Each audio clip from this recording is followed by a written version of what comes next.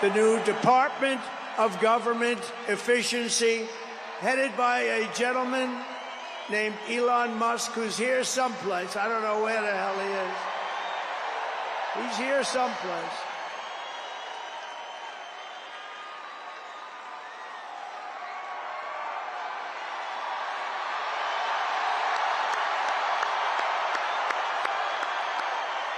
Come here, Elon. Did you see his rocket yesterday? It was captured. And X is with him. X. Come on, Elon, say a couple of words. Okay. Thank you, Mr. President. Sorry, little X just followed me on the stage here. He's a very enthusiastic supporter, as you can see. Woo! Yeah. So we're looking forward to making a lot of changes, and you know this victory is the start, really. What matters going forward is to actually make significant changes, cement those changes, and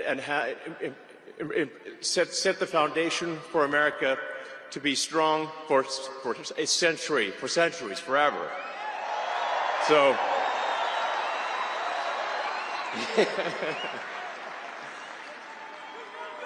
And make America great again. Yeah.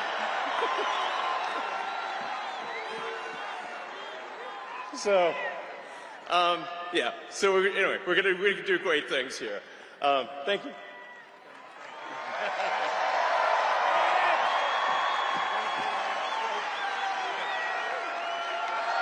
Thank you, Elon.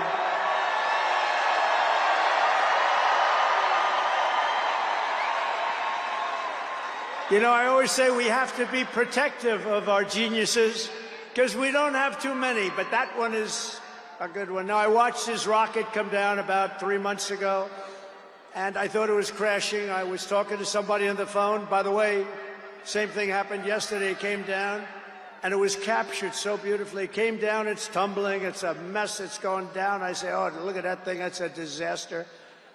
And then it gets like a couple of miles away from Earth, and all of a sudden the engines start going on, the things start, and then I see it coming in and landing in the gantry, and I'm watching it and say, oh, it's going to crash. Oh, but those engines came out and they blew the fire all over the place. And all of a sudden those two big arms came and hugged it like you would hug your little baby. And that sucker landed it. Nobody's been able to do that but him. And he's a great guy. And we have him and Vivek and some great people working on a thing called costs. And he's got the credibility to do it, too. And we're going to do things that are really amazing. But he went out to Pennsylvania after that. He landed that rocket nobody had ever seen. By the way, China can't do it. Russia can't do it or come close. It'll be 10 years before they can do it. And the U.S. can't do it except for him. And it's pretty amazing. But he did that. And then he journeyed to Pennsylvania, where he spent like a month and a half campaigning for me in Pennsylvania. And he's a popular guy, and he was very effective. And he knows those computers better than anybody, all those computers, those vote-counting computers. And we ended up winning Pennsylvania like in a landslide, so it was pretty good. It was pretty good. So thank you to Elon. And his son's name, who's cute as a button, his son's name is X. He's the only guy who could get away with the name X. But his son is a great guy. One thing we know, his son is smart. If you believe in the racehorse theory, he's got a nice, smart son. But thank you very much to Elon and everybody. We've had so much help. Every radical and foolish executive order of the Biden administration will be repealed within hours of when I take the oath of office. Oh, you're going to have a lot of fun watching television tomorrow. Somebody said yesterday, sir, don't sign so many in one day. Let's do it over a period of weeks. I said, like hell, we're going to do it over weeks. We're going to sign them at the beginning. And this was no ordinary victory. This was a fork in the road of human civilization. Okay. You know, there are elections that come and go. Some elections are, you know, important, some are not. But this one, this one really mattered. And I just want to say thank you for making it happen. Thank you.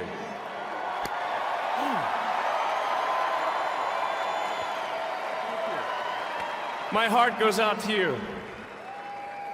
It is thanks to you that the future of civilization is assured. Thanks to you.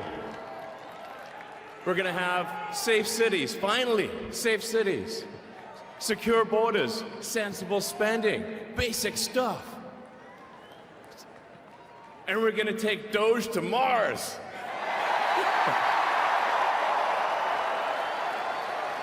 I mean, can you imagine how awesome it will be to have American astronauts plant the flag on another planet for the first time?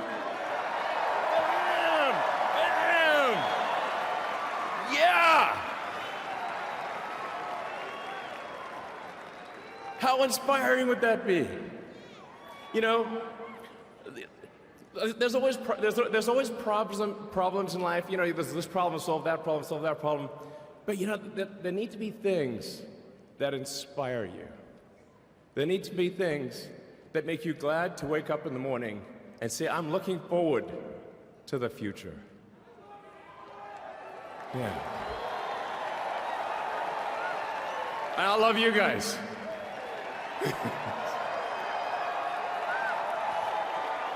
So,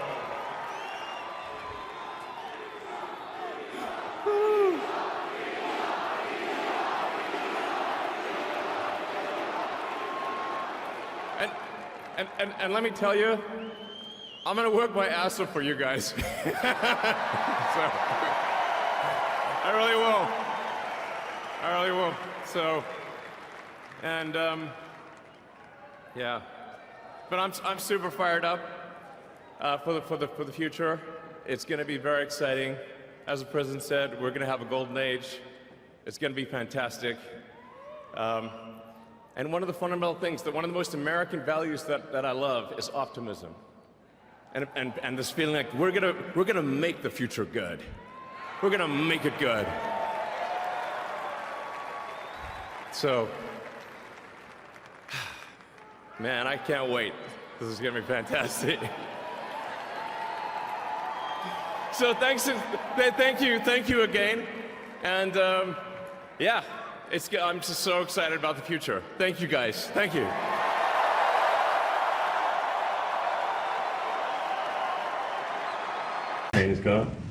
So thank you very much. We had a busy day today. The king just left, and we've had a great discussion, terrific discussion concerning Gaza and everything else. We had discussions also about Saturday at 12 o'clock. It's going to be a big moment. We'll see what happens. I don't expect much happening with these people, but we'll see what happens. And we're going to be signing a very important deal today. It's Doge, and I'm going to ask Elon to tell you a little bit about it and some of the things that we found, which are shocking. Billions and billions of dollars in waste, fraud, and abuse. And I think it's very important. And that's one of the reasons I got elected. I said, we're going to do that. Nobody had any idea it was that bad, that sick, and that corrupt. And it seems hard to believe that judges want to try and stop us from looking for corruption, especially when we found hundreds of millions of dollars worth, much more than that, in just a short period of time. And we want to weed out the corruption. And it seems hard to believe that a judge could say, we don't want you to do that. Well, so maybe we have to look at the judges, because that's a very serious, I think it's a very serious violation. I'll ask Elon Musk to say a few words, and we'll take some questions. Elon, go ahead. Sure. So at a high level, if you say, what is the goal of Doge, and I think a significant part of the presidency is to restore democracy. This may seem like, well, aren't we in a democracy? Well, if you don't have a feedback loop, okay, we would have to, if you sorry. So, I tell you, gravitas can be difficult sometimes. If there's not a good feedback loop from the people to the government, and if you have rule of the bureaucrat, if the bureaucracy is in charge, and then what meaning does democracy actually have? If the people cannot vote and have their will be decided by their elected representatives in the form of the president and the Senate and the House, then we don't live in a democracy, we live in a bureaucracy. So it's incredibly important that we close that feedback loop, we fix that feedback loop, and that the public's elected representatives, the president, the House, and the Senate, decide what happens, as opposed to a large unelected bureaucracy. This is not to say that there aren't some good, there are good people who are in the federal bureaucracy, but you can't have an autonomous federal bureaucracy. You have to have one that is responsive to the people. That's the whole point of a democracy. And if you looked at this, if you looked at the founders today and said, what do you think of the way things have turned out? Well, we have this unelected, fourth unconstitutional branch of government, which is the bureaucracy, which has, in a lot of ways, currently more power than any elected representative. And this is not something that people want, and it does not match the will of the people. So it's just something we've got to fix. And then we've also got to address the deficit. So we've got a $2 trillion deficit, and if we don't do something about this deficit, the country's going bankrupt. I mean, it's really astounding that the interest payments alone on the national debt exceed the Defense Department budget, which is shocking because we spend a lot of money on defense, and if that just keeps going, we're essentially going to bankrupt the country. So what I really want to say is, like, it's not optional for us to reduce the federal expenses. It's essential. It's essential for America to remain solvent as a country, and it's essential for America to have the resources necessary to provide things to its citizens and not simply be servicing vast amounts of debt. And also, could you mention some of the things that your team has found, some of the crazy numbers, including the woman that walked away with about 30 million, right, etc.? Well, we do find it sort of rather odd that there are quite a few people in the bureaucracy who have ostensibly a salary of a few $100,000, but somehow manage to accrue tens of millions of dollars in net worth while they are in that position, which is, what happened at USAID. We're just curious as to where it came from. Maybe they're very good at investing, in which case we should take their investment advice, perhaps. But there seems to be mysteriously they get wealthy. We don't know why. Where does it come from? And I think the reality is that they're getting wealthy at the taxpayer expense. That's the honest truth of it. So, we're looking at, if you look at, say, Treasury, for example, basic controls that should be in place, that are in place in any company, such as making sure that any given payment has a payment categorization code, that there is a comment field that describes the payment, and that if a payment is on the do not pay list, that you don't actually pay it. None of those things are true currently. So the reason that departments can't pass audits is because the payments don't have a categorization code. It's like just a massive number of blank checks just flying out the building. So you can't reconcile blank checks. You've got comment fields that are also blank, so you don't know why the payment was made. And then we've got this truly absurd, a do not pay list, which can take up to a year for an organization to get on a do not pay list. And this, we're talking about terrorist organizations, we're talking about known fraudsters, known aspects of waste, known things that do not match any congressional appropriation, can take up to a year to get on the list, and even once on the list is not used. It's mind-blowing. So what we're talking about here, we're really just talking about adding common sense controls that should be present, that haven't been present. So you say, like, well, how could such a thing arise? That seems crazy. When you understand that really everything is geared towards complaint minimization. So then you understand the motivations. So if people receive money, they don't complain, obviously. But if people don't receive money, they do complain. And the fraudsters complain the loudest and the fastest.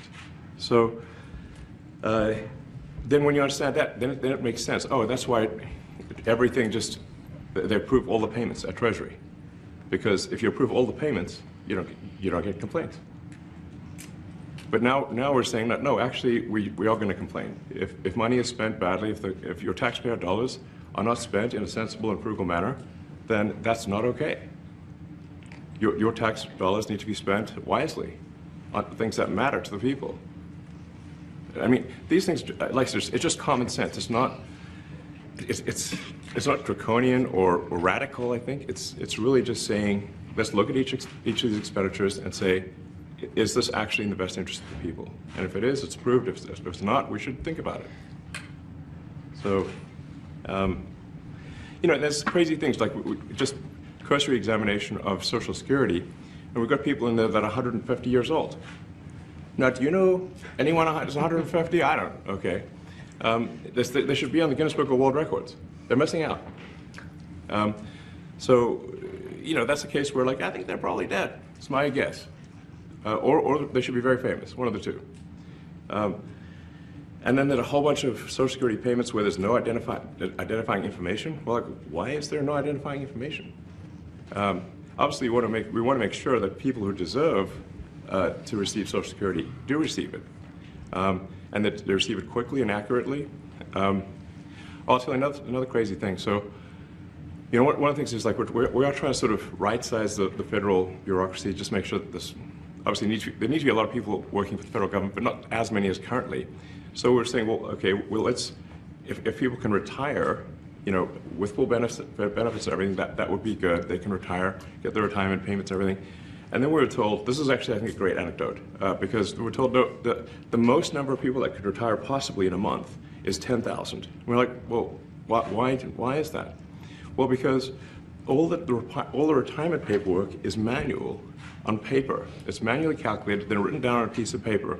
Then it goes down a mine. And like, what do you mean a mine? Like, yeah, there's a limestone mine where we store all the retirement paperwork. And you look at a picture of this mine. We'll post some pictures afterwards. And this mine looks like something out of the 50s because it was started in 1955. So it looks like it's like a time warp. And then the speed, the limiting factor is the speed at which the mine shaft elevator can move determines how many people can retire from the federal government. And the elevator breaks down sometimes, and then nobody can retire. Doesn't that sound crazy? There's like 1,000 people that work on this. So I think if we can take those people and say, like, you know what, instead of working in a mine shaft and carrying manila envelopes to boxes in a mine shaft, you could do practically anything else. And you would add to the goods and services of the United States in a more useful way. So anyway, so I think that's an example. Like at a high level, if you say, like, how do we increase prosperity? Is we get people to shift from roles that are low to negative productivity to high productivity roles. And so increase the total output of goods and services, which means that there's a higher standard of living available for everyone. That's the actual goal. Everyone's very quiet, by the way. Are people normally this quiet? Your detractors, Mr. Musk. I have to what? Including a lot of Democrats. I have detractors? You do, sir. I don't believe it. Say that you're orchestrating a hostile takeover of government and doing it in a non-transparent way. What's your response to that criticism? Well, first of all, you couldn't ask for a stronger mandate from the public. The public voted. We have a majority of the public voting for President Trump. We won the House. We won the Senate. The people voted for major government reform. There should be no doubt about that. That was on the campaign. The president spoke about that at every rally. The people voted for major government reform, and that's what the people are going to get. They're going to get what they voted for.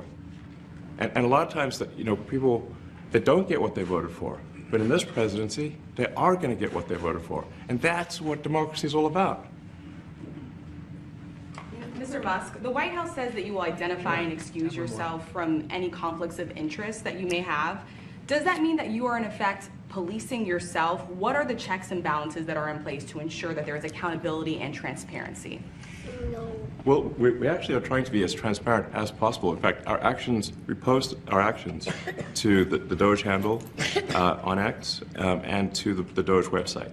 So all of our actions are maximally transparent. In fact, I don't think there's been, I don't know of a case where an organization has been more transparent than the Doge organization. So, you know, and the kind of things we're doing are, I think, very, very simple and basic. They're not, you know, what I mentioned, for example, about Treasury, just making sure that payments that go out, taxpayer money that goes out, is categorized correctly, that the payment is explained, that organizations on the do not pay list, which takes a lot to get there, that actually are not paid, which currently they are paid. These are not individual judgment decisions. These are about simply having sensible checks and balances in the system itself to ensure that taxpayer money is spent well. So it's got nothing to do with, like, say, a contract with some company of mine at all.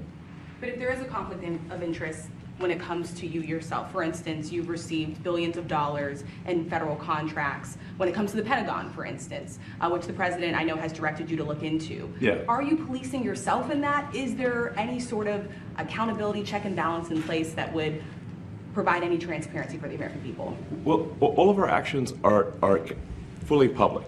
So if you see anything, you say, like, wait a second, hey, Elon, that seems like maybe that's, you know, there's a conflict there. It's not like people are going to be shy about saying that. They'll say it immediately, you know? Including you yourself. Yes. But transparency is what builds trust, not simply somebody asserting trust. So not somebody saying they're trustworthy, but transparency, so you can see everything that's going on. And then you can see, am I doing something that benefits one of my companies or not? It's totally obvious. And if we thought that, we would not let him do that segment or look in that area if we thought there was a lack of transparency or a conflict of interest. And we watch that also. He's a big businessman. He's a successful guy. That's why we want him doing this. We don't want an unsuccessful guy doing this. Now, one thing also that Elon hasn't really mentioned are the groups of people that are getting some of these payments. They're ridiculous.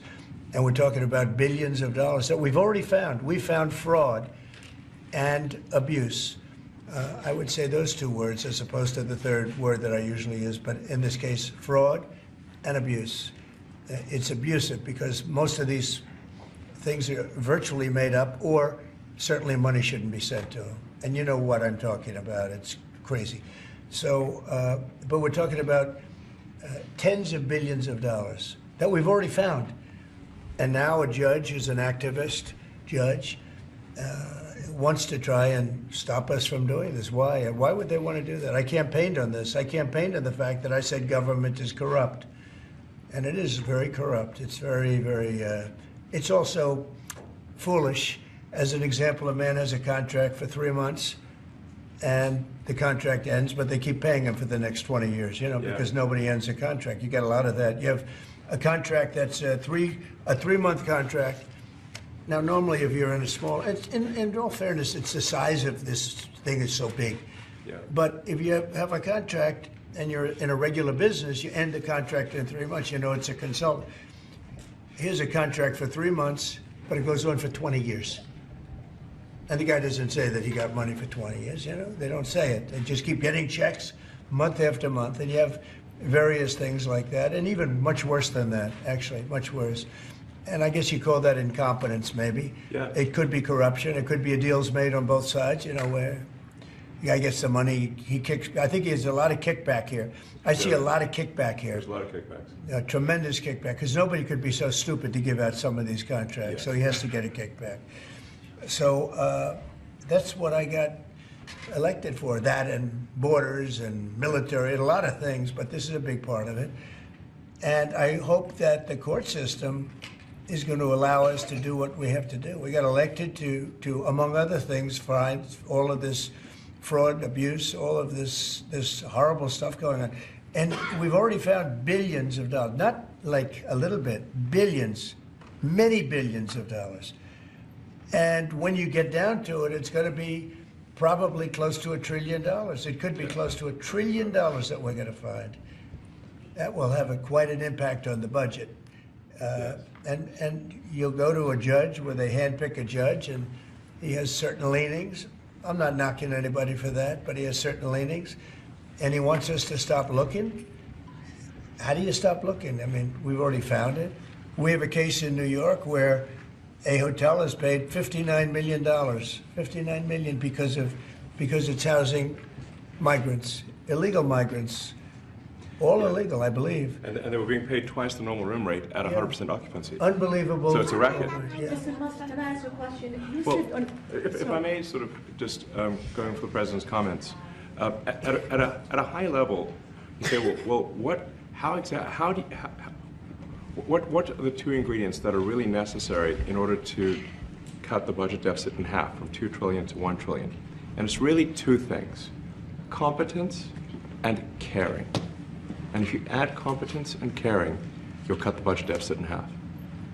And I fully expect to be scrutinized and get a daily proctology exam, basically. Might as well just camp out there.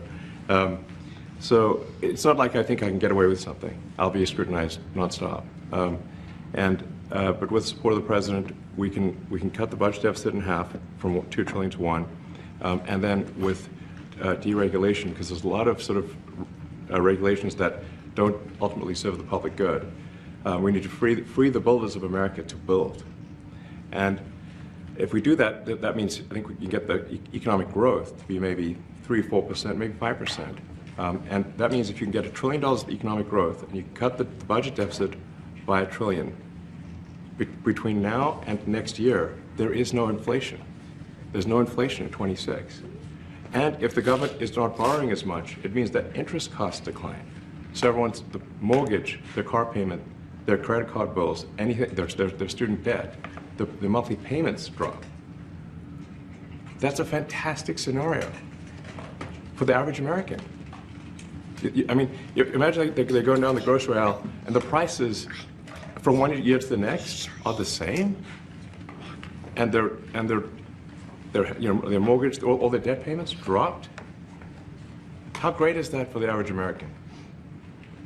We had That's no what we're idea. We had no idea we were going to find this much, and it's open. It's not like complicated. It's not simple that stuff. complicated. It's a like lot of work. Yeah. We can't believe it. A lot of work. A lot of smart people involved. Very, very smart people. But you're talking about anywhere maybe $500 billion. It's crazy the kind of numbers you're talking really crazy. about. You know, normally when you're looking at something, you'll find you're looking for 1 out of 100. Here, you're almost reversing it. You look for one that's good. Yeah. And you can look at the title and you say, why are we doing this? Why are we doing that? And the public gets it. You know, the public gets it. You've seen the polls. The public is saying, why are we paying all this money? This for years, this has gone on. President Trump, Senator, Yeah, go ahead. Wait, go ahead. Senator Rand Paul today said that Doge cuts will ultimately need a vote in Congress. Do you agree with that? Is that the plan? I really don't know. I know this. We're finding tremendous fraud and tremendous abuse. If I need a vote of Congress to find fraud and abuse, it's fine with me. I think we'll get the vote, although there'll be some people that wouldn't vote. And how could a judge want to hold us back from finding all of this fraud and finding all of this incompetence? Why would that happen? Why would even Congress want to do that? Now, Congress, if we do need a vote, I think we'd get a very easy vote because we have a track record now. We've already found billions of dollars of abuse, incompetence, and corruption. A lot of corruption. If a judge does block one of your policies, part of your agenda, will you abide by that ruling? Will you comply Well, I with that always order? abide by the courts, and then I'll have to appeal it. But then what he's done is he slowed down the momentum. And it gives crooked people more time to cover up the books. You know, if a person's crooked and they get caught, other people see that, and all of a sudden it becomes harder later on. So, yeah, the answer is I always abide by the courts, always abide by them, and will appeal. But appeals take a long time, and I would hope that a judge, if you go into a judge and you show him, here's a corrupt situation, we have a check to be sent, but we found it to be corrupt. Do you want us to send this corrupt check to a person, or do you want us not to give it and give it back to the taxpayer? I would hope a judge would say, don't send it, give it back to the taxpayer. Yeah. if I can add to that, what we're finding is that a bunch of the fraud is not even going to Americans. So I think we can all agree that if there's going to be fraud, it should at least go to Americans. But a bunch of the fraud rings that are operating in the United States and taking advantage of the federal government, especially in the entitlements programs, are actually foreign fraud rings. They're operating in other countries and actually exporting money to other countries. We should stop that. Mr. Musk, And this is big numbers. Talk about $100 to $200 billion a year. Sure. Serious money. Mr. Musk, you said on X that an example of the fraud that you have cited was $50 million of condoms was sent to Gaza. But after fact-check this, apparently Gaza in Mozambique, and the program was to protect them against HIV. So can you correct the statements? It wasn't sent to Hamas, actually. It was sent to Mozambique, which makes sense why condoms was sent there. Yeah. And how can we make sure that all the statements that you said were correct, so we can trust what you say? Well, first of all, some of the things that I say will be incorrect and should be corrected. So nobody's going to bat 1,000. I mean, we will make mistakes, but we'll act quickly to correct any mistakes. I'm not sure we should be sending $50 million worth of condoms to anywhere, frankly. I'm not sure that's something Americans would be really excited about. And that is really an enormous number of condoms, if you think about it. If it went to Mozambique instead of Gaza, I'm like, okay, that's not as bad, but still, why are we doing that? Mr. Musk, can you talk a little bit about how closely you're working with agency heads as you're directing these cuts? Do they have how much input do agency heads have when you're making these decisions? Yeah, we work closely with the agency heads, there are sort of checks in place. So it's not just us just going in and doing things willy-nilly. It's in partnership with the agency heads, and I check frequently with the president to make sure that this is what the president wants to have happen. So we talk almost every day, and I double check things to make sure, is this something, Mr. President, you want us to do this? Then we'll do it. USAID has been one of your main targets. Are you concerned at all that some of the cuts or that shutting that agency altogether may lead to diseases or other bigger problems starting in other countries that then come to the United States? Yeah, so that's an interesting example. So that's something where we work closely with the State Department and Secretary Rubio. And we have, for example, turned on funding for Ebola prevention and for HIV prevention. Left that, you said? Yes, correct. And we are moving fast, so we will make mistakes, but we'll also fix the mistakes very quickly. So, do you see it as a worthy cause, USAID? I think that there are some worthy things, but overall, if you say what was the bang for the buck, I would say it was not very good. And there was far too much of what USAID was doing was influencing elections in ways that I think were dubious and do not stand the light of day. I can just ask a follow-up to the Pentagon contracts. If you have received billions of dollars in contracts from the Pentagon, and the president's directing you to look into the Department of Defense, is that a conflict of interest? And are going to do at the president's request. Does that present a conflict of interest for you? No, because you'd have to look at the individual contract and say, first of all, I'm not the one, filing the contract. It's people at SpaceX or someone who will be putting for the contract. And I'd like to say, if you see any contract where where it was awarded to SpaceX and it wasn't by far the best value for money for the taxpayer, let me know, because every one of them was. The president said the other day that you might look at treasuries. Could you explain that a little bit? What kind of fraud, and that question goes to both of you, what kind of fraud are you expecting to see or do you see right now in U.S. treasuries? Yeah, I think you mean the Treasury Department as opposed to Treasury bills, or. You also referenced treasuries on Air Force One the other night. Go ahead. Well, as I mentioned earlier, really the first order of business is to make sure we're actually collecting. Sorry for this. I thought my son might enjoy this, but he's sticking his fingers in my ears and stuff. So it's a bit hard to hear sometimes. Hey, stop that. No, the stuff we're doing with Treasury Department is so basic that you can't believe it doesn't exist already. So for example, like I mentioned, just making sure that when a payment goes out, it has to have a payment categorization code. It's like, what type of payment is this? You can't just leave the field blank. Currently, many payments, the field is left blank. and you have to describe what's the payment for, some basic rationalization. That also is left blank. So this is why, the Pentagon, when's the last time the Pentagon passed an audit? I mean, a decade ago, maybe? Ever? Really? And we want to, just in order to actually pass audits, you have to have financial information that allows you to trace the payments. And once in a while, the Treasury has to pause payments if it thinks the payment is going to a fraudulent organization. If a company or an organization is on a do not pay list, we should not pay it. I'm sure you would agree. Like if it's quite hard to get on that payment, the do not pay list, it means that this is someone that is like dead people, terrorists, known fraudsters, that kind of thing. We should not pay them. But currently we do, which is crazy. We should stop that. Many transactions. And by the way, hundreds, thousands of transactions like that. You know, we have a big team.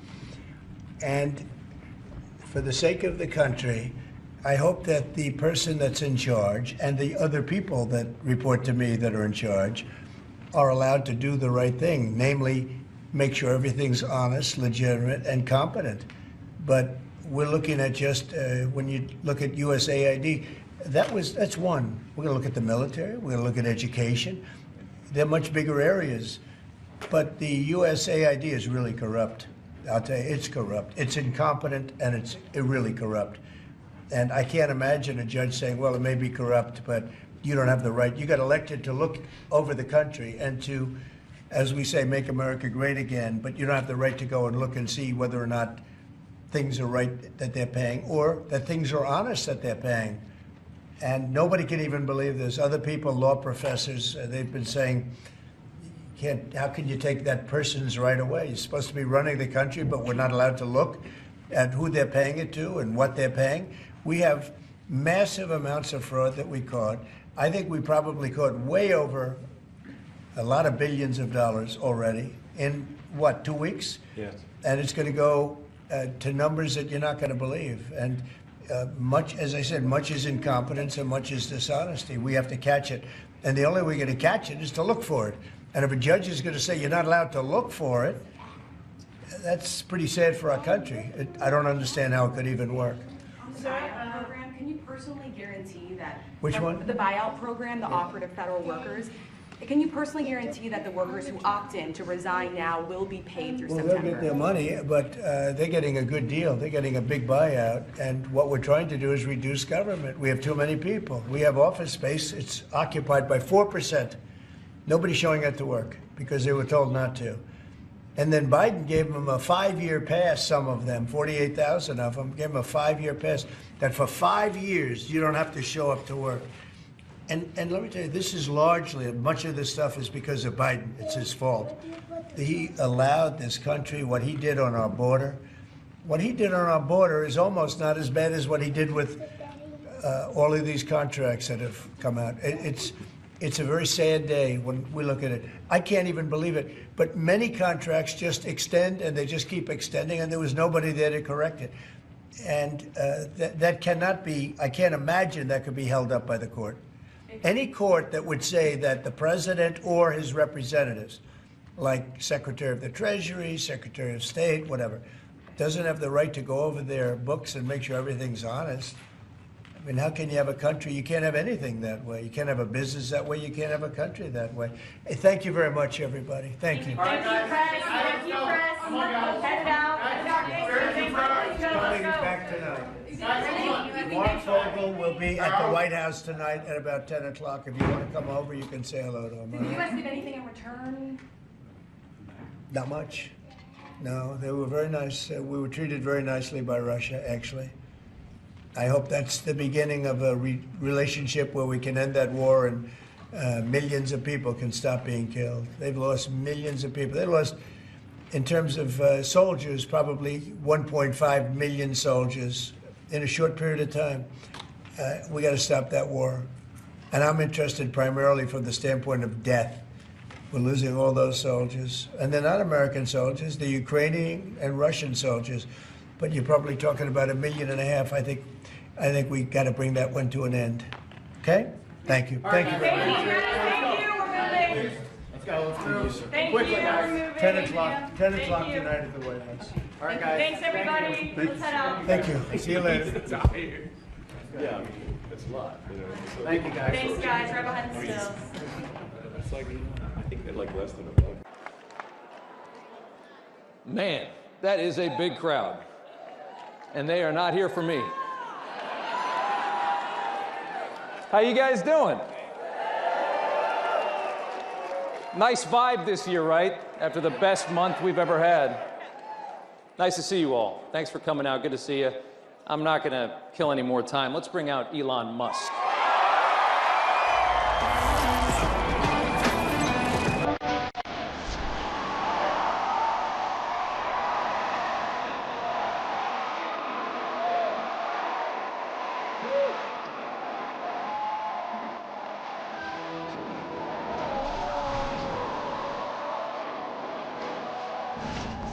Stay up for 1 second.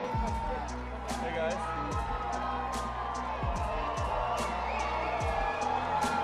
We've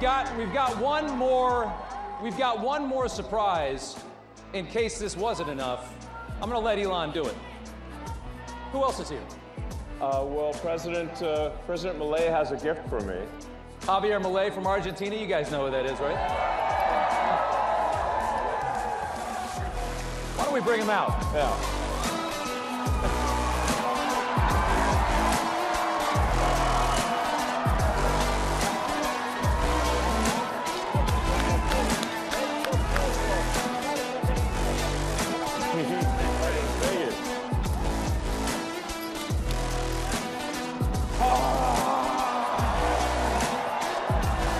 This is the chainsaw for bureaucracy. Chainsaw!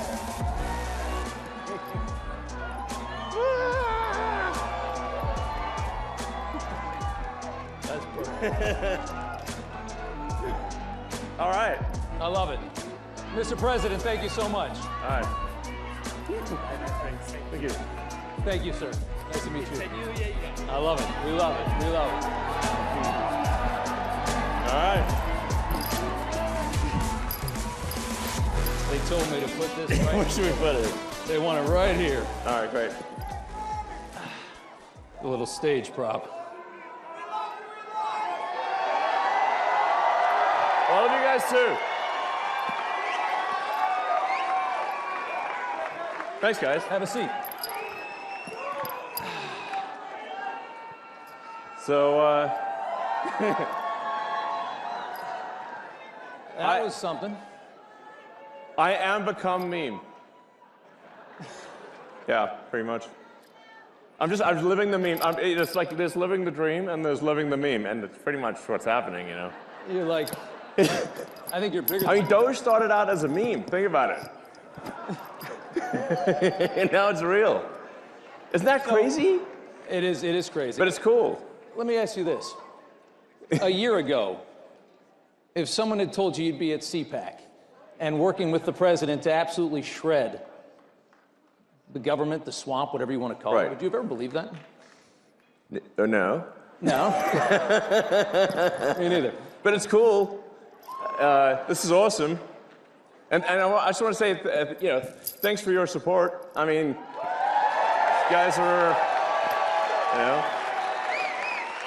So, I mean, we're trying to get good things done, but also, have a good time doing it, and, and have, a sense of humor, So, I mean, the sort of the left wanted to make comedy illegal, Yeah. Like, you can't make fun of anything. So then it's like, comedy sucks. It's like, nothing's funny. You can't make fun of anything.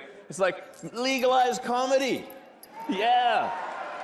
Legalize comedy. And we've shifted the entire culture in just the last few months. The whole culture of this country has shifted dramatically just because of that election. Yeah, exactly. Yeah. Freedom of speech, having heard that, having fun again. It seems like we should have a good time, I mean, it's a great time. Everybody in this place is so excited. And, Yeah. and when you talk to conservatives, everybody's happy. Yeah. And everybody feels this great sense of relief because we were going to hell for about 4 years. It really felt bad. Yeah.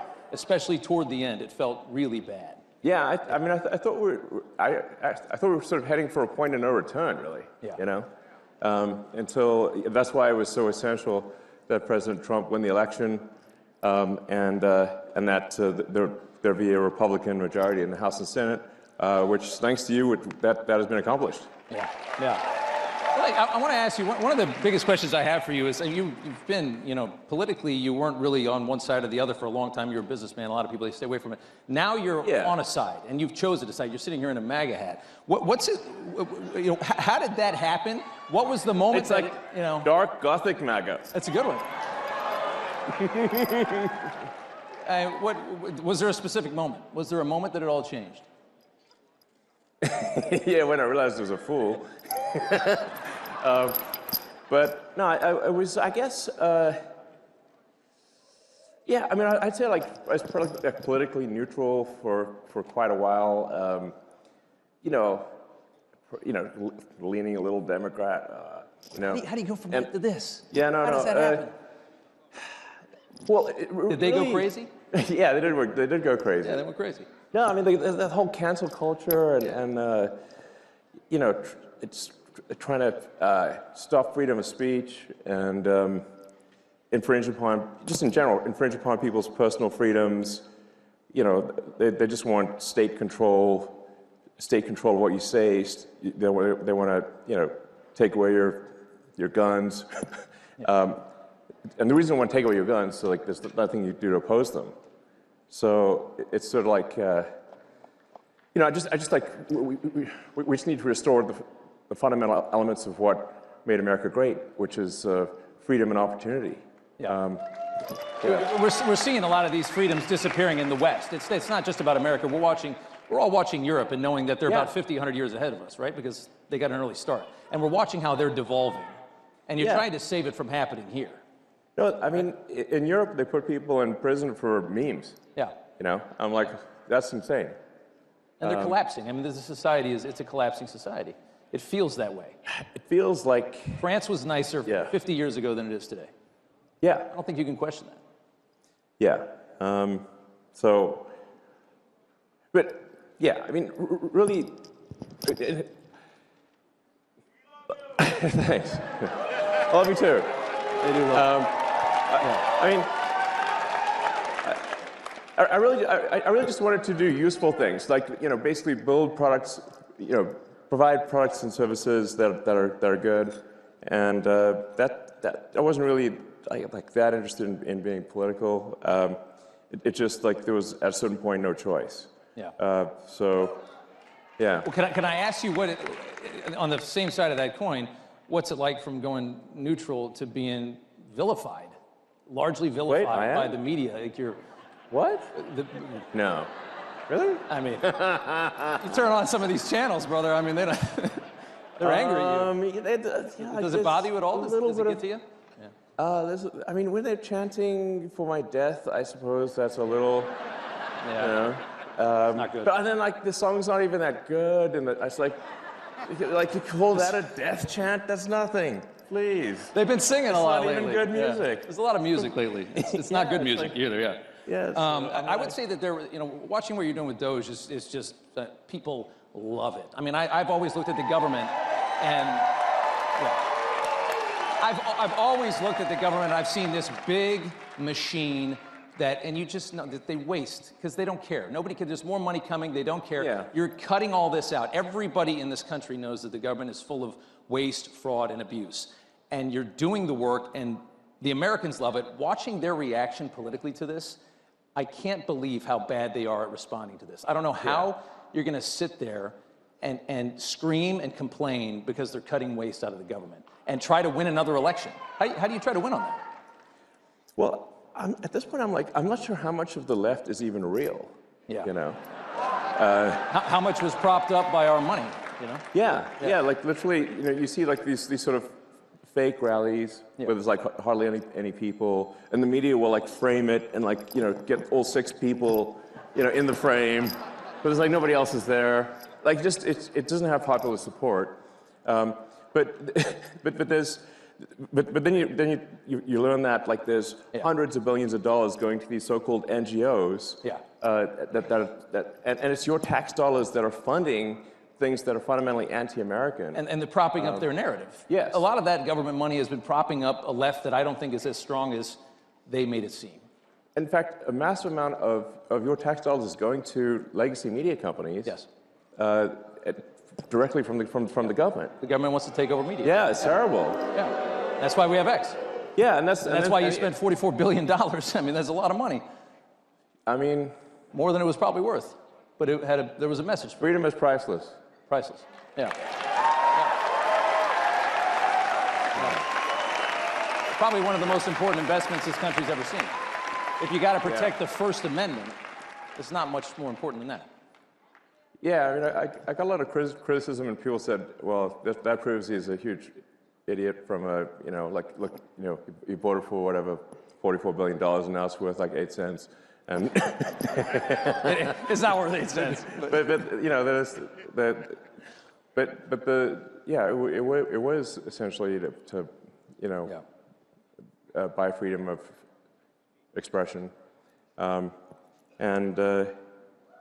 yeah. Once that's gone, it's all over. Yeah. It's all over. Yeah. Descent into tyranny is really quick after that. Yeah, I mean, like, it's all the sort of federal money going to media companies is what helps explain why the legacy media all says the same thing at the same time. Yeah. Like, isn't it like, it's like weird, like you put them up where it's like, like when they're mouthpieces for the state. For the state. Yes. And that's what we've come to know. Yeah. It's scary. And I like that meme where they because they're always saying like threat to our democracy, but if you just replace democracy with bureaucracy, it makes a lot of sense. It makes perfect sense. Yeah. Big threat to the bureaucracy. That's exactly right. Let's talk about these Doge dividend checks that everybody's talking about this week. And I know you tweeted out that you're gonna. Does everybody want like a $5,000 check in the mail? It sounds kind of good, right? And the best part about it would be knowing where it came from. That's $5 grand that you sent them last year. Totally. It's money that's taken away from things that are destructive to the country, and from organizations that hate you to you. That's awesome. Does it seem? I mean, have you talked? I mean, that's like glorious. That's like it's the best. The spoils of battle, Spoils of battle. I like that. Is there traction on that? Yeah. So I talked to the president, and he's supportive of that, and so it sounds like that's something we're going to do. Yep. So as we're finding savings, that's going to translate directly to reductions in tax. So. Yeah. I think they fired 6,000 people at the IRS today. Yeah. And I think Lutnick said last night that they're talking about shutting down the IRS. And I think it's fair. I think people should realize this is. I mean, the amount of money that we send Washington like $5 or $6 trillion a year. That is such an ungodly amount of money. I mean, what do they? They say like 1 trillion seconds is like 30 years or something like that. I mean, that's how much we send them, and they seem to never have enough. There must be a lot you can cut. No, absolutely. People ask me, what's the most surprising thing that you've encountered when you go to D.C., when you're in D.C.? And I said, well, the most surprising thing is the scale of the expenditures, and actually how easy it is to, when you add caring and competence where it was absent before, you can actually save billions of dollars, sometimes in an hour. Yeah. Like, it's wild. And then they scoff at it and say, oh, a few billion here or there. I mean, the way they're talking about it, you can see they don't care. It's such little money compared to how much they're used to wasting. That's what's really scary. I mean, exactly. But obviously, it just shows that they really lack empathy for the average taxpayer who's working hard, paying taxes, and then they say, oh, $1 million doesn't matter. I'm like, I think it matters a lot to people, So what are you talking about? I'd like to have it. Let me ask you a question. I know the president fairly well, watched him survive 2 assassination attempts. Had the first one not happened, the second one would have gotten him. It was very, because without those extra guys, they would have never seen that gun poking through the fence at the golf course. I saw the crew that you, isn't it like mind-blowing that this has happened? I mean, it just, and what, by the way, why do we still know nothing about that guy in Butler? What's going on? But Cash is going to get to the bottom of it. Yeah, there you go. By the way, yeah. Confirmed just a couple hours ago, but I saw that the security detail that you had come in is enormous. Well, it's not that enormous. Maybe it should be bigger. I don't know. I think you could probably afford it. But I mean, how concerned are you about your safety? Dealing, I mean, you are a wanted man. Are you nervous? So, look, I'm open to ideas for improving security, I have to tell you. Like, I don't actually have a death wish, I think. But you know, it's not that easy. Yeah. I mean, but I have like, I've had even like people like President Bukele from El Salvador who managed to put in prison like, I don't know, 100,000 like murderous thugs. And he was like, he called me, he's like, I'm worried about your security. I'm like, you're worried about my security? I'm like, what? Okay. That's you know. I mean, yeah, talk about guts to do that down there. I mean, yeah, totally. And survive. Like, I'm like, I was like, how did you put all those thugs in prison without dying? Because it seems like that would have been not easy, you know. Well, there's the president has, one of his top attorneys is now investigating, I guess, Chuck Schumer for threats against SCOTUS, a congressman on the Democrat side, for saying, you know, basically saying we're going to bring a war to you, like a fight to you. I mean, the rhetoric. You guys are screwing with things that are not supposed to be messed with. And well, we're fighting the Matrix. There's a lot big of time. people that really don't want that to happen. Yeah, we're fighting the Matrix big time here. Yeah. But it's got to be done. Yeah. And are you? It certainly does. What's going on with? Tell us about Fort Knox. Yeah.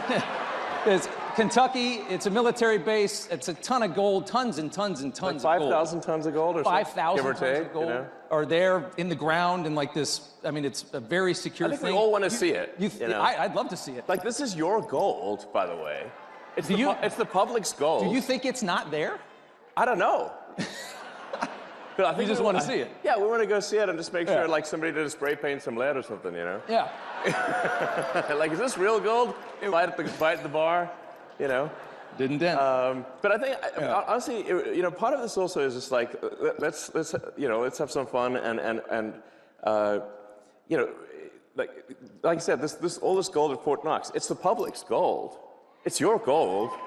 So, like, I think you have like a right to see it. You want to take a tour? You know, yeah. I think we should have do a tour. And then the president last night was like, I think he's in favor of it. That would be cool.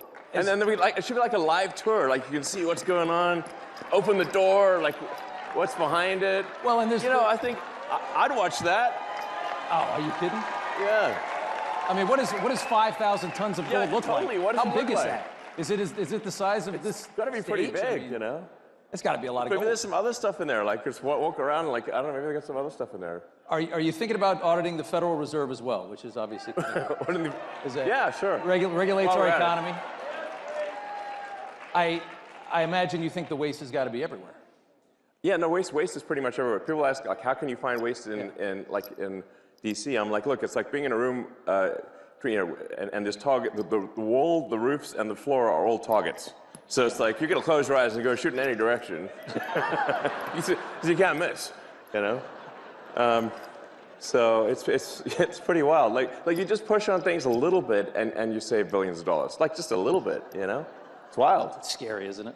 It's really that's why I say, like, it really is underrated. If you add caring and competence, how much things improve. Yeah.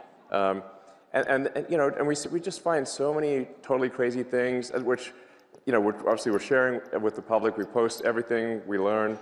You know, just you know. So you can see it.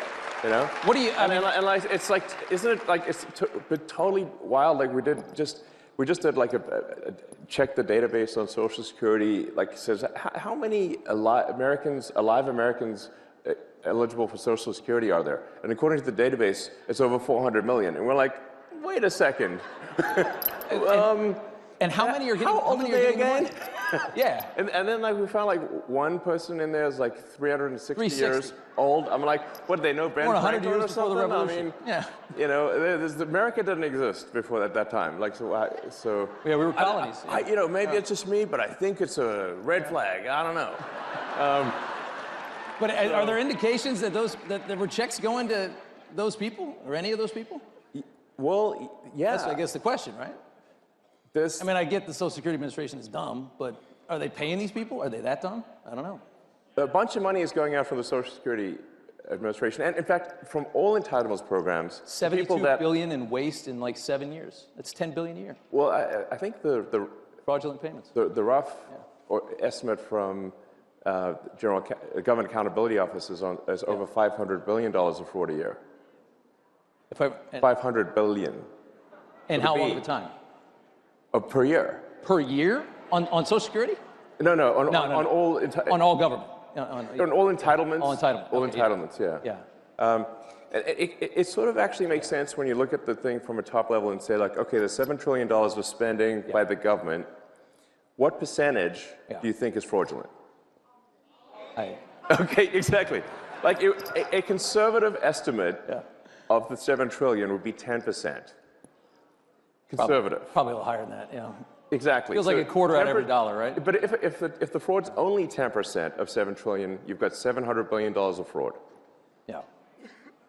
And by the way, it's like really easy to take advantage of the federal government. It's very easy. So. Very easy. Look at COVID. Yes. Everybody got rich during COVID. I mean, look at all these scammers. I mean, it's unbelievable. It looks like, in terms of the COVID payments, there was something like $200 billion of COVID payment fraud taken by fraudsters out of the country. Out of the country, yeah. That's like I think, listen, if there's going to be fraud, it should at least be domestic. Yeah. So, you know. But they managed to get $200 billion out of the country. I'm like, what? Didn't we notice that? Let me ask you, let's do immigration here for a second. You know, there's this move now that Trump's latest thing is that he's going to cut funding, any kind of money that ends up in the hands of illegal immigrants. So if you're funding these sanctuary cities and states, that's how they thrive, right? They're paying for these hotels. That's all federal money. If you got a hotel in your city, in New York, you got all these hotels full of migrants, that's not state money. That's the feds are covering that. He's going to cut all that. It's really hard to deport 15 million people. And it seems like the move now is, let's see if we, especially at the rate that we're going, it seems like the move now is, let's make it so that they leave on their own. If there's no longer a dole system for them, if they can't get their hands on hotel rooms and money, they're going to go back, especially if there's no work. Well, I think it's really important for people to understand that the Biden administration sent any possible money that they could if there was money they could send to facilitate and amplify illegal immigration, they sent it. Okay, they took money from FEMA, meant for helping Americans in distress, and sent that money to luxury hotels for illegal immigrants in New York. That is an outrage. They actually did that. And not only that, even after the president signed an executive order saying it has to stop, the FEMA, the sort of whatever deep state bureaucrats still pressed send on $80 million last week to go to the Roosevelt Hotel in New York and other places last week.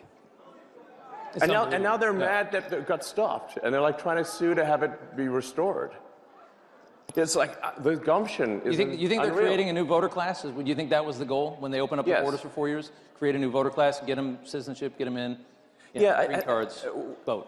A lot of these things, like you don't actually have to assume some grand conspiracy. You just need to look at basic incentives. Benefits. So if the incentives, fundamentally, if the probability that an illegal is going to vote Democrat at some point, whether it's cheating, but eventually they can become citizens. But if the probability is like 80, 90%, you just look at California, which is supermajority Dem, and then the incentive is to maximize the number of illegals in the country. That is why the Biden administration was pushing to get in as many illegals as possible and spend every dollar possible to get as many, because every one of them is a customer, every one of them is a voter. So the whole thing was a giant voter importation scam. Pretty obvious. Very obvious. Yeah. And then moreover, then they actually created the CVP1 border app thing, where they were, which is like where they would literally fly people in. It's not like like at the point at which people are being flown in at your expense. Sending planes, like building to a pick people wall up, doesn't fly matter. them over the border. Yeah, they're literally flying them in. No other country in the world would do something like this. Nobody is this stupid. Yeah, and then we found that it was like $100 million contract given to some guy in London, actually, oddly enough, for the CVP1 app. So they're flying illegals into the swing states. Yeah. And if you've got like a margin of victory of maybe 20,000 people, and you fly 200,000 illegals into that state, it's not going to be a swing state for long. Change the numbers eventually. Maybe in 4 or 8 years, you're talking about perpetual It's just a matter power. of time. It's a long game. It's just a matter of time. So it might take like a year for an asylum seeker or something to get a green card, and then 5 years for the citizenship. It's an investment that is guaranteed to pay off. Yeah. Just a question of when. They all remember who brought them in and who left them here. Exactly. Exactly. I want to go back. I want to talk about Biden. This is a big deal. Like I think a lot of people don't quite appreciate that this was an actual, real scam at scale to tilt the scales of democracy in America. It's treasonous. Treason. Yeah. One more Biden question. I remember when they would do the electric car stuff, they would always try to box you out, even though you have the only electric car anybody wants. You said, I think this week, that you think that Biden left these astronauts up in space because he didn't want to give you an opportunity to save them, make NASA look bad, make the private sector look better, make you look good. You believe that? Yeah, no, absolutely. So, of course. I kind of agree. Why would he want to let you help them come down when you're supporting the president? The Biden administration was attacking me next level. The Department of Justice, or Injustice under the Biden administration, they were suing SpaceX. They're suing SpaceX for not hiring asylum seekers. And we're like, but it's actually illegal for us to hire asylum seekers because rocket technology is covered under ITAR rules, which means it's an advanced weapons technology. Yeah. And so we can only hire permanent residents or or citizens. Right. So we're damned if we do, damned if we don't. And we said, how can they sue us for not hiring asylum seekers when it's actually illegal for us to do so? Yeah. But nonetheless, there was a big Department of Justice or Injustice case about this against SpaceX. So obviously it was an antagonistic situation. And those astronauts were supposed to be up there for 8 days, and now they're up there for 8 months. Does that make any sense? And we obviously could have brought them back sooner, but they didn't want anyone who supported President Trump to look good, basically. Yeah. That's the issue. A lot of them are saying right now that the reason that you want to get into Social Security, that you want to get into all of these into Treasury and things like that, is that you're looking for personal information and you're trying to make more money. Yeah. I've never met anybody as rich as you that cared less about money in my life. Every time I hear a story about you, you're sleeping on a couch of some other guy in a city that you could buy the entire thing. Yeah, I don't think you care about money, do you? No, actually, no, I mean, listen, like if I steal some Social Security, I can finally buy nice things. Yeah. You know? And on that same question, they're also talking about you guys are going to end Social Security, you're going to end Medicare, you're going to end these things. I don't imagine that conversation has been had with the president, and that's the plan. No, in fact, the actions that we're taking with the support of the president and the support of the agencies is what will save Medicare, what will save Social Security. Yeah.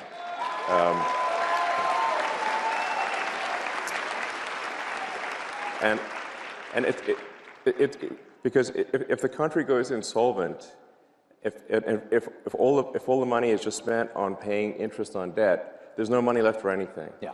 So that's the reason I'm doing this, is because I was looking at the big picture here, and it's like, man, our debt's getting out of control.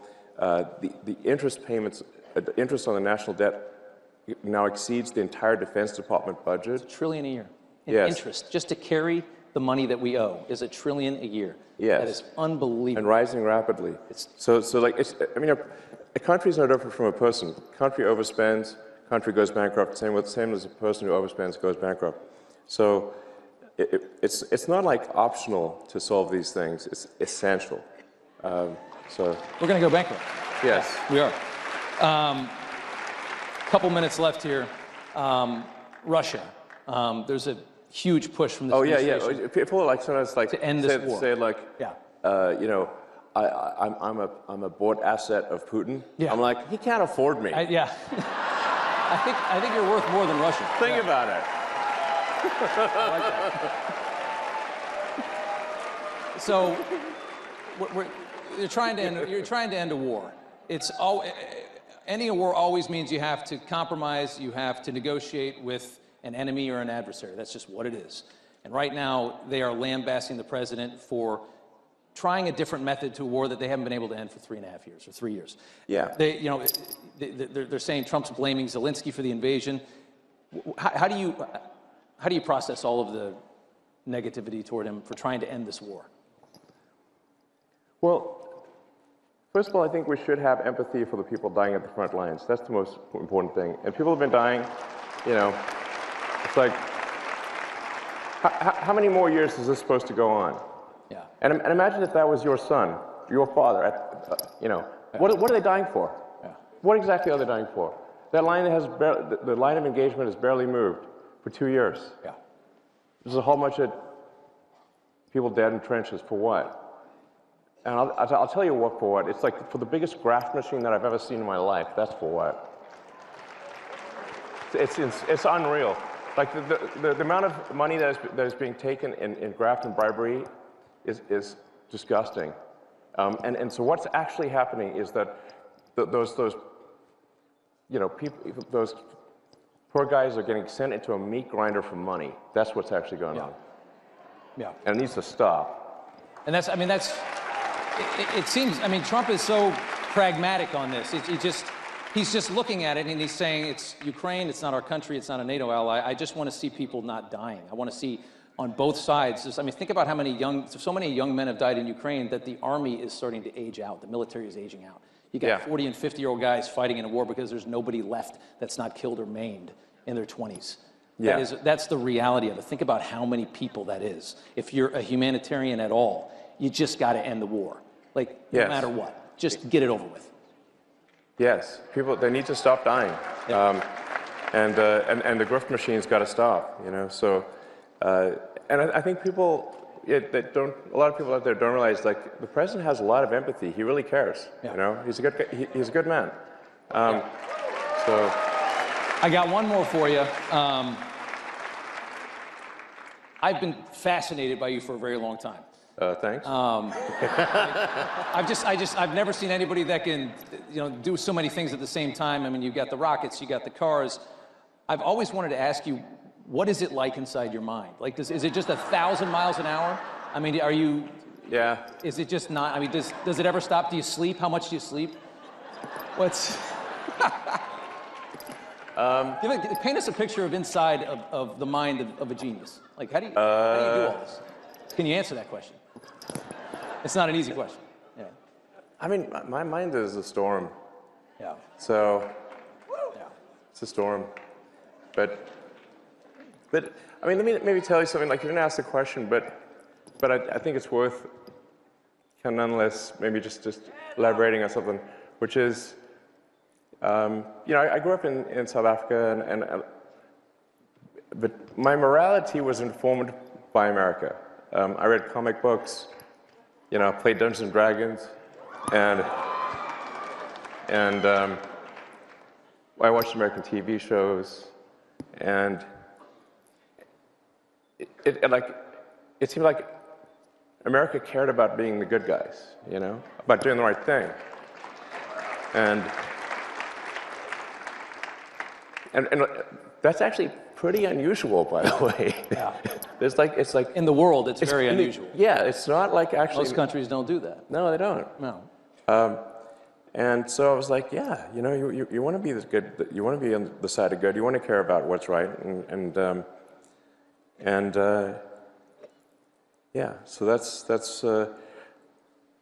yeah. what I believe in. So. I gave you a tough one at the end.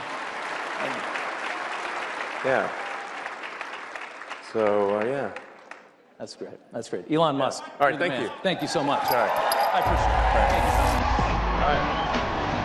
Hey, guys.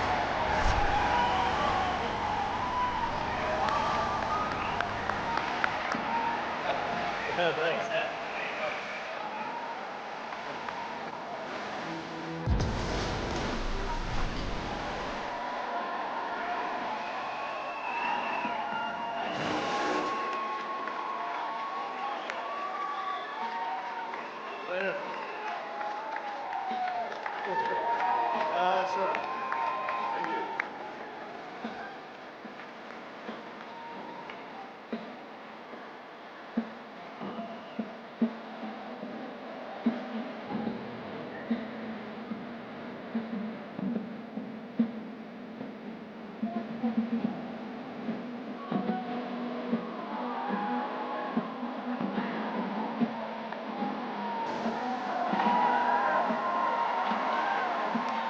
Thanks, guys.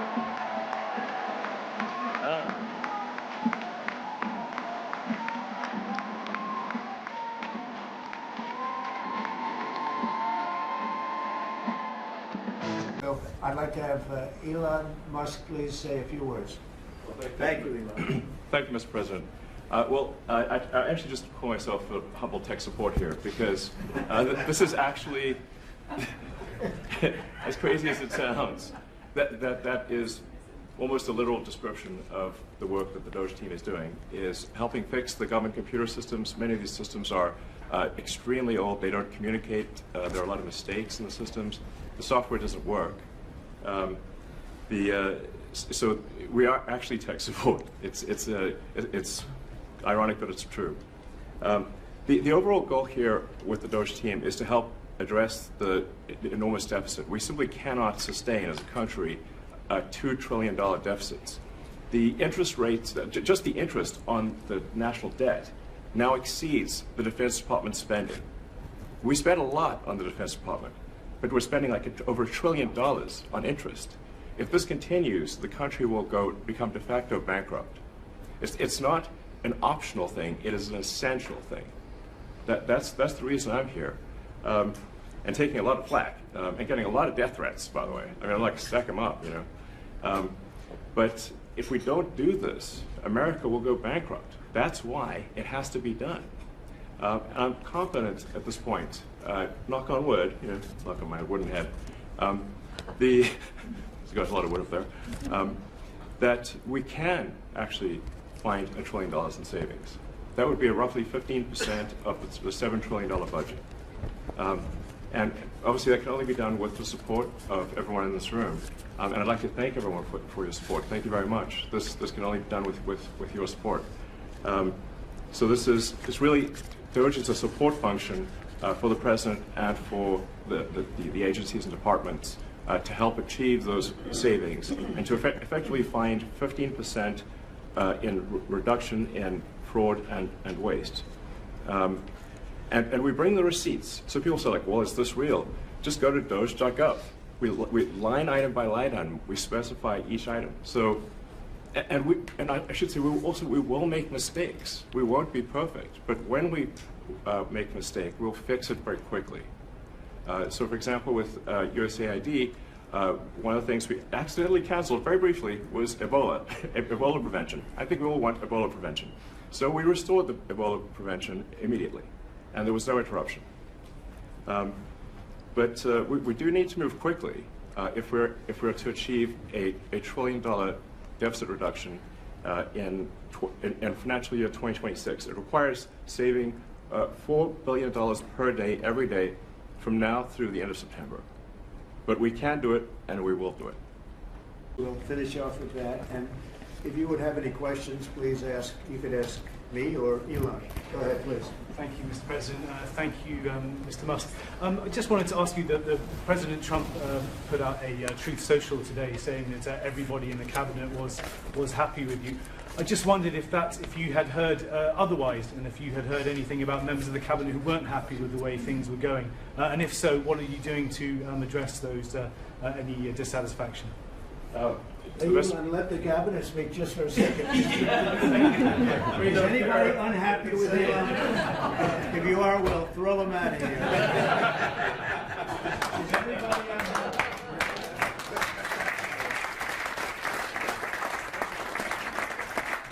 We have a lot of respect for Elon and that he's doing this, and some disagree a little bit, but I will tell you, for the most part, I think everyone's not only happy, they're thrilled. So go ahead, Elon. And President Trump has put together. Mr. Musk. Go ahead, please. Yeah. Mr. President, thank you, Mr. Musk. Are there about half of the government employees so far appear to have responded to your request for what they've been doing over the past week? Is there a timeline in place for next moves for people being fired, and when can the American people expect to see results of that? Yes.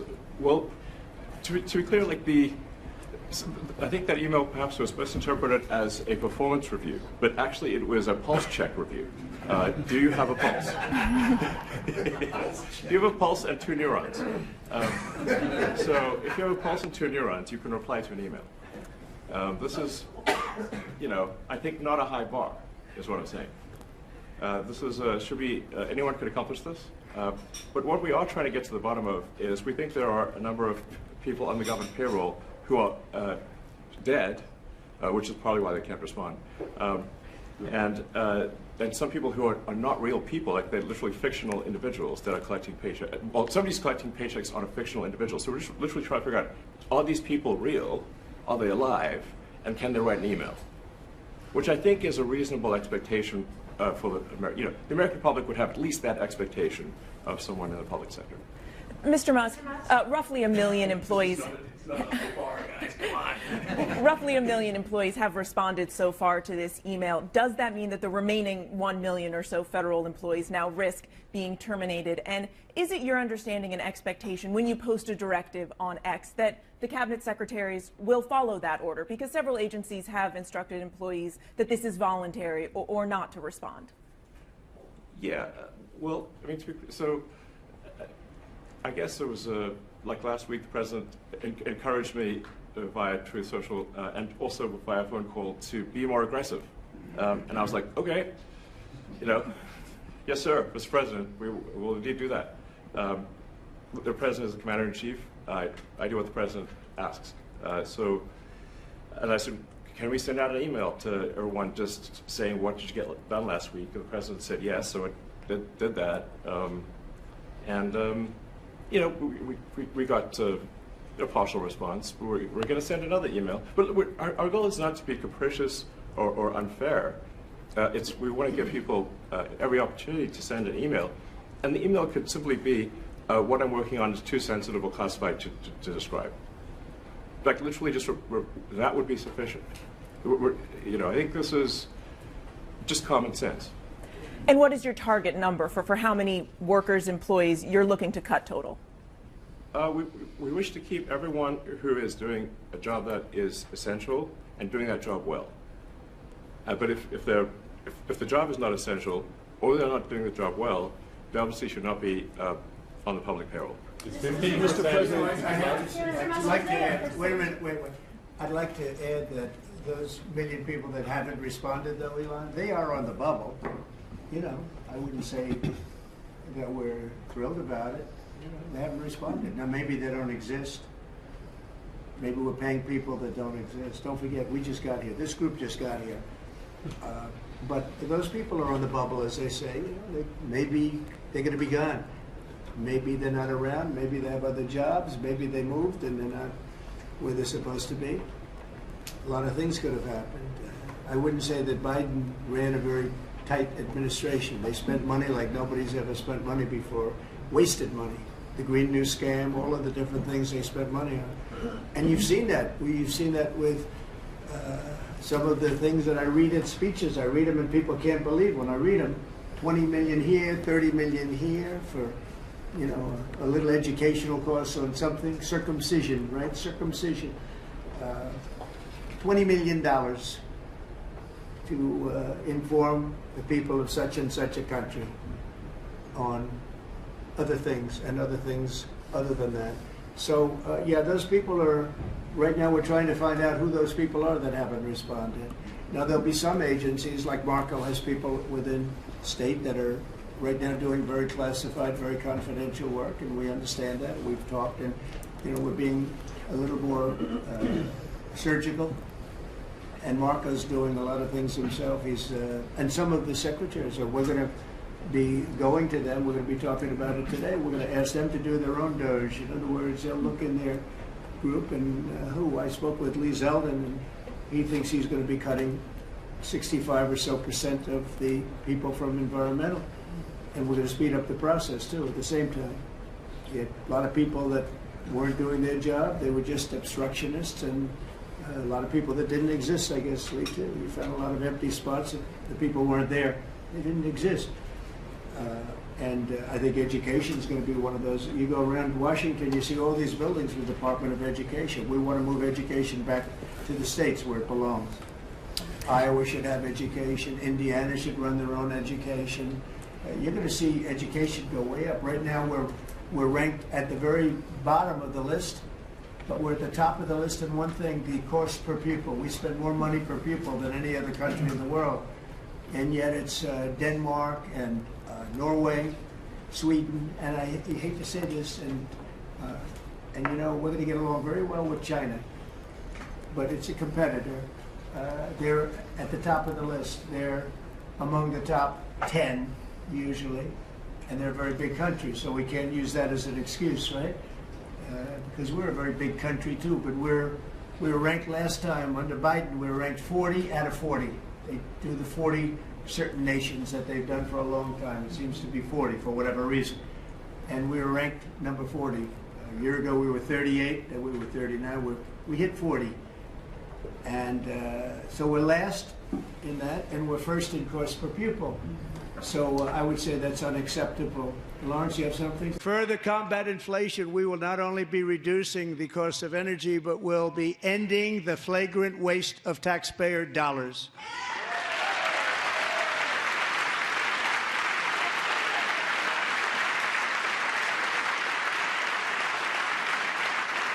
And to that end, I have created the brand new Department of Government Efficiency, Doge. Perhaps you've heard of it. Perhaps.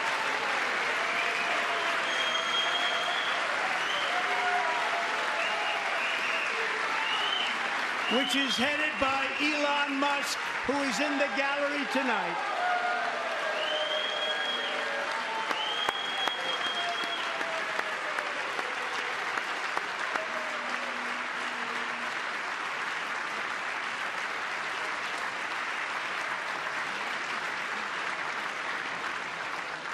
Thank you, Elon. He's working very hard. He didn't need this. He didn't need this. Thank you very much. We appreciate it. Everybody here, even this side, appreciates it, I believe. They just don't want to admit that.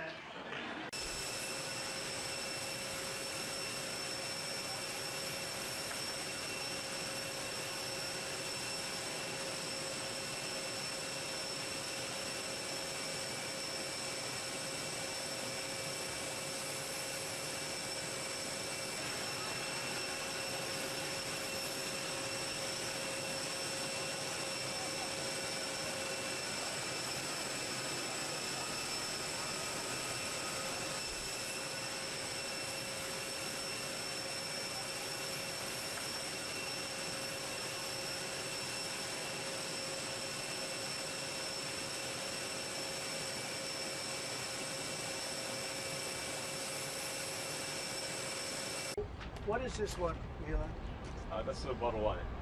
That's a Model Y, so I have a lot of information to put in the price. Yeah. I want to make a good deal here. I do notice this. They have one, which is $35,000, which is pretty low. What is that all about? Yeah, I guess we want to make the point that Teslas aren't all expensive. You can get a Tesla for as little as $35,000. Yeah. And I just want to thank the President for his support. This means a lot. And also thank everyone out there who is supporting Tesla. It's really terrible that there's so much violence being perpetrated against people like Tesla, Tesla supporters, Tesla owners, Tesla stores. These are innocent people who've done nothing wrong. But nobody's been I mean, there's been some physical damage, a little damage, and we want to keep it that way because I don't want to say this, it's just not the appropriate, but law enforcement's out there watching everybody. We don't want this to happen. And not to somebody that's been so good to our country. He didn't have to do this. He didn't have to go through this. And we can't let it happen. And aside from that, I happen to love the product. Mr. President, it's a lot nicer if you also happen to love the product. And he's done a really good job. Go ahead, Peter. Is there, I guess this is for Elon Musk, is there a discount? President Trump wrote the art of the deal. Is there any kind of room for negotiating here? Let me answer that. I know he'd give me a discount, but honestly, I don't want to ask for one. You know, I'm president, and so I want to pay full price. And what is your message, President Trump? Buying a new car while there are some folks who will see this clip at home and they are struggling with their retirement accounts down at the moment, uncertainty about work ahead. Well, I think they're going to do great. I think our country had to do this. We had to go and do this. They've taken away, other countries have taken away our business. They've taken away our jobs. I did it initially very strongly against, as you know, China and some others in the first term. And it was a very successful term. We had no inflation. We had the greatest economy in the history of our country. And then we had COVID, which we had to straighten out, so I didn't want to be doing anything with respect to other countries at that time. And we did a great job with it. We handed the stock market over. It was higher than it ever was. And think of that, higher than it ever was to that point before. And nobody thought that was even possible. We did a great job. But we had the greatest economy in history. This economy, in my opinion, is going to blow it away. But what I have to do is I have to get the workers back. I have to get the factories open. We have 90,000 factories and plants are closed from what you had just prior to NAFTA, which is not very long ago. 90,000, think of it, 90,000 factories and plants are closed from what it was, and it's just not right. So, and we gave it away. Presidents before me gave it away, and I could name every one of them, but they gave it away, and we're taking it back. We're taking our jobs back. And one of the things I'll say, by the way, speaking of Tesla, he manufactures more cars. I mean, he opened this incredible plant, one of the largest plants in the world, in Texas. Could you talk about that, Elon? Yeah, it's worth noting that the Tesla cars have the most U.S. content of any cars on the market, so they're the most American-made. We have the biggest factory and the most advanced automotive factory in Texas that we've opened and continue to expand. And so this is very much these are great products. The Model S is one best car ever.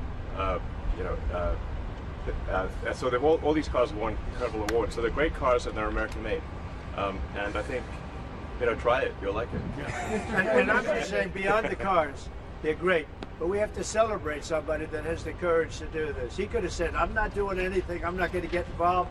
Let the country go to hell. He didn't want to do that. And remember, he's going to find, and we're up to almost $500 billion worth of waste and fraud. And if it's $500 billion, we're giving $2 billion here, $2 billion there, not millions. It was a bet. If it was $1 million or $2 million, that's a lot of money. But we're talking about billions of dollars being given to defunct, scams, given to people with nothing. They have nothing going. They open up a subchapter S corporation, and they put $2 billion into it from nowhere. And we've caught a lot of them. I wish we could catch all of them, but we've caught a lot of them. And he's been largely responsible. So we have to celebrate him. And it's not that he's conservative. I don't even know if he's conservative. I will tell you this. These days, I've been doing this I've known him for a pretty long time. He endorsed me. I didn't know him that well when he endorsed me. But in the time I've known him, he has never asked me for a favor. He didn't ask me for this. I said, Elon, I don't like what's happening to you. And Tesla's a great company. I don't like what's happening. It's, from our standpoint, American cars, American made. He employs thousands of people. He's got, at the same time, he has the most modern plants in the world. I said, I don't like what's happened to you. I'm going to do it. I didn't even know he was going to come. He's never asked me for anything. He endorsed me, and he never asked me. I didn't even know he was going to endorse me. The guy has never asked me. He's not saying, in fact, I could go a step further. I ended the electric mandate. Okay, I ended the electric mandate, and I figured, when's this guy calling to raise hell with me? And he never called. I mean, he never called me. If I were him, I would have called. So on that, because he's probably even better than I am. Mr. President, is Elon Musk rubbing off on you? Is electric then the way to go? It's not that this isn't for electric or gas, because people have their choices. Yeah. I'm just saying that I know people that have these cars. I know one man, we see him all the time. Yeah. He has 5 of them. Yeah. He thinks it's and he was a big guy for Ferraris and other things. And he says, man, it blows him away. I know other people, they have 3, 4, they love them. They love them. And some people like the gas, and they should have their options. Right. I'm all about options. But I'm telling you, I ended the electric mandate, and I was waiting for a call. I said, did Elon call yet? They said, no, sir. The next day, what about Elon? Did he call? He never even mentioned it to me, never complained. Until this moment, I'm just bringing it up. Who would do that? Yeah. He has never asked me for a thing. And he's built this great company, and he shouldn't be penalized because he's a patriot. He's an incredible patriot. And I don't even know if he's a Republican. What's your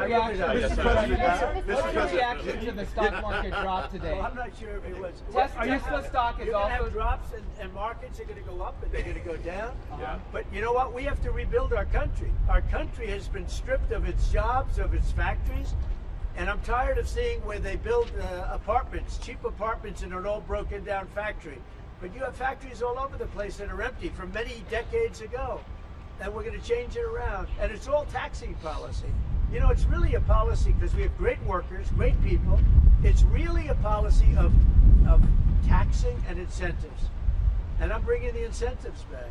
And I'll tell you what, numerous plants, and I don't want to mention specifically, but I'll mention this one. Numerous plants in Mexico and other places that were under construction or soon to be under construction are now coming here, and they've dropped that because it was unfair what was happening. Mexico, they were building cars, they were selling them into the United States with no tax, no nothing, and in the United States we were allowing them to take our jobs and take our factories, and we don't do that anymore. Now, from a president, it would be a lot easier if I just coasted for another 4 years. I would have been an 8-year president. I had the best economy in history in my first 4 years. I would have done very well with this one. And I had a decision to make. Do I want to do this or do I not? Do I want to do it right? The right thing to do is what we're doing. We're going to get our jobs back, and we're not going to be left at. Now, I will say this, that already Canada, and I respect very much, as you know, there's a very strong man in Canada who said he was going to charge a surcharge or a tariff on electricity coming into our country. He has called and he said he's not going to do that. Okay, he's not going to do that. And it would have been a very bad thing if he did, and he's not going to do that, so I respect that. But we were just informed that he's not going to do that. Look, we've been treated very unfairly by Canada. We've been treated very unfairly by Mexico. But we've been treated very unfairly by every country all over the world. The European Union is horrible, horrible. And we're going to get it back. And I have a choice. I could just coast, and eventually there'd be a blow-up down the road, maybe a long way. But we owe $36 trillion, and we're going to get it back. We're the biggest, we're the best, and I'm very optimistic. I have to tell you, I'm very optimistic about the country. Much more optimistic this way than if I did it the easy way. Yeah. I could have done it the easy way, I could have coasted. Biden left us a mess. He left us tremendous inflation, tremendously high costs of products. He left us a mess, but he also left us a mess with millions of people that poured into our country that are criminals. Millions of those people happen to be criminals. And we're looking for them all over the place. We're looking for them. And Holman and Christie are doing an incredible job. But he left us a horrible situation, and we're changing it. But one of the things we're changing is we're going to make our country really wealthy again. We're going to bring our jobs back. Right now, we're like a chicken that's being plucked at from all over the world. We're not going to let that happen anymore. What are your CEOs? But very importantly, and I said it, Ukraine, ceasefire. Ukraine, ceasefire. Just agreed to a little while ago. Now we have to go to Russia, and hopefully President Putin will agree to that also. And we can get this show on the road. We can get this horrible war where 2,000-3,000 soldiers a week, every week, 2,000, 3,000, 4,000 sometimes I get the reports. And they're not American soldiers. They're Ukrainian and they're Russian. But people are being killed outside of that. People are being killed in the cities as things explode throughout the cities. And we want to get that war over with. So I think it's a very big, I think it's a big difference between the last visit you saw at the Oval Office and this. So that's a total ceasefire. Ukraine has agreed to it, and hopefully Russia will agree to it. We're going to meet with them later on today and tomorrow, and hopefully we'll be able to wipe out a deal. But I think the ceasefire is very important. If we can get Russia to do it, that'll be great. If we can't, we just keep going on and people are going to get killed, lots of people. Is Zelensky invited back to the White House? Sure, absolutely. Mr. President, you mentioned the ups and downs in the stock market. You said it'll go up, it'll go down. But do you and your tariff policies right now bear any responsibility for the turmoil we're seeing this week? Biden gave us a horrible economy. He gave us horrible inflation. And I think the market was going to go very, very bad. If anything, I have a lot of very smart people, friends of mine and great businessmen. They're now investing because of what I'm doing. Because long term, what I'm doing is making our country strong again. Financially strong, militarily strong, and strong if we want to get away. Remember this, we have wars. When I left, we had no wars. We didn't have Ukraine and Russia. We didn't have October 7th. We didn't have that disaster that took place with the withdrawal from Afghanistan. And you look at what's happened there. We caught the major terrorists, which Biden wouldn't have caught. Why didn't he catch him? I caught him. 5 weeks into the presidency, I caught the man responsible for Abigail. And he's going to pay hell right now. He's a bad dude. He's a bad guy. But we didn't have these problems. I had no inflation. I had a great economy. He gave you high prices. You couldn't buy bacon. You couldn't buy anything. And also, I inherited a situation with eggs. The price of eggs was through the roof. Well, now the price of eggs has come down a lot. Interest rates have come down. Gasoline prices have come down. It's all coming down. It's all a beautiful thing. I can do it the right way, the wrong way. We're doing it the right way. And I have tremendous confidence in this country and the people of this country. Tremendous confidence. Much more so than if I sat back for 4 years and had a good time in the Oval Office. I want to look at cars. What do you say on your CEO time, Mr. President? That'd be helpful. You mentioned the Ontario. I want to say, as a function of the great policies of President Trump and his administration, and as an act of faith in America, Tesla is going to double vehicle output in the United States within the next 2 years. That's Double. a big deal. And by the way, he makes one car. This one I don't understand. This one I don't want, but that's okay. Without a steering wheel, it comes out next year, right? Yes. Explain that, please. Yes. Well, the Cybercab starts production in Texas next year, and it's self-driving. We have so much confidence in the self-driving nature of it that it'll actually not have a steering wheel. It will not have pedals. It'll either self-drive or not drive at all, but it'll self-drive. President Trump, And I'm going to pass on that particular. Before this event today, when's the last time you bought a new car? Well, I buy a lot for through my children because they run the company now. I used to buy a lot. I haven't bought a new car in a long time. What was your first car? The only thing I know is the Beast. I got a big car with very thick windows and thick side panels. Is that going to We buy a lot of cars. Actually, I bought this one for Kai. You mentioned the Ontario Premier calling you and giving you his decision about the electricity surcharge, and you said you were pleased about that. Will you make a different decision now about the tariffs on Canada? Will you reduce it? At that, but probably so. Yeah.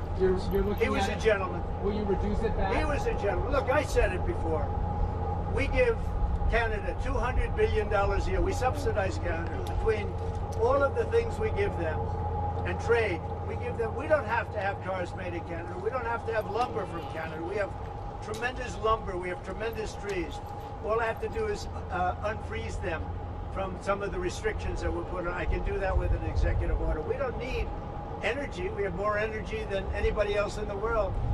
So we spend $200 billion a year subsidizing Canada. We don't have to do that. And frankly, the way that gets solved is Canada should honestly become our 51st state. We wouldn't have a northern border problem. We wouldn't have a tariff problem. They don't have much, they spend very little, as you know, the least of almost anybody on military, and we spend the most of anybody on military. We have a great military. I rebuilt the military during my first time. We're going to have to rebuild it a little bit again. Not that much, but we're going to have to rebuild it a little bit again. But Canada would be great as our cherished 51st state. You wouldn't have to worry about borders. You wouldn't have to worry about anything. And by the way, Canada is very highly taxed, and we're very low tax. We're considered a low tax nation because of me, because I cut the taxes so low. So the people of Canada would pay much less tax. But just to be It clear, makes a with that- lot of sense. And by the way, when you take away that artificial line that looks like it was done with a ruler, and that's what it was. Some guy sat there years ago and they said, "Rah."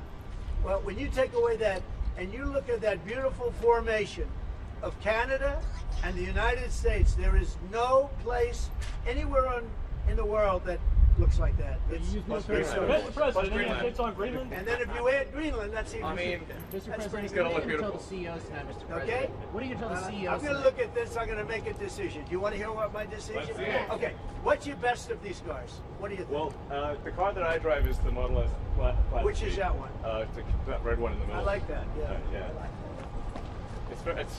It's 0 to 60 miles an hour in 2 seconds. It's faster than a Ferrari. It's pretty fast. I don't know if my people can handle it. Jeff, they're going to be using it more. I'm not allowed to use it. It looks fast. That's a fast one. Just to be clear, sir, the 50%, is that going to go into effect on Canada or not? Which one? The 50% tariffs? I'll let you know about it. Yeah, Okay. I'll let you know. But I appreciated his call. I thought it was nice. This is beautiful. Whoa! Should I get in? Get in. Okay. Have you ever sat Let me behind the get in steering a wheel of second. one of these? Of a Tesla? You want my notes? Yeah. They gave me notes. I said, I'm not Biden. I don't need notes. I'll take one. I can take it. Thank you. Let me get into this second. I'll watch Secret Service go crazy. Thank you. I mean, if you actually drove it around, it would really go out. Beautiful. Wow. I get it this other side. That's beautiful. This is a different panel than I've had. Everything's computer. That's beautiful. Wow.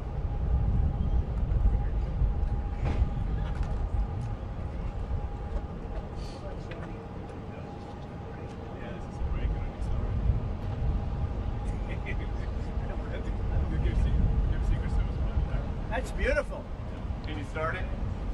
Should I? Let's hear the engine. You gonna get it wrapped in gold? So, do you want to actually drive it? You don't want me to drive it, do you? I saw Biden do a I'll tell you, test it loop could here be- once in the Jeep. Yeah, but, oh, Very easy. that's you're the only one that saw it. So it's like driving a golf cart, basically. Very simple. It's very simple. So it's literally like a golf cart that goes really fast. There's no gears. This is really amazing. You gonna get it? Let's take a look. Mr. President, you gonna get it wrapped in gold? Think Biden could get into that car? I don't think so. No, that's beautiful. Yeah. Mr. President talks about some of the violence that's been going on around the country at dealerships. Some say they should be labeled domestic terrorists. I will do that. I'll do it. I'm going to stop them.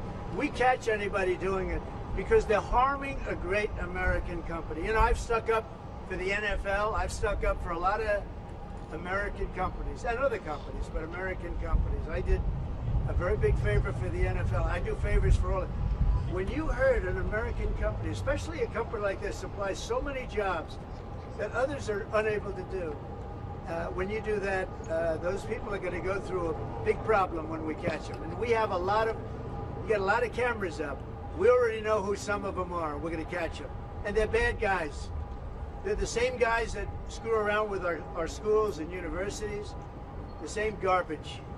And no, we're going to catch them. And let me tell you, you do it to Tesla and you do it to any company, we're going to catch you and you're going to go through hell. Mr. President, What are you going to tell your CEOs comments. tonight at the Business Roundtable, especially with Well, I regard have to a tariffs? roundtable to make in a little while. I just considered this much more important because I want to buy one of these. My whole staff is so excited because I told them they're going to safely use them, and they can't believe it. So Margot, wherever you are, Margot, she's going to use it. They're all going to be using it, and they're going to have a good time using it. And Oh, there you are, Margo. Look at Margo's right there. What are you, a member of the press now? I think she's become a member of the press. Takes great pictures. What do you think of it, Margo? Do you like the idea? I love it. Okay, good. We're gonna have fun.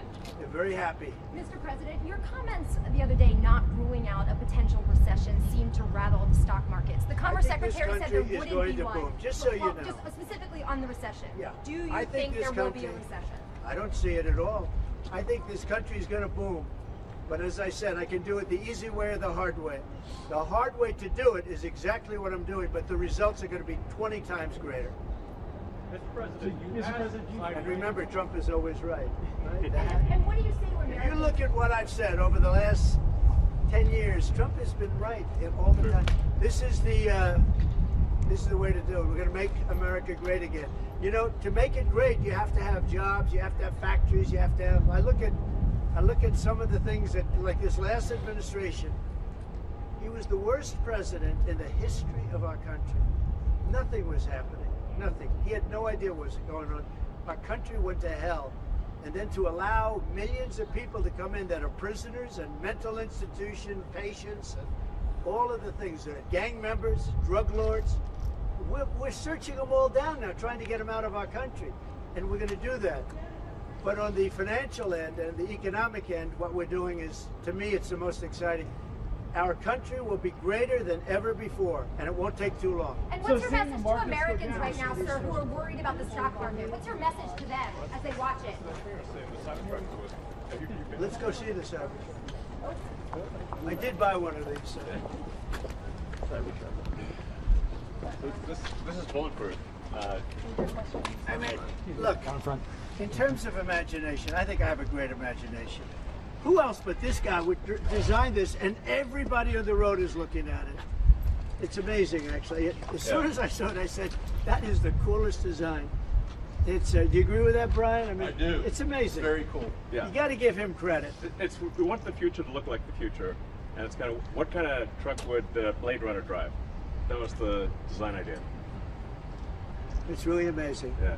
Elon, are you planning to remain CEO of Tesla while working with President Trump? Is there any thinking on your future at the company? As we're talking about Tesla, I'm wondering what your thinking is with leading the company going forward. Yeah. I'm CEO of Tesla, and you should. Yeah. Any more plans of additional your vehicles thoughts on the besides market? the ones you have now? Well, New we got models? the Cybercab coming out next year. The one with no steering wheel. Are you gonna buy one of No, them? sir, I will not. We'll pass. We're too old-fashioned. Yeah. So, Mr. President, when you look at the market selling off, that didn't concern you, and Nope, where do you see it doesn't going? concern me. I think some people are going to make great deals by buying stocks and bonds and all the things they're buying. I think we're going to have an economy that's a real economy, not a fake economy. It was a fake economy. They were putting in all government jobs. You see what happened last month? We had more real jobs, and government jobs are way down. That's going to continue. Those are real jobs. Those are jobs that keep the country going. You can't have all government jobs. You have no income to pay the workers. Yeah. And a lot of those workers didn't show up to work. That was the other problem. And President Trump, there's this protest leader from Columbia University that the administration is moving to deport. And he said that his arrest is going to be the first of many. How many? I think we ought to get them all out of the country. They're troublemakers. They're agitators. They don't love our country. We ought to get them the hell out. I think that guy, we ought to get him. I heard his statements too. They were plenty bad. And I think we ought to get him the hell out of the country. I watched him. I watched tapes. Specifically, I watched tapes. And you can have them. Okay? You can have them. And you can have the rest of them. Let them go to school. Let them learn. Columbia used to be a good school. Now it's been overrun because of bad leadership. That's what happens. Happens to countries, and it happens to universities, and it happens to companies. And I don't want it to happen to a guy that did nothing wrong. He did everything right because he did a great company. But what he did by coming into government to help government from years of abuse, from decades of abuse, and you see that when you look at Social Security, where you have 200-year-old people on the rolls of society. That's just, he uses the word care. People don't care. Everyone knows that. But it's also, I believe it's also large fraud. I think it's that, but I think it's also large fraud. So I'm just telling people, this man is a great patriot, and you should cherish him. You should cherish him. You know, I have a little statement. We have to take care of our high IQ people because we don't have too many of them. Mr. President, And we got to take care of them. As you guys look at the Social Security Administration and you guys are looking for fraud and waste and abuse, can you guarantee people who are concerned about an interruption to benefits that there will not be? Yes, we're going to be very careful with any interruption to benefits. In fact, only by tackling the waste and fraud in entitlements like Social Security, Medicare, can we actually preserve those programs for the future. Because with unchecked fraud and waste, we won't be able to afford them. The president's very dedicated to solving the budget deficit, which if we don't solve the budget deficit, we're going to go bankrupt as a country. If we go bankrupt as a country, there's no Social Security, there's no Medicare, there's no nothing. And to sort of echo what the president was saying, what really matters is moving people from jobs that are relatively low productivity in government to high productivity in the private sector, increasing the true output of products and services. That's the real economy. That's what actually enables Americans to have a higher standard of living, and that's what's happening. And that's, I think, you'll see the truth of that in the months to come.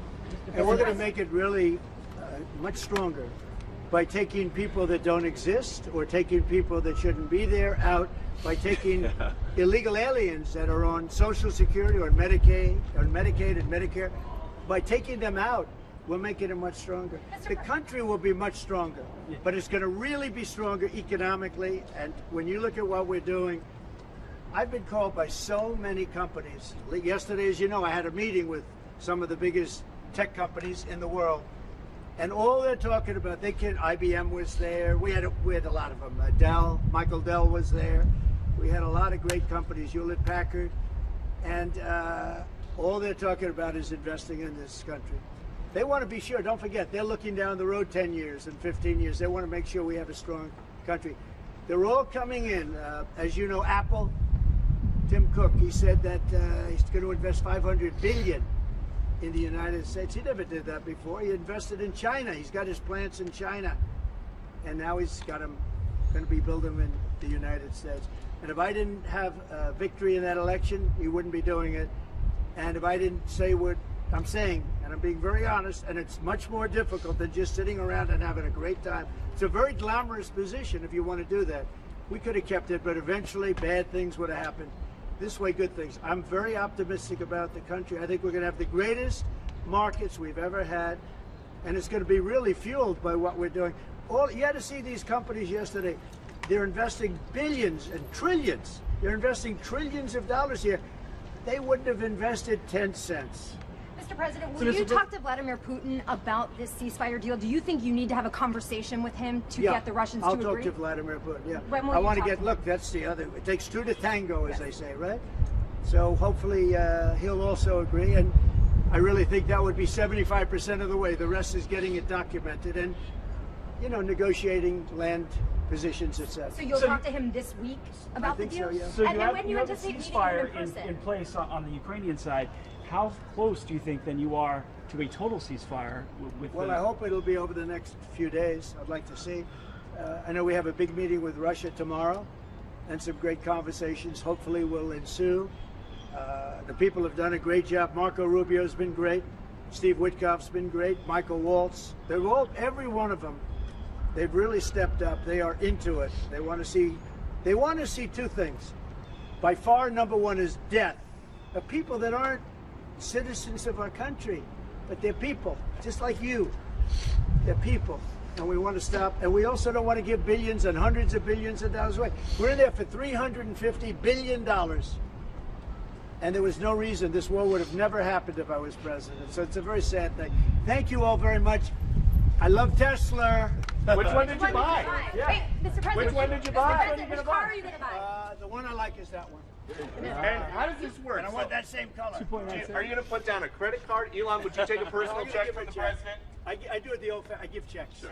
I like checks. You know? I think his credit's good. Do you still have access? You know, I like a check better than this modern system of all of a sudden there's money in your account, nobody knows. I like signing a check. You sort of, but we're gonna, and I don't want a discount. He would give me a discount.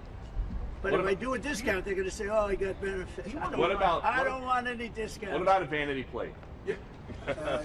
Yeah, let's see. Truth. All right, there it is. Download his playlist. That one got you by surprise. Playlist gets downloaded as well. You can thump your music. Driving You around. can do it. I just looked at it. I looked at that dashboard. You can do anything. Try karaoke. If you buying a Tesla will boost Tesla sales and boost Well, I their hope stock. it does. Look. Was that your goal? I care by doing about this? one thing. When somebody's a great patriot, they shouldn't be hurt. He's a great patriot. He didn't know me from Adam until we met a little bit when I was in my first term, but he came out, he endorsed me very strongly, and I admired that, I respected that, and I respected him for years. I respected him. And when there was a chance to help our government, you know, you're not going to use an average person. Some people would say, well, let's use somebody that failed in business for his whole life. You know, this guy has been amazing. And the kind of thinking is from a different age. It's really from a different age. When we said, let's cut 2%, he said, let's cut 60%. And he turned out to be right. And a lot of people are just not here. They don't work for us. I mean, they're getting checks and they don't work. And you know, Peter, look, we have so many different stats and so many different figures. And it's so embarrassing to us as a country. No, we're going to have a streamlined country with good people. And one of the reasons, and I called for it wasn't a cabinet meeting, it was just a meeting of some cabinet members and Elon. The one thing, and I think he agrees with me 100%, it's one thing to cut, but we want to cut the wrong people, meaning we want to cut people that aren't doing the job. We want to keep the right people. Absolutely. And I said, I don't want to just say we're going to cut 50%. I want to cut the people that aren't doing the job, the people that aren't there, the people that are scamming the system. And he agrees with that 100%. And are you sure you don't want to take a test drive? I'd love to do it. Maybe I'll do it some other time. Do you want to keep working with you throughout your first term? I mean, is there going to be an end date for the two of you working together? I don't know. I was thinking about that the other day. I think he'll know when it's time. Okay. Well, he doesn't want to stay around. He has up to 130 Although days, I think he does like it. There's no place like the White House. Elon, would you want to stay? I don't think that.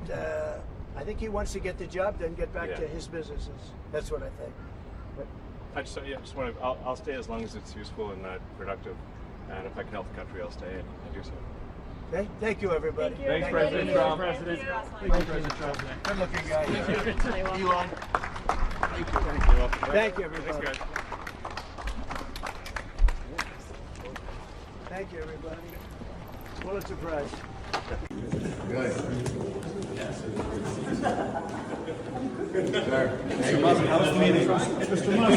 Mr. Musk, did you get a classified briefing?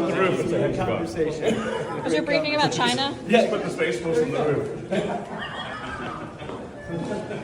Mr. Musk, what did you talk about in meetings?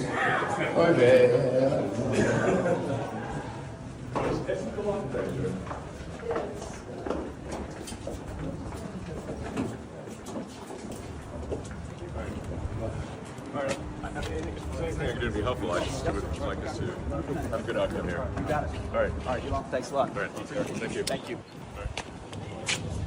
All right, take care. Secretary? So different from having a pair of stairs so before with Biden always being so low. Yeah.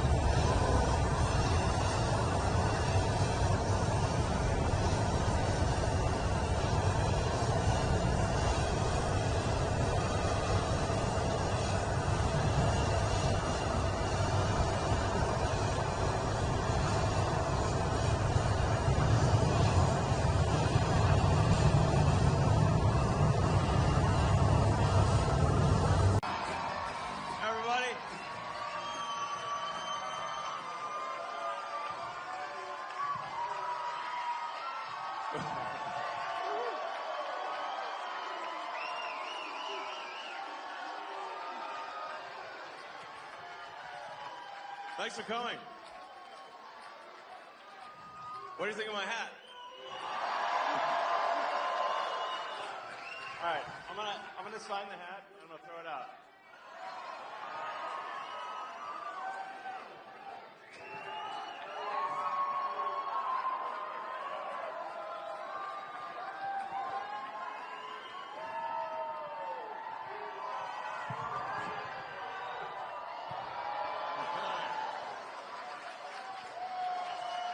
All right.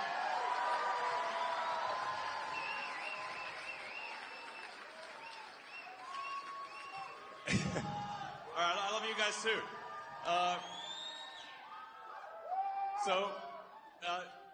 Well, thank you for coming out in support of this very important Supreme Court race in Wisconsin. It's actually something that I think it's one of those things that may seem like it's obviously important in the state of Wisconsin, but I think it could actually be important for the country as well, and maybe for the world.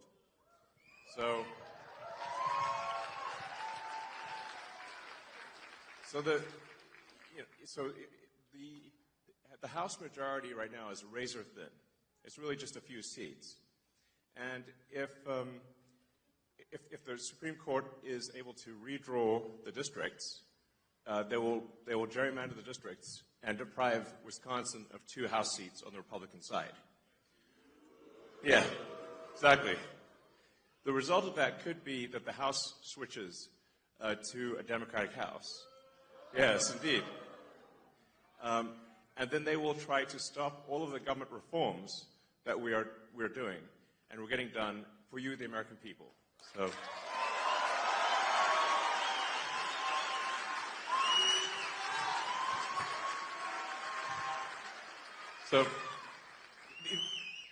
the reforms that we're getting done in D.C., thanks to President Trump and his great team, are really profound. Really, the goal is very simple. It's to restore merit and freedom. So that's what it comes down to. So America is the land of freedom and opportunity. So we want to restore individual freedoms, freedom of speech, just in general, get the government off your back.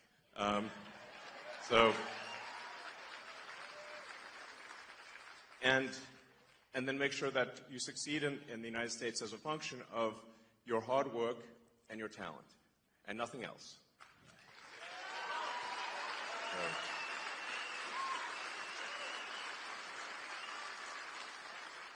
So these are really noble and important principles, and also, and I'll talk more about this, all night really, as long as you guys want to hear about it. But as you may have seen with stuff that we've posted on the Doge.gov website and the Doge handle on the X platform, there is a tremendous amount of waste and fraud in the federal government. Like, shocking, really. It's insane. Yeah, it's really wild. So, it was inevitable that at least a few Soros operatives would be in the audience. Give my regards to George. Say hi to George from me.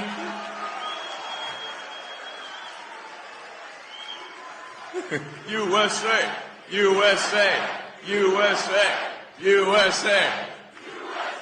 Yep. It was inevitable. I was waiting for that one. So, yeah, thank you. Thanks, guys. Isn't it shocking how much violence and hatred is coming from the left? Isn't it supposed to be the party that they claim to be the party of empathy, and yet they're burning Teslas and shooting up dealerships and calling for the death of the president and me. I'm like, guys, you know, this is insane. Like, they're gone psycho. I mean, it's really like, I totally understand if somebody doesn't want to buy a product. Yeah, it's up to you. It's a free country, you know, but you don't have to burn it down. Okay? But much. That's somebody else's car. Leave it alone. Thanks, guys.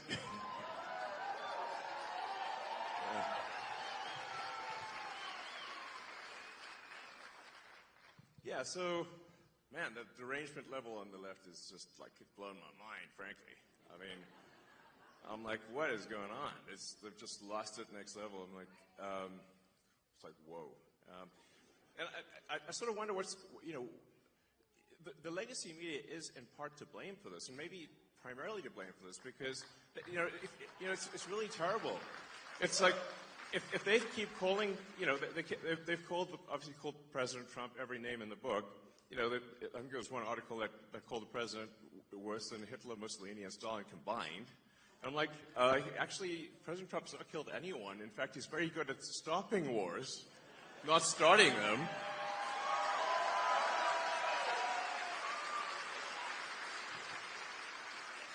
So, you know, we're really very different. Maybe we need to add some more history lessons back in schools. Because I don't know if people understand, you know, what the difference. Do they know what Hitler, Mussolini, and Stalin did? It seems they don't. I mean, it's just indicative of the poor quality of education pushed by the National Department of Education. So, you know, that's why we want to restore freedom to the states, let the states decide on the educational agenda and not have something pushed by a bunch of neo-Marxists in D.C. So,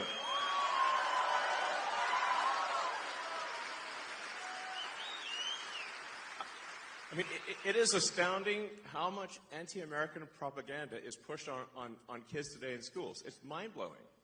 It's like, what the hell's going on, you know? So, anyway, but on a more positive note, we have this petition, you know, sort of against activist judges, because judges should be simply interpreting the law, not making the law.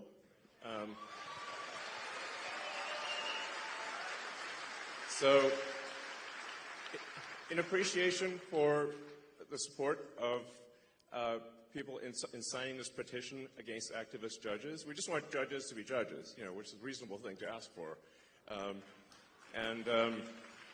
We're obviously seeing like some crazy stuff in D.C. where, you know, it seems like it's like any federal judge can stop any action by the president, of the United States. This is insane. Like, this has got to stop. It's got to stop at the federal level and at the state level. But let me first hand out 2 $1 million checks in appreciation.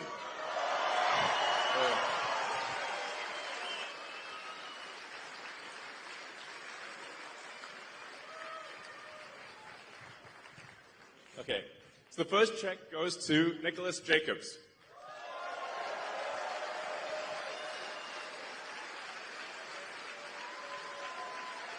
All right.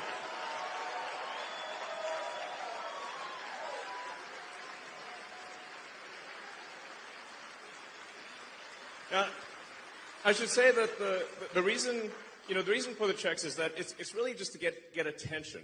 It's like we need to get attention, and it's somewhat inevitably when I do these things, the sort of it causes the legacy media to like kind of lose their minds. And then they'll run it on every news channel, and I'm like, I couldn't pay them it would cost like 10 times more, or to get the kind of coverage that we get. So, all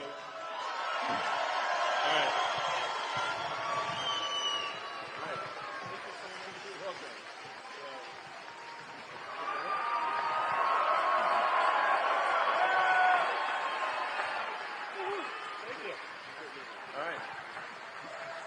All right, you can just, I guess, take it if you want. I think we'll get you a real one too. So, And then the second one is to Ekaterina Diesler. Let's see. Hopefully here.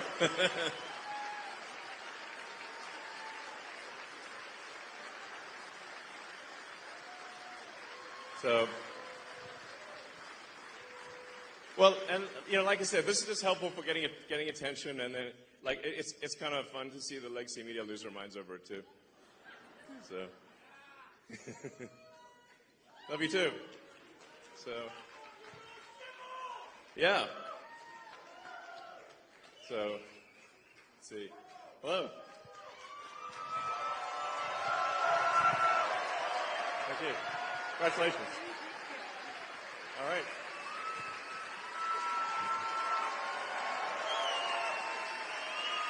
All right, congratulations.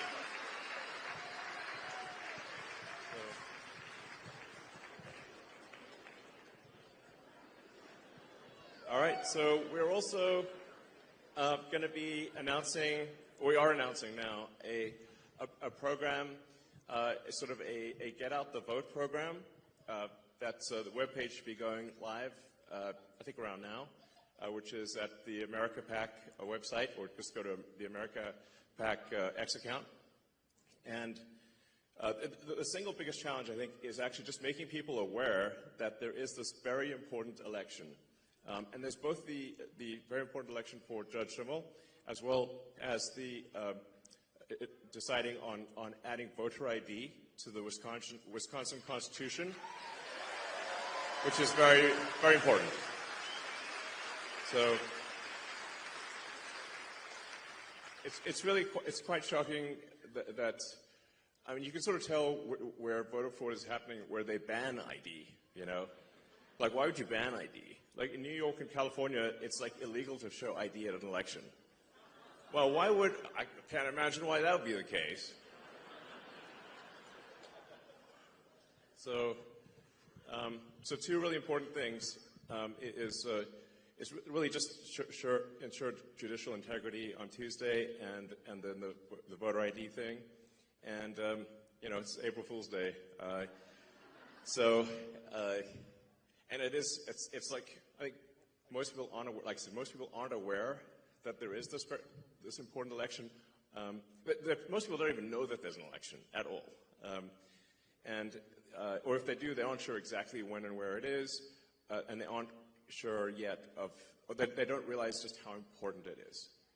They think it's just, some kind of judicial thing that's not that important. But it actually, what they're doing, what's happening on Tuesday is a vote for which party controls the U.S. House of Representatives. That is why it is so significant. And whichever party controls the House, it to a significant degree controls the country, which then steers the course of Western civilization. So it's like, I feel like this is one of those things that may not seem that it's going to affect the entire destiny of humanity, but I think it will. Yeah. So,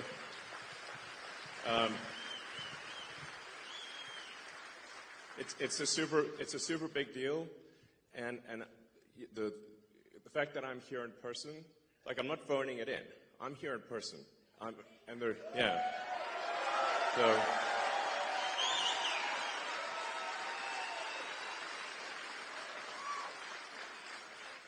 And there were quite a few death threats, I have to tell you.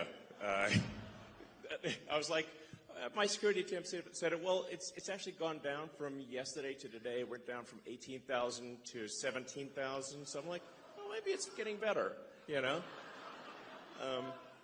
But you can see, like, how crazy some of these people are. Look at the two sort of people that tried to assassinate President Trump. I was, and one, they both almost succeeded. So it's real. Like, it's not like some imaginary thing. So anyway, what we're announcing is kind of like a block captain program where somebody can sign up to knock on doors in their zip code and encourage people to make people aware that there is a vote, and then aware of how important the vote is.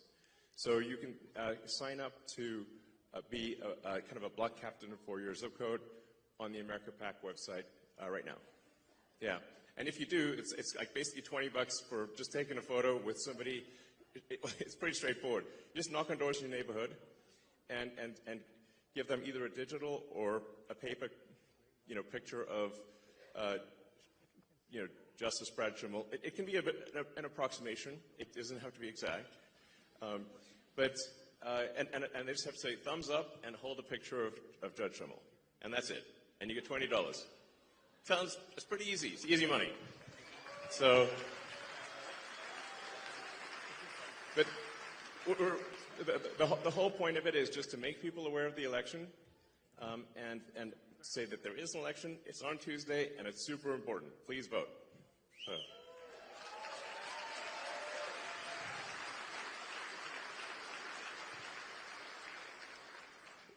But I think without something like this, where we actually are in serious danger of losing the election. This is very important to put in mind.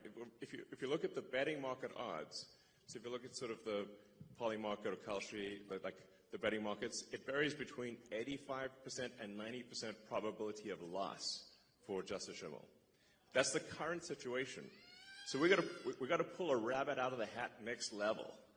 We're actually going to have a steady stream of rabbits out of the hat, like it's an arc of rabbits flying through the air and landing in a voting booth. Interesting picture.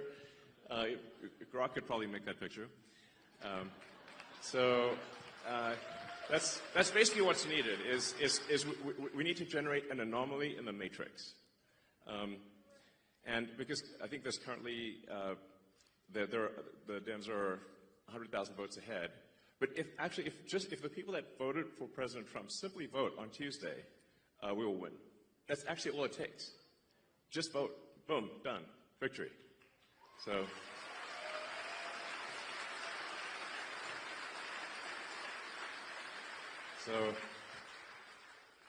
We basically need to dragnet the state.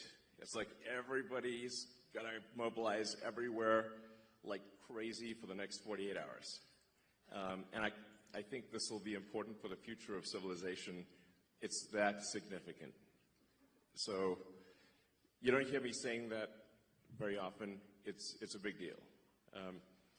So vote for Super Judge Schimmel. I call him Super Judge Schimmel. So,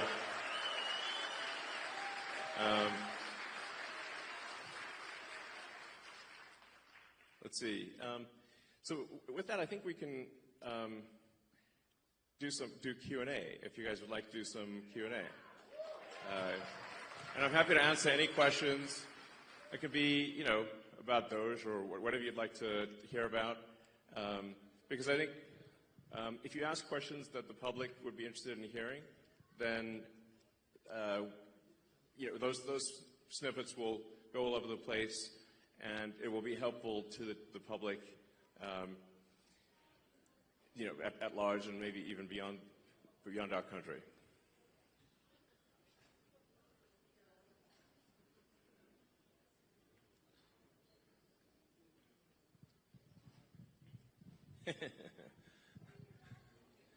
So let's see. Yeah, go ahead. We can just start over there. As AI continues to get smarter, won't it inevitably see through its creators' propaganda? Yeah, the question is, as AI gets smarter, will it see through its creators' propaganda? I hope so. I think you can sort of think of an AI as it is somewhat nurtured by its creator. So you have to say, what is the operating principle? What is the North Star of the AI?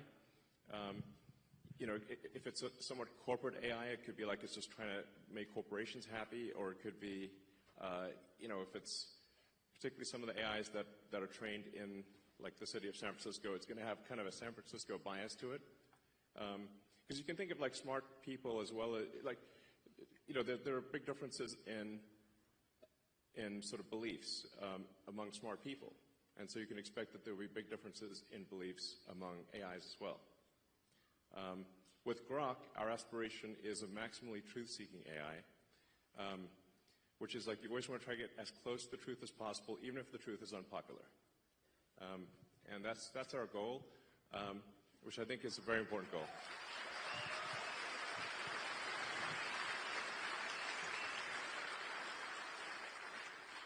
Hey, nice shirt. Oh, thank you. First of all, path of exile for life.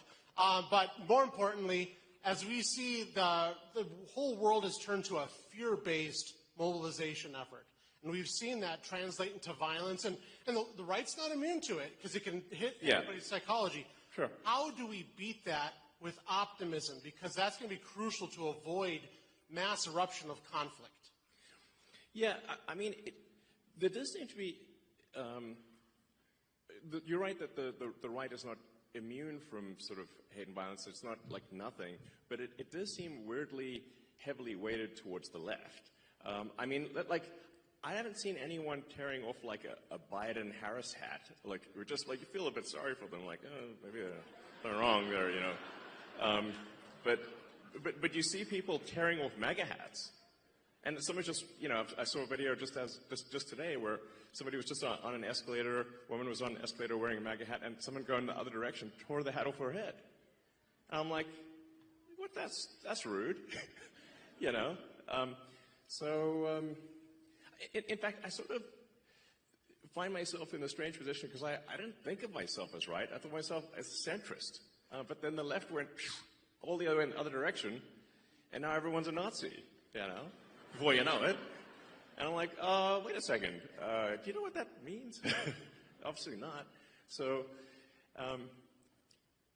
but yeah, I mean, I think, you know, I believe in peaceful discourse and that, you know, we make arguments, verbal arguments, and the people decide which way they want to go. But we don't engage in sort of shouting people down or violence or burning things or shooting things.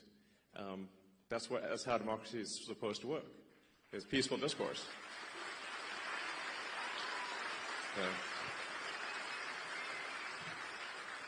My question is about U.S. aid. Has the Doge team found any evidence that any of the radical left Democrats like Maxine Waters, Adam Schiff, Chuck Schumer have received money directly from USAID? And if so, will we be hearing about that evidence anytime soon? Yeah. So there is a massive amount of corruption, but it is circuitous. So what happens is there's money that, obviously it's your taxpayer money, that is then sent to various government organizations who then send it to NGOs, which an NGO is a non-governmental organization, but obviously if it's a government-funded non-governmental organization, it's just an organization, it's just a government. And effectively there's a giant fraud loophole, which is that the government can send money to an NGO that is then no longer governed by the laws of the United States. So they'll send the money overseas to one NGO, then they'll go through a bunch of them, and then I'm highly confident that a bunch of that money then comes back to the United States and lands in the pockets of the people you just mentioned. But it is a circuitous route. It's not like it doesn't go directly, but let's just say that there's a lot of strangely wealthy members of Congress where I'm trying to connect the dots of how did they become rich while earning, how'd they get 20 million if they're earning 200,000 a year? It sounds, nobody can explain that. So something's, yeah, we're going to try to figure it out and certainly stop it from happening.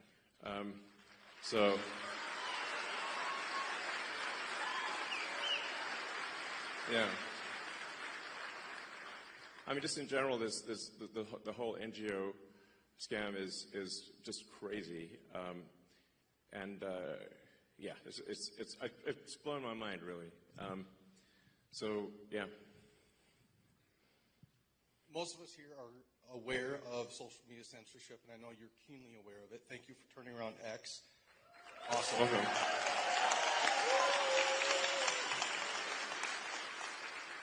As censorship picks up in financial institutions, what can we do about that? So are you referring to offering financial services via X?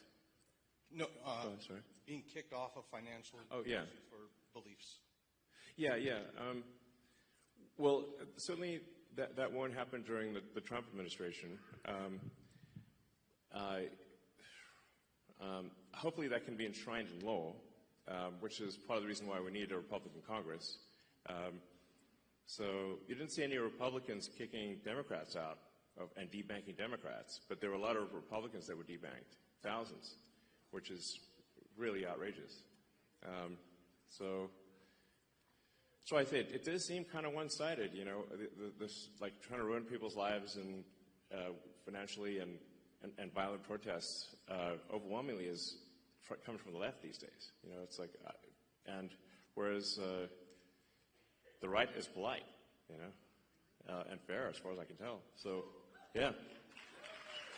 Go ahead. Thank you for being here.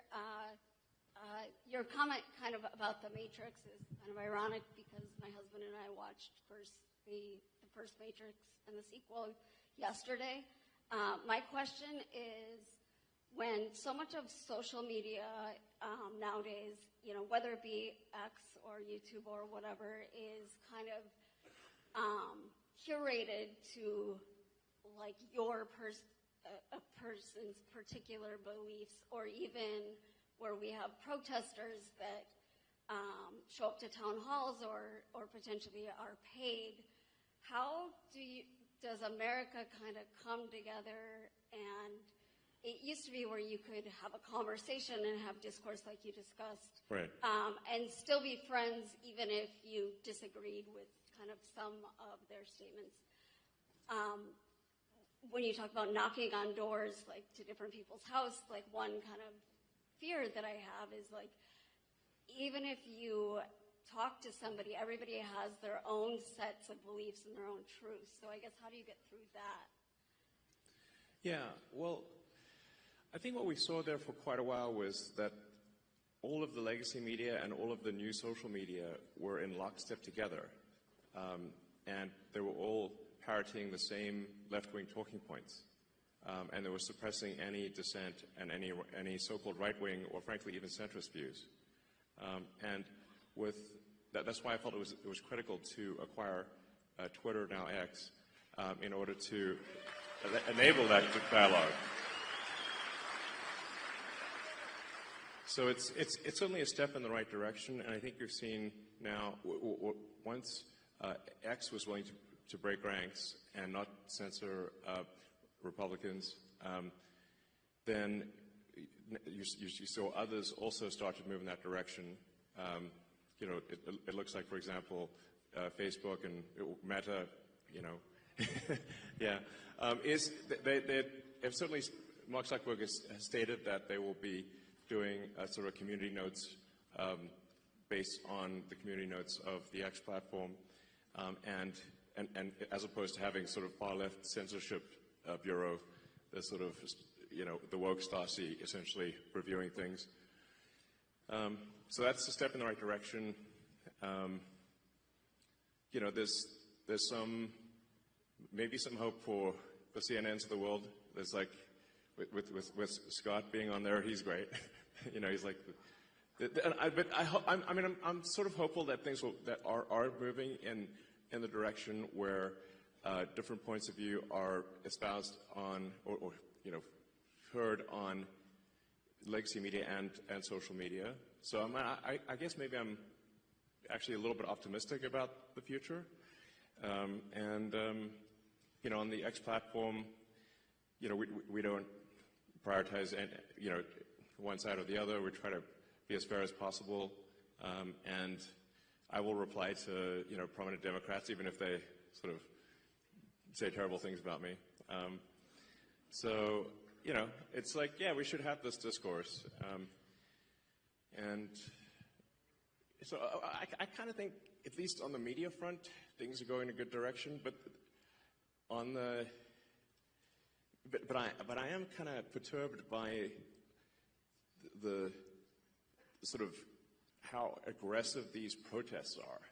You know, where it's like, you know, there are people at these protests calling for the death of the president and death of me and, I don't know, probably death of others. You know, that's the kind of thing that's not cool, you know. At the risk of saying something outrageous, calling for murder is not cool. Yeah. So.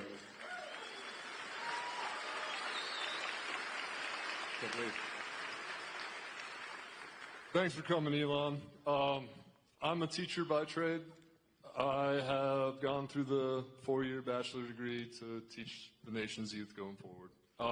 On that, actually, I'm kind of curious. What was that like? Like, I got an English degree, man. At the end of the day, unless you want to hire me, that's about, that's about it. Sure.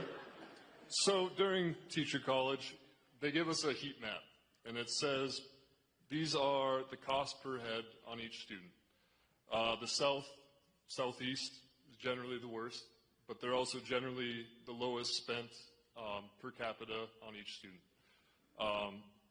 Beyond just that correlation of the one text I got in an education class, I wonder, with your investments in Khan Academy, with the advancement of AI educational tools, where specifically you can get feedback and these students can get feedback. Yeah, absolutely. Where do we see 100 years from now? With all 100 years from now? How about 50? I hope we last 100 years. That'd be like jackpot. You know? Yeah, exactly. Hopefully we were like on Mars, you know? So that would be really cool.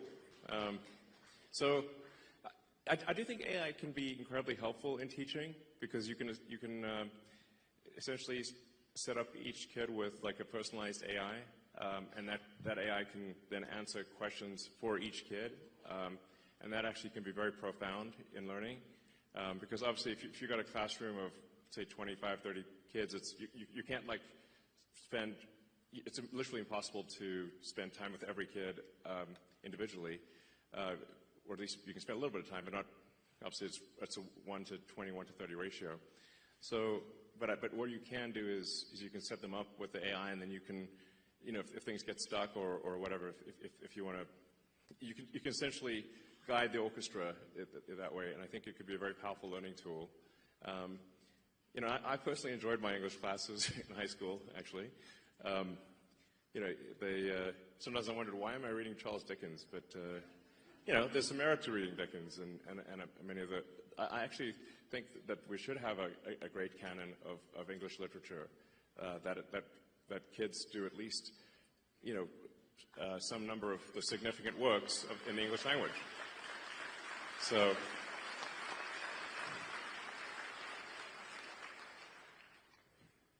I mean, this, yeah, it seems like very obvious to me, but yeah.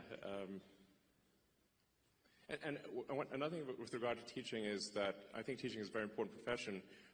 If you look at the expenditures, there's a very big rise in the number of administrators, but not a very big rise in the number of teachers. And so that's really the big factor, which is we should have more actual teachers. You know, and I believe in paying teachers well and having a lot of teachers, but we should say, why do we have so many administrators or non-teachers? So administrative expense has gone ballistic, but teaching expense is more or less flat. Doesn't make sense. So, first, I would like to apologize to you on behalf of America for the idiots you have to deal with for what you're doing for us to improve our country. Second of all, my question is, what is your opinion on the Federal Reserve, and do you have any intentions of doing anything with them? And the Fed.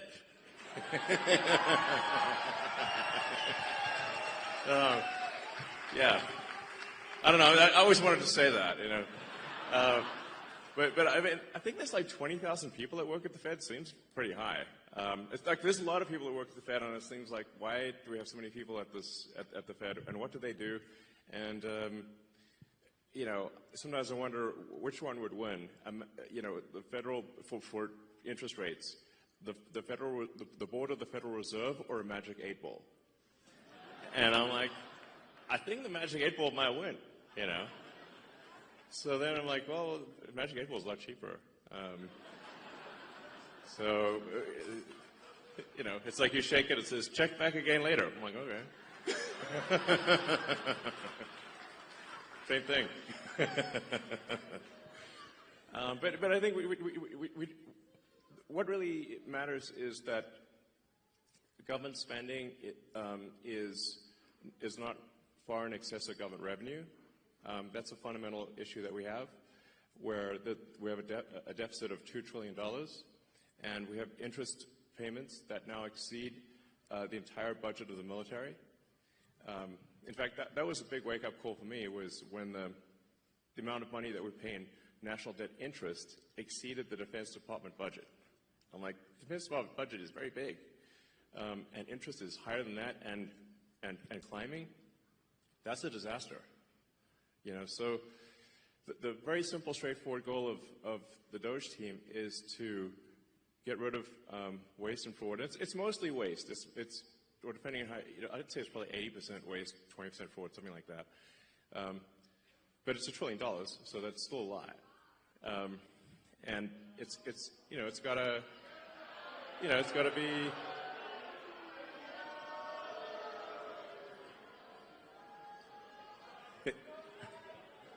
We got another Soros sleeper agent there.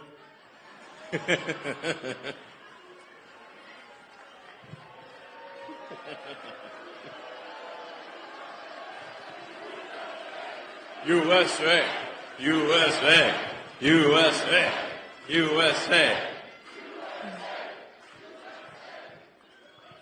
So, I mean, to be clear, the very simple thing we're doing, and we post everything publicly on the Doge website, which is just to look at every expense and say, is this actually a good use of your taxpayer dollars? That's it.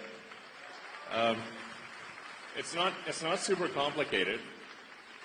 And the thing that's pretty wild. This is why I say you know, I used to be a Democrat, and so and if you listen to the speeches of Clinton and Gore in the 90s, when they were going on about reducing waste and fraud, literally you wouldn't be able to tell the difference if, like, who said it, Doge or Clinton Gore. You can't even tell the difference. It sounds exactly the same. It's wild. So we're really just trying to restore common sense to government and say, like, let's not waste your money, and let's make sure it's spent well, and that's it. And in trying to save $1 trillion of expenditures, what we're saying is, of the $7 trillion in government spending, let's see if we can make it 15%, 15% more efficient. And I'm confident that we can. That's actually not a huge bar, by the way. So,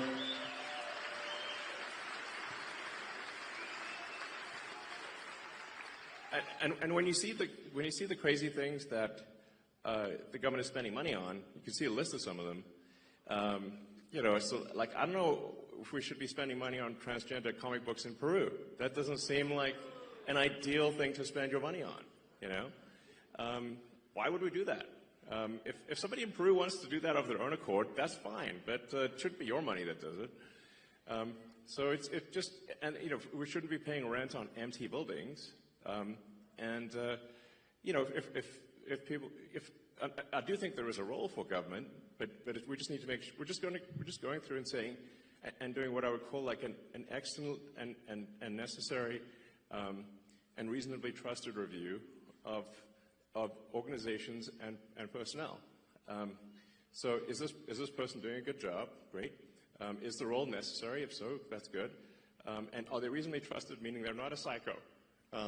Like, we're not talking about like political affiliation, just that they're not crazy. So, you know, what's wrong with that? I'm like, sounds super normal to me. So that's it. Now,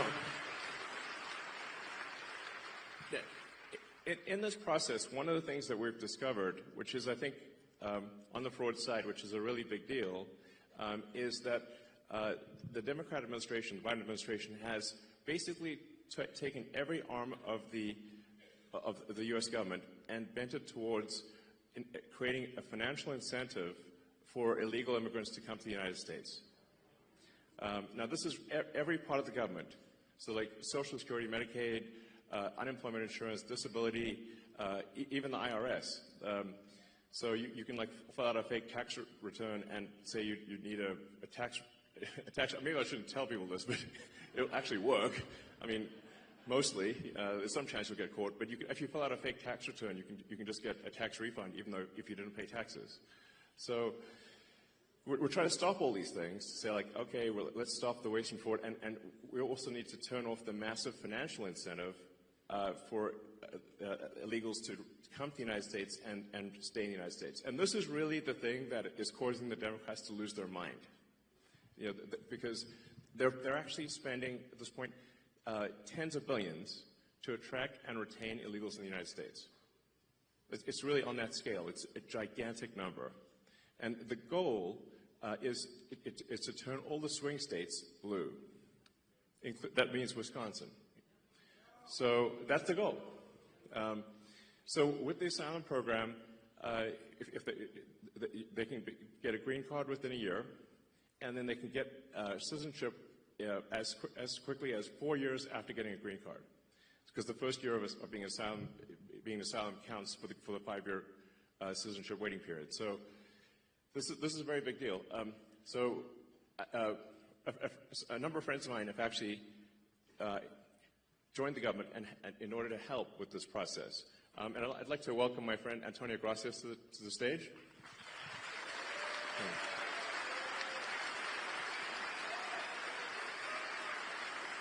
I think so.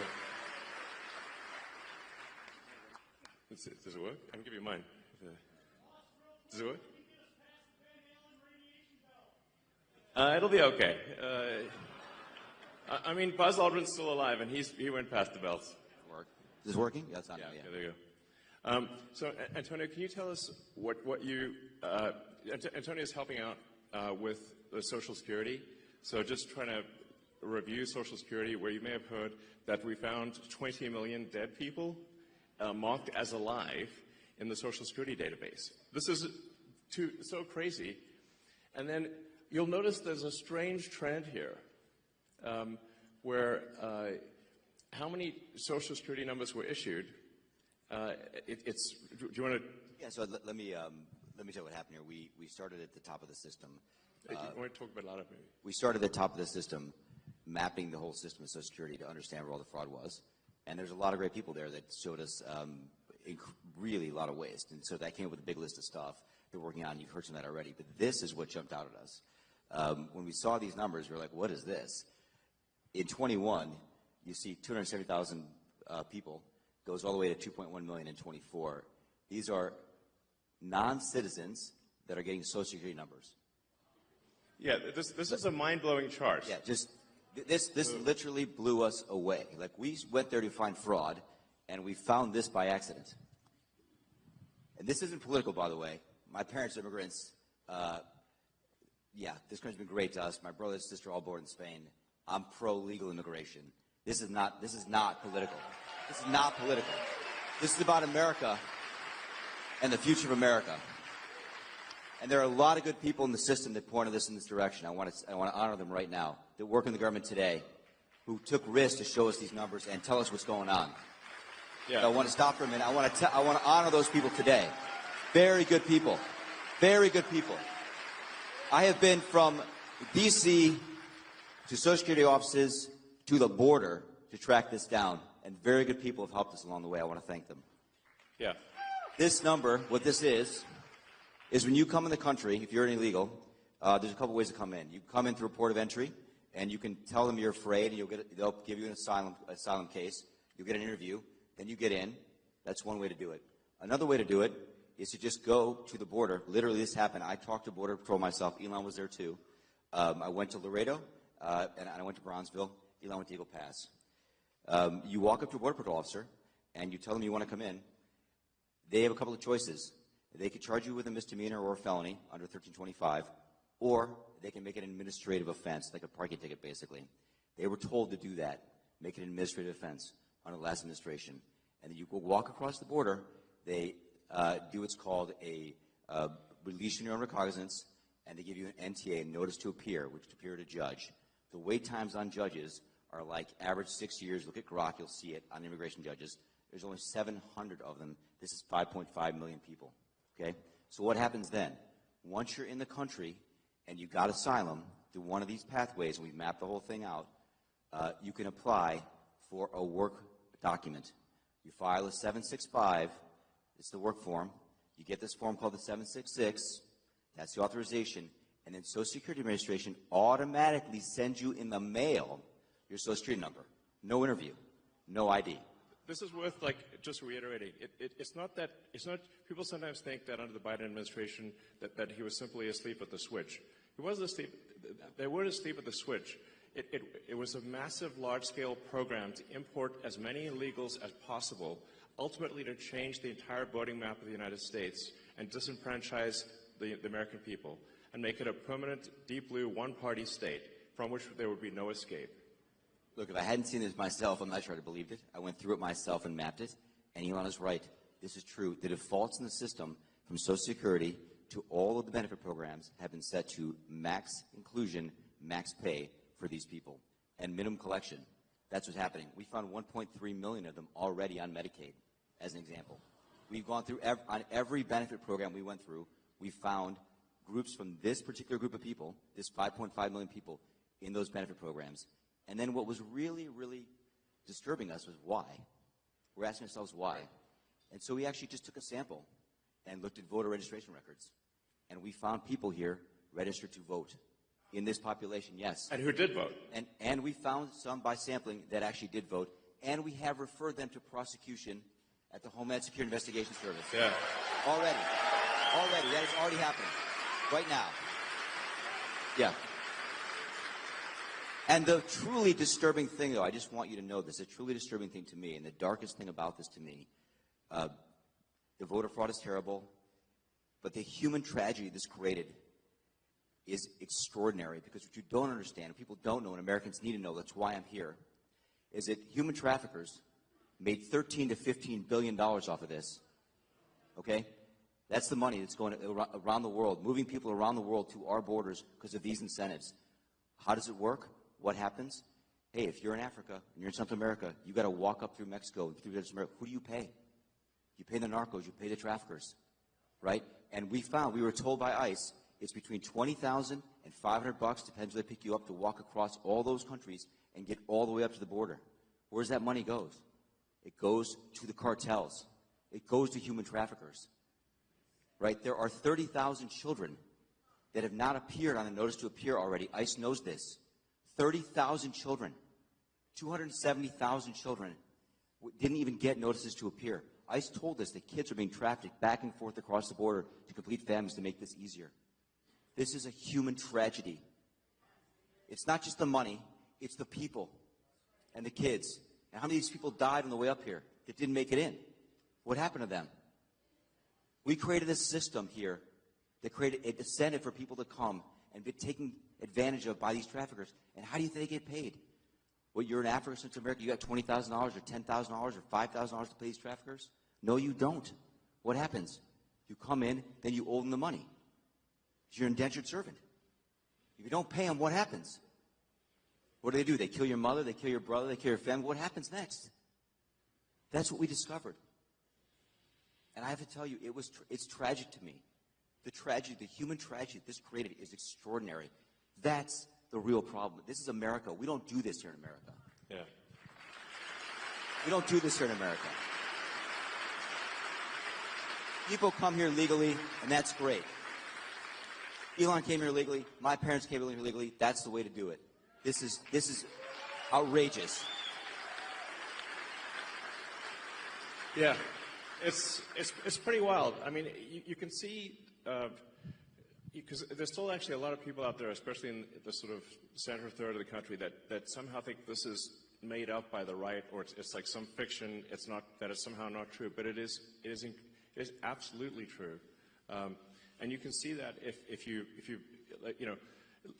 look at things like the state of New York, which tried to make it legal for illegal immigrants to vote in the state of New York. That was only shot down by the New York Supreme Court a few weeks ago. And California has made it health care available to all illegals in the state. And they initially claimed that it would only cost $3 billion. It's now $9 billion and climbing. So it's really, if you create a massive financial incentive for people to come to the United States illegally, then that's what they will do. It's a very sort of, it'd be strange, it'd be odd if that didn't happen. So the thing that actually has the Democrats losing their mind by far, the real reason for these attacks and sort of the burning of the cars and everything is that we're going to turn off the payments to illegals.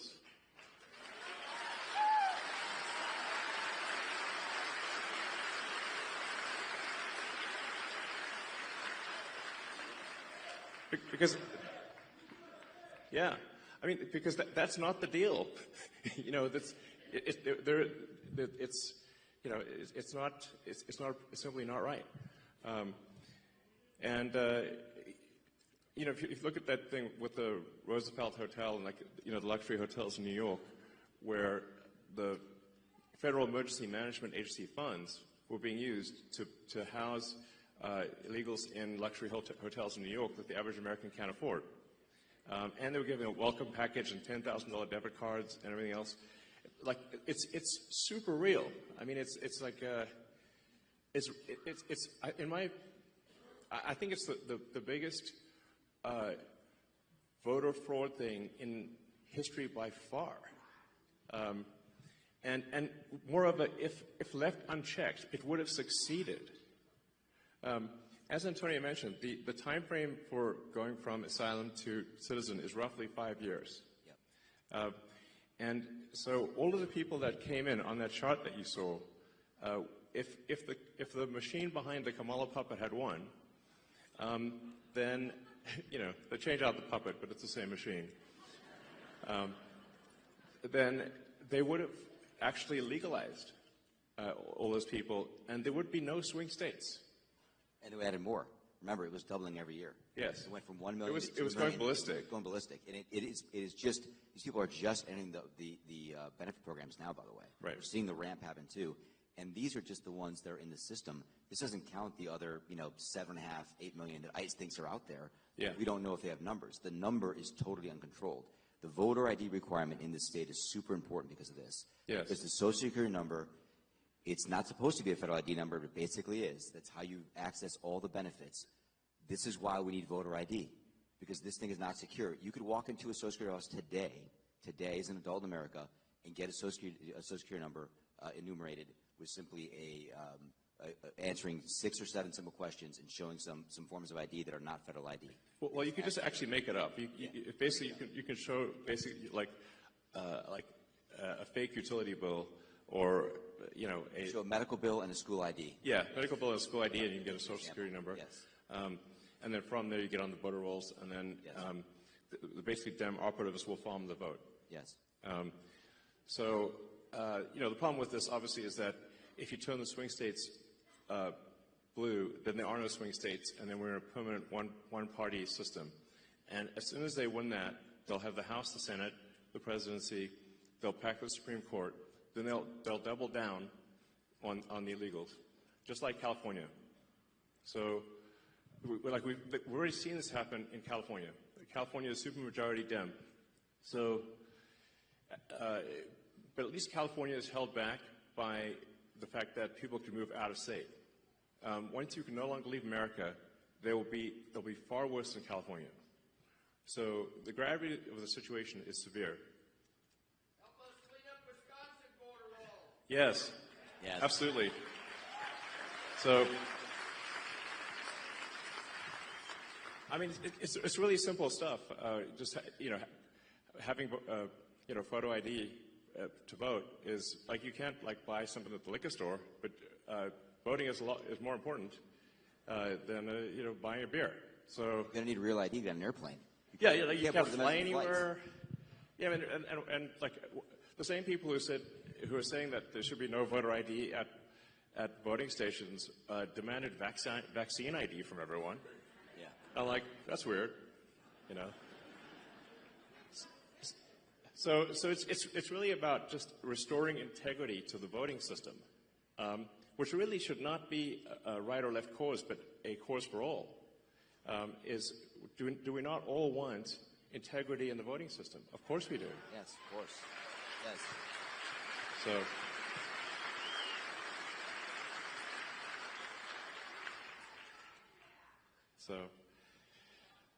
So well, you're welcome to hang out and see. Maybe there's some questions people. Let's see. We'll go. Hi, Elon.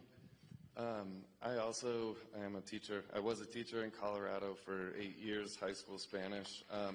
But I moved here last year and got to vote in Wisconsin, where my vote actually mattered, and I'm so glad. That was amazing that we got Trump elected. Yeah.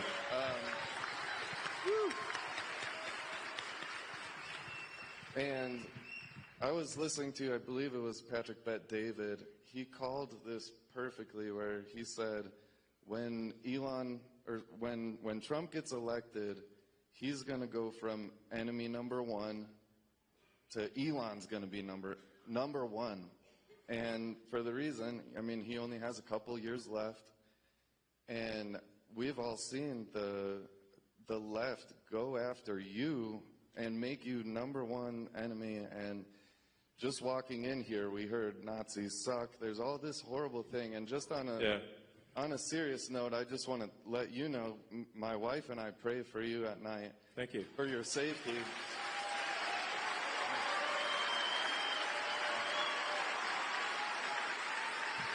And guys, I got to watch my hand gestures these days, you know. But I think this one's safe, you know. You know, it's like you can't wave to the crowd. You never know what'll happen. And I've been a fan of yours for like a decade, and I've been a walking Tesla ad to anybody who talks to me. Even though I never had a Tesla until I came to Wisconsin too, and it's 10 years old, but it's the best Model S I've ever had. Thank you. It's incredible. Thank you. But I just wanted to ask you if it would be okay. I brought my dad with me. He's a pastor, and I just thought, if it's okay with you, I would love for him to say a prayer for you as well, for your protection. Sure. Thank you.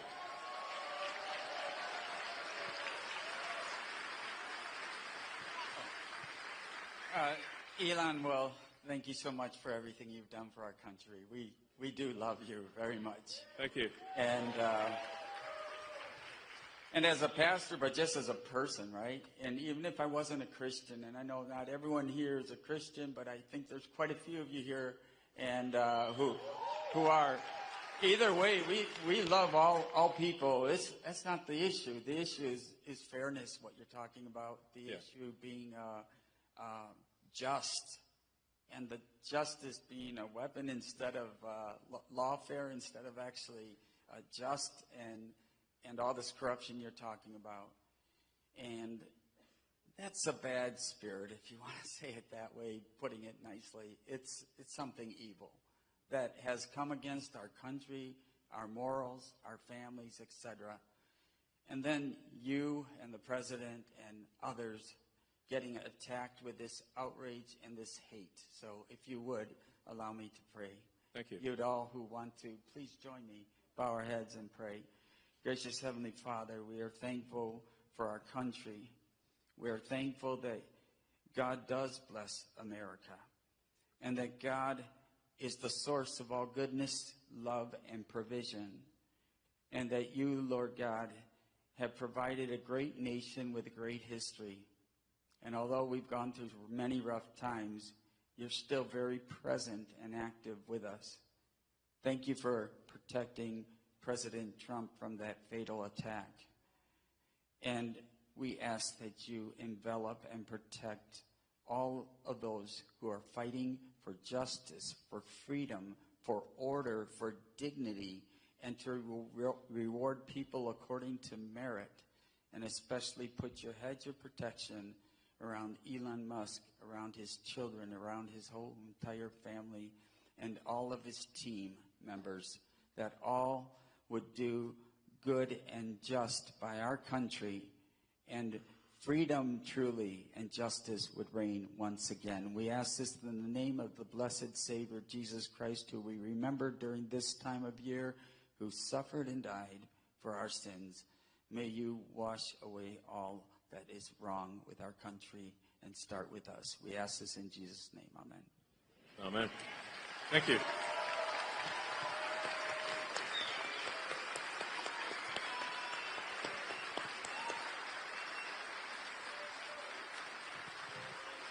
Thank you very much.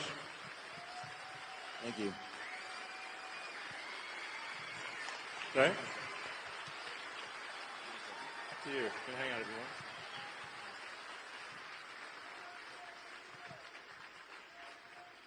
Well, that was beautiful. That was beautiful. It's, I think we're going to need divine protection, frankly. Hey, Elon, I'd like to start off by thanking you for all that you've done for our country and the world as a greater whole. And I mean that from the bottom of my heart as well. I had a question for you. As you go about your decision-making at Doge, how are you able to keep your moral North Star and not set precedents when it comes to overstepping democratic processes simply because the end justifies the means, and have outcomes similar to the last election with Democratic presidential candidate being appointed without due process that just further polarizes the country? Sure. Also, on a side note, one more thing. Do you see a place in the long term for decentralized technology in society and government? Yeah, I mean, to answer the second question first, I think generally it's good to have decentralized systems because the more centralized something is, the more power that is in any one single entity, the more corruption you're likely to have. So decentralization, I think, is good to minimize corruption. Then with respect to Doge, I mean, as I said, we try to be as literal as possible. It's the Department of Government Efficiency, and it's just literally going through and saying, okay, this money was spent. Is it money that most Americans would agree is sensible, or is it not? If it doesn't seem sensible, then we, say, well, we shouldn't spend that money anymore. We should stop it. So, and then we post we try to be as transparent as possible. So all the Doge actions are posted on the Doge.gov website and on the Doge handle on X. So if people disagree with something, we can say, well, which part do you disagree with? When I get these sort of attacks of like, oh, it's unconstitutional, I mean, like, well, which expenditure is unconstitutional that we have stopped? Because then they don't know, actually, because they haven't actually looked at anything.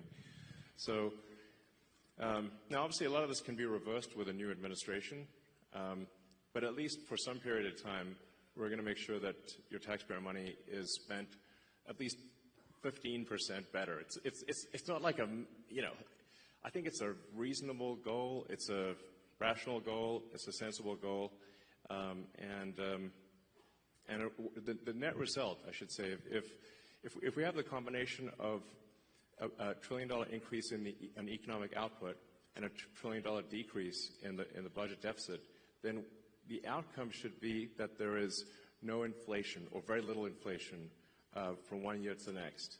So at the end of next year, the prices will be at the grocery store will be very similar to what they are right now, which means that standard of living will actually probably be higher, a little bit higher. Whereas we've had rampant inflation to date. And inflation is really just a pernicious tax that has been used by governments throughout history. It's very tempting for governments to use inflation as a tax because it's indirect. People see the prices rising at the grocery store or for goods and services or for houses, and they tend to blame the store, but it's not the store, it's the government. The government has reduced the value of money, and as a result, prices rise. So by by reducing waste and fraud, we'll essentially make the economy more efficient, and we'll shift people resources from the government to the private sector. And that will result in an increase in the output of goods and services. And so the average standard of living will therefore rise. So they're trying to make economics sound very complicated, but it's really not that complicated. The standard of living increases when the output of goods, average output of goods and services increases per person. There's basically more stuff, therefore you have more stuff to divide across the people. That's it. You can run this sort of thought experiment and say, like, if there was 100 people on an island, and you'd say, well, how many people do you want farming, fishing, making stuff, versus, doing regulations? You would say, like, oh, you wouldn't want, like, 20 people doing regulations, You'd be like, oh, that's too many. Well, then maybe you'd want one or two. I don't know. Maybe none. Ideally, zero. I'm all for small government, by the way. I think really, yeah.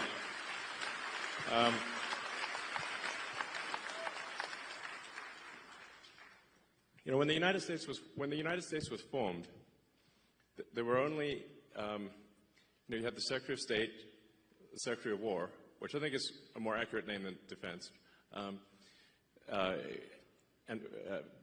it was Secretary of War for a long time.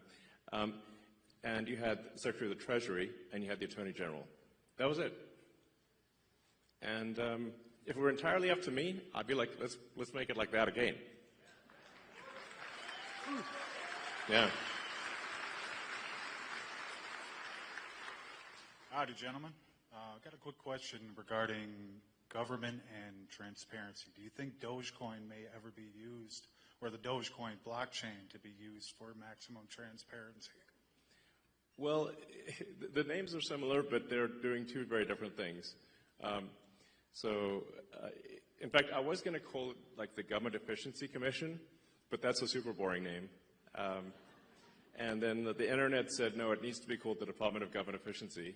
I was like, well, the internet is right.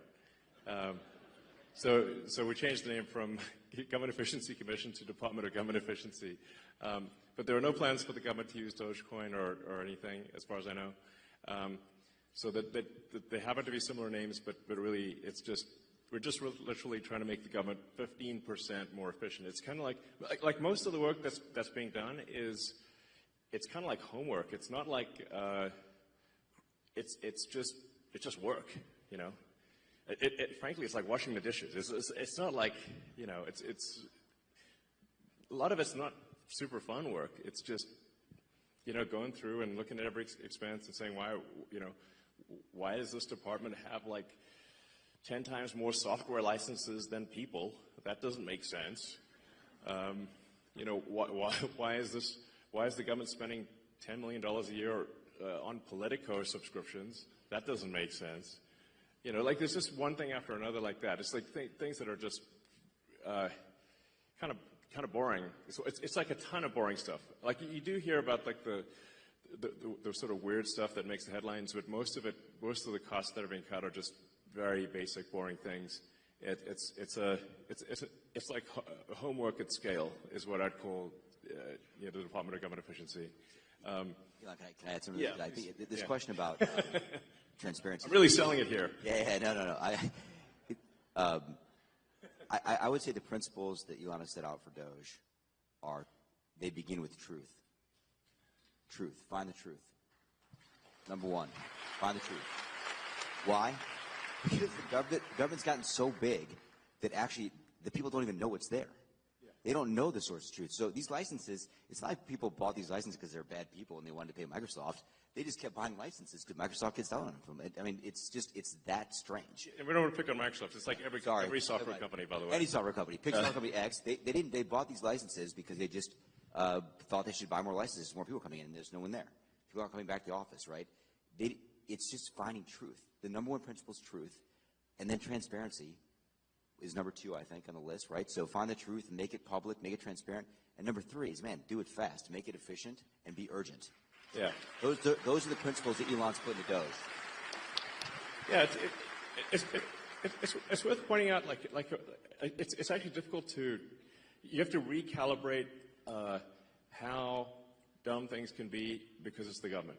you know, frankly, it's like dumber than you think it could possibly be.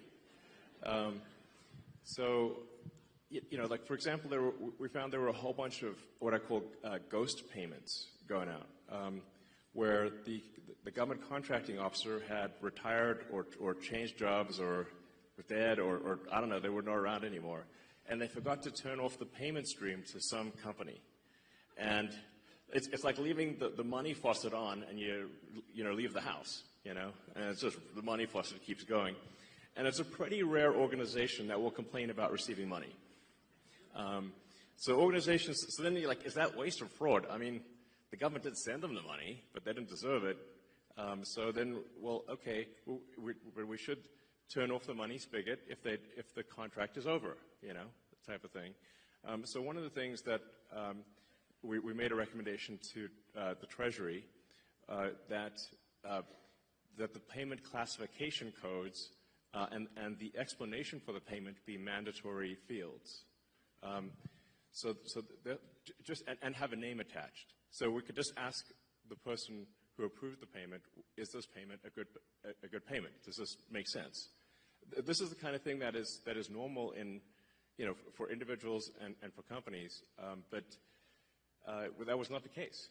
So the reason why the government could not pass an audit was because the information did not exist that would be required to pass an audit. Like it was literally impossible because you just had all these blank checks going out with no explanation and no payment code. So how are you supposed to do an audit? It's literally impossible. So that's what I mean by like it's very basic stuff. Like we just want the congressional appropriation payment code to be mandatory and a very short explanation. We're not even going to judge what the explanation is, but that there be any explanation at all and a name attached was like revolutionary. And my guess is this will probably save $100 billion a year, like a lot, you know. So.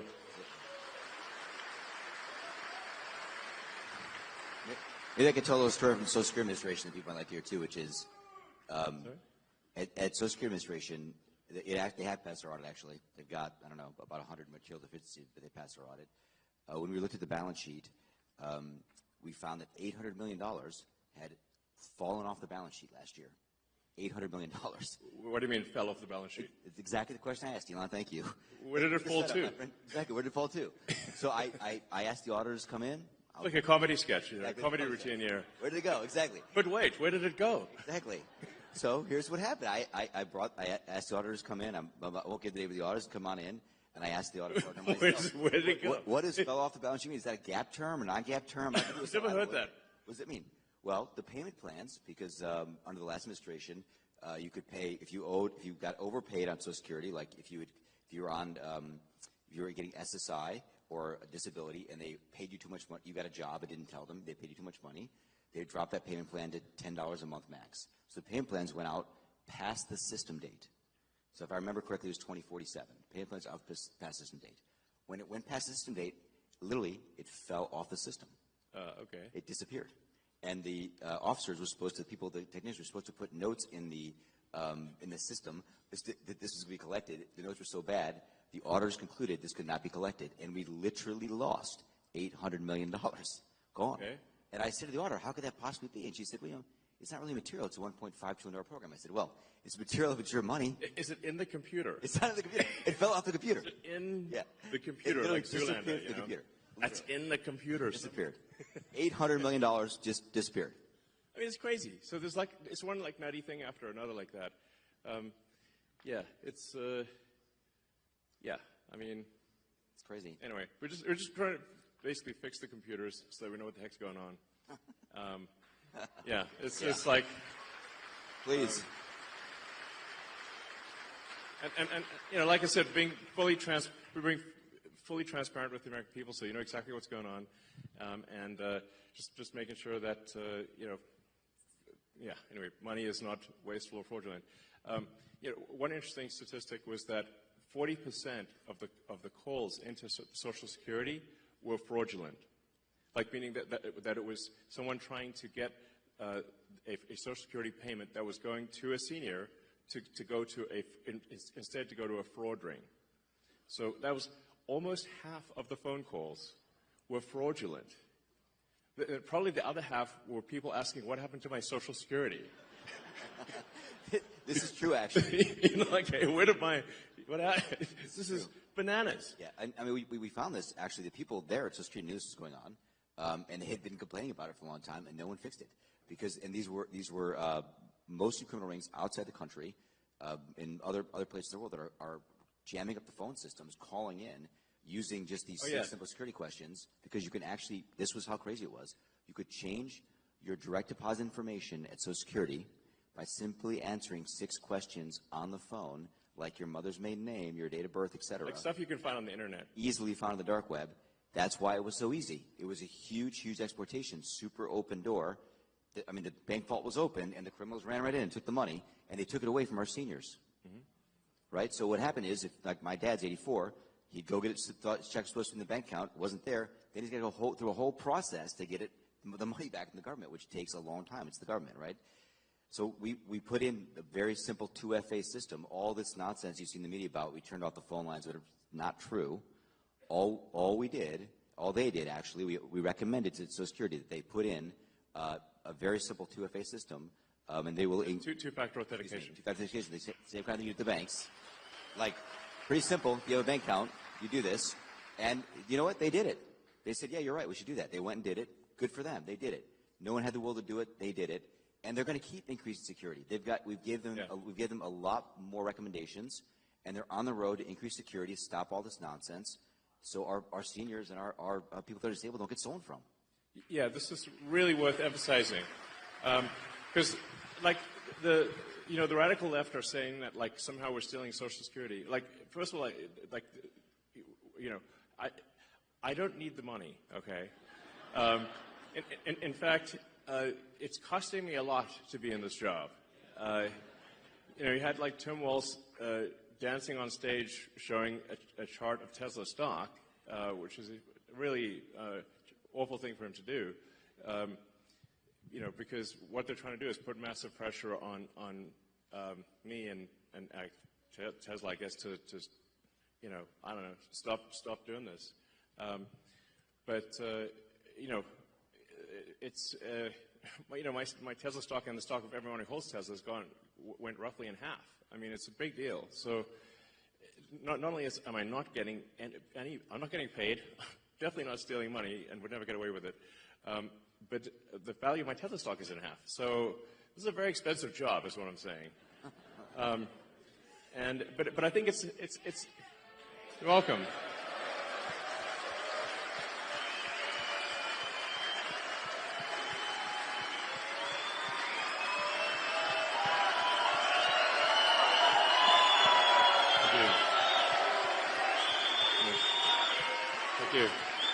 Thank you.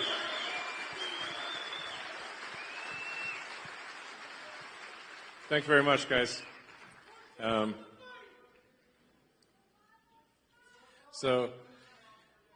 long term, I think Tesla stock's going to do fine. Maybe it's a buying opportunity. But the actual thing we're doing is making sure that people do get their Social Security and that it doesn't get stolen. 100%. Yeah. Sorry, go ahead. Hi, Elon. I got a question for you about Doge. Great, sure. Everybody in this room has got a bunch of money sitting in a bunch of little boxes in a bunch of different states. And it turned into crickets when you brought it up online that you were going to go check our gold. And I'm worried about the Democrats and Joe Biden's last administration with the money not being there. Did you get blocked, or are you still able to go check that? Sorry, I'm not sure I understand exactly what you're referring to. Fort Knox. Oh, Fort Knox. Oh, yeah, right. Oh, yeah. Well, that's up to the president, of course. But I think it would be, I think it would be awesome to live stream Fort Knox. I mean, that would be really fun. And after all, it is actually the gold of the American people. So the American people should, it seems to me, have a right to see their gold. Hopefully it looks really cool. You open the doors like, is it there? like, is that really gold? Let's check. So maybe it'll be really, really interesting. I'm all for it. The president says he's interested in doing it, so hopefully that happens. So, all right. Good evening, Mr. Musk. How are you? Good. How's it going? Good, good. My name is Vito Gabriel. I'm 18 years old. This is my first election that I'll be voting in. So, Great. Very exciting. Oh, actually, that reminds me. So it is actually possible to both register to vote on Tuesday. If someone has not registered to vote, they can register to vote in Wisconsin, and they can vote the same day. So even if somebody's not a registered voter, you can do everything on Tuesday. So, a bit of backstory. When I was younger, 8 years old to be exact, my father put me to work in my family's restaurant. And it led me to want to start my own business and to be successful just like you. And in my opinion, you're one of the most successful businessmen to ever live. And so what advice would you give to young entrepreneurs who want to start their own businesses and give back to this great country? Well, sure. Well, it is very, very hard to start a business and have it succeed. It is true that most businesses that start do not succeed. So, I mean, I guess I'd really just say, if there's a product or service that you think is really needed, then you go out and you make that product, or you produce that service, offer that service, and try to be as useful as possible, really. It's like whether, it's a great restaurant or store or a technology company or whatever the case may be. It's really just like, are you doing things that are useful to your fellow human beings? And if you are, then I think the company will be successful. So that's really what it comes down to, is just being useful. Like, people ask me, like, what's the top advice? I'm like, try to be useful. It's actually very difficult to be useful. But I have a lot of admiration for anyone who just does an honest day's work, making products or producing services for their fellow human beings. That's what a company is. That's it. So, but it is hard. I mean, to be totally frank, like, I generally say, if somebody needs encouragement to start a company, I would recommend not starting a company. It's very difficult. Like, if you look at, say, the automotive industry, the only two American car companies that have not gone bankrupt are Tesla and Ford.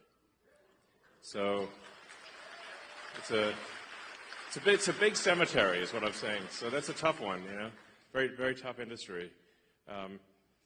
And there were really no commercial rocket companies that were successful before SpaceX. It's generally very difficult to make the value of the output exceed the cost of the input, and that's really what defines a successful business. And profit is really the difference between the value of the output and the cost of the input. That's what profit is. But it's like shockingly hard to make the output more valuable than the input. That's what I found. So, all right. Hi, Elon. Thank you so much for being here. Would you agree with me that the economic illiteracy in this country is staggering?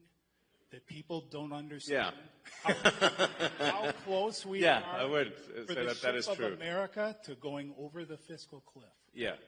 Right. Yes. Most people, actually, I think a lot of people don't know what a national debt is. Like, how did this national debt come about, and how come there's all this money that somehow we owe it, but we didn't sign up to owing this money? But there's, it's over $30 trillion of national debt, and that doesn't count future obligations. And that's just, then it doesn't count state and local debt. So it's a lot of, basically, it's a lot of money that the government has signed everyone in America up for. Yeah, so there's, if we don't do something about it, then eventually there won't be any money for anything. We'll just be paying interest.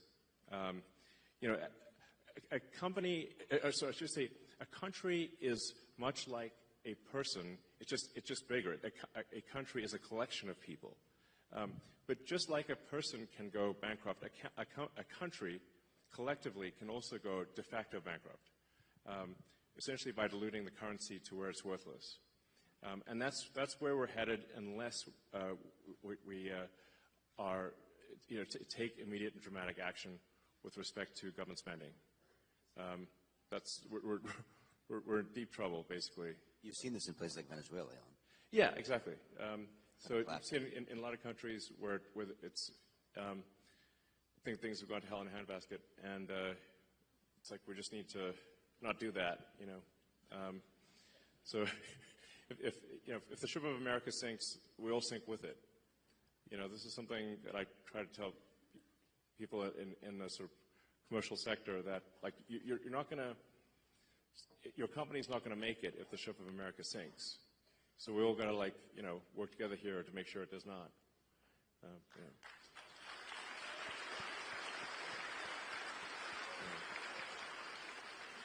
Antonio, feel free to ad-lib as you wish. I know.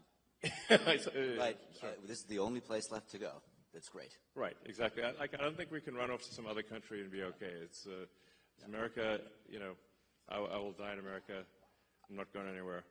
I will too. I mean, I might go to Mars, but that will be part of America. Yeah.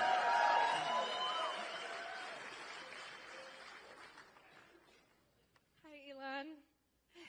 Thank you so much for taking the time out of your busy schedule to be here today with us in Green Bay, Wisconsin. Yeah. Woo. I just want to say that Doge's findings demonstrate to the American people that the government clearly does not care about our hard-earned tax dollars. I'm only 26, but I can imagine it's frustrating for people who have worked their entire lives to see their tax dollars going to fraud, waste, and abuse. And you alone have contributed so much money to our government yes. via taxes, so thank you. You're welcome. But I'm sorry that your money's not being spent very well. You've clearly shown your leadership and team is capable of transforming our government into something better than what we see today. I just want to say I'm sure I'm not the only one who's wondering, but we know that Doge has found quite a bit of money, and we would like to see some of that returned to the American people. Do you have any information on when Doge checks would be written or sent out? Sure.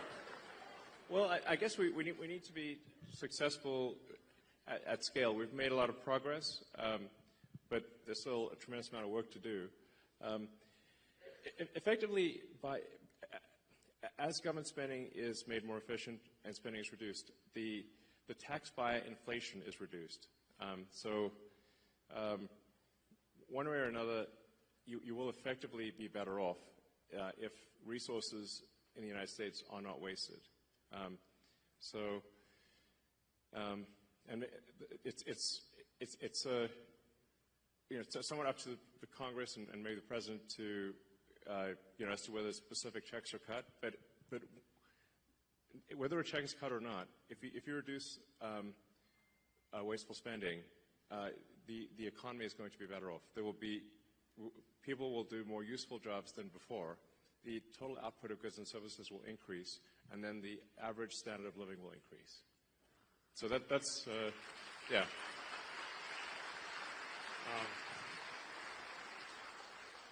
I think the most important lesson in economics is simply common sense, that the more people in a country that are engaged in producing useful products and services, the better off that country will be. Like you could run the sort of thought experiment to say, in the limit, if we moved everyone in the car industry into the DMV, there would be no cars, but there would be a lot of regulators. So then you say, well, okay, well, then how many people should be in the government versus not government?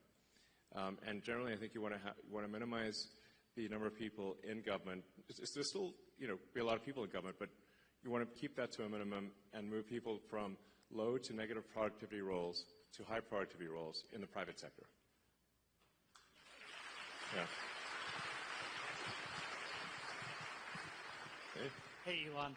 So the first time I heard about population collapse, I think was from you on Joe Rogan. I grew up in the generation where it was very overpopulation, global warming. A lot of people don't want to have kids.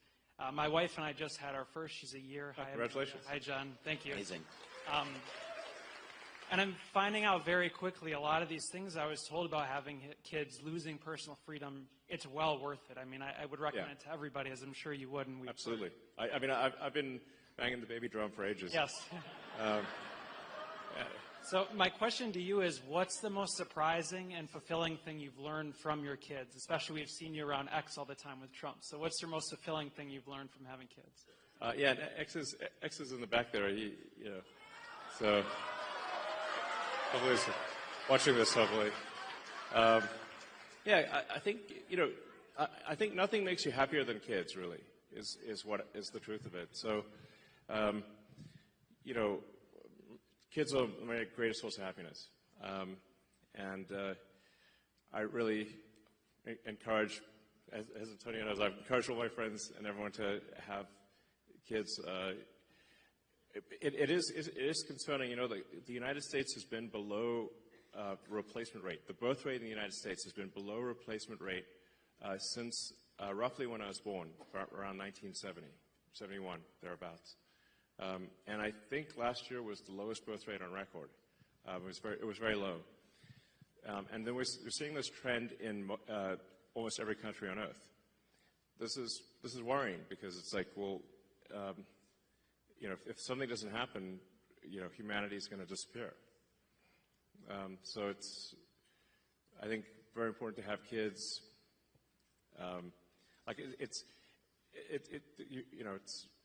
Kids will make you very happy, but there's also we got to keep humanity going here. No humans, no humanity. It's like, Elon practices what he preaches too, by the way. He's having lots of kids. Sorry? You practice what you preach, and yeah, for sure. And he tells all his friends to do it too. I can tell you that for sure. For sure. Yeah. So, all right. Hi, thanks for coming. My name's Adam. I'm a postal worker. I'm wondering if you could give some insight into some of the reforms or changes that Doge might be looking at for the Postal Service. Well, actually, perhaps I can ask you what should Doge be doing with respect to the Postal Service? I'll write you a letter. Okay. I suspect you've seen that things are not entirely perfect in the Postal Service. Yes. So, I mean, obviously, it's delivering mail and packages is very important. There's a reason for why the Postal Service was created.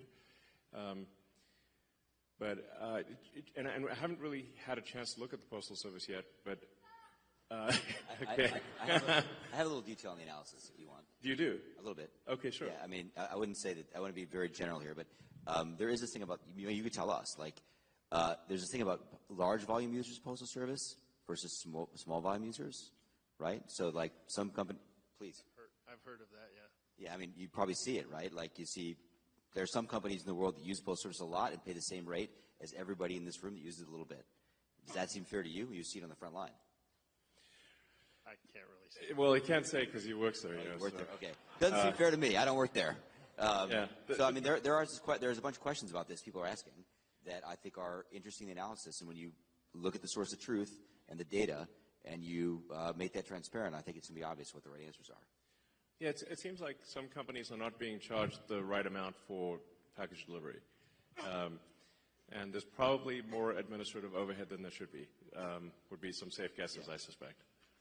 Those are good guesses. Yeah. Good guesses. All right. Elon, how are you? Yo, good. Hey. How's it going? It's Yeah. Adam, your #1 reply guy on X. Hey. I'm with Scott Presser. It's good to finally meet in person. Cool. So I'm glad you like a lot of my stuff. Yeah. I'm constantly replying to my stuff, liking my stuff, and I love to create material because I'm a former Democrat myself, just like you. Yeah. And I want to help bring over moderate voters from the Democrat Party who are disenfranchised. Yeah. And I'd love to be able to create more content to help you out, to help us win more elections, to win the midterms for 2028 and on Sounds and good. on. Would I be able to get a follow from your main because you follow me from your alt cyber gamer? Oh, I did. Okay. Yeah. At this point, yeah, sure. I'll do that. Sure. I mean, it's right now. I used to only follow maybe a few hundred accounts, and it was possible to read most of what they posted. But now I think I follow like 1,100 accounts, which makes it impossible. So like it's just like I can only see a few things that people post at random, essentially. Yeah. But I'm trying to digest as much information as my human brain can manage. But yeah, thank you for your engagement, and just in general, like trying to report on what's really happening is great. Thank you. Thank you. Mr. Musk, thank you so much for being here and bringing attention to what's going on with our Supreme Court here. It's very important, and I think it would have gotten no attention, not even half of what it's getting now, if you hadn't stepped in, for good or bad, Yeah. negative press and good press. We thank you for that. Exactly. Totally. I mean, obviously, for any kind of special election, is going to get a small fraction of the attention of say a presidential election, and then normally an election for a judge would not be that big of a deal. It just so happens that in this case, it could decide the control of the U.S. House of Representatives, which is a huge deal. Yeah. My personal experience with Judge Crawford, I am a family that she moved a pedophile right next to our What? home. Really? Yeah, it is a true story in the ads that you're hearing from Mr. Schimmel. I am one of the homeowners that had to live next to him for many years, unaware. So the letter that I wrote to her, I'm sure, played into what we're experiencing now in family court. We're veterans 20 years. It just was not good for him. It was not good for me. And we're trying to work through our family court situation. But what we're realizing is the two strategies that they use are indoctrination or intimidation. And if you step up and say, we're practicing Catholic family, the result is her band of merry rogue judges and the court affiliates and the commissioners will flood the family court, have flooded the family court system. Yeah. So I guess my question would be, regardless of what happens with this very important vote, let's not forget what's happening in the family court system in Dane County, Wisconsin, that's being flooded with these rogue judges and affiliates and commissioners who then, if you don't subscribe to what they're saying, they will just wipe out your ability to raise your family or proceed with your family in a way that you feel Right. your culture dictates, your religion dictates, Sure. your financial background dictates. It has gone completely bananas, and I'm wondering what you can do to keep the light shine on our court system in Dane County. It does have lasting effect on families, and it will breed out our ability to raise our families in the spirit in which we feel is most healthy for our young, our children, and Yeah. the sanctity of our family. Absolutely.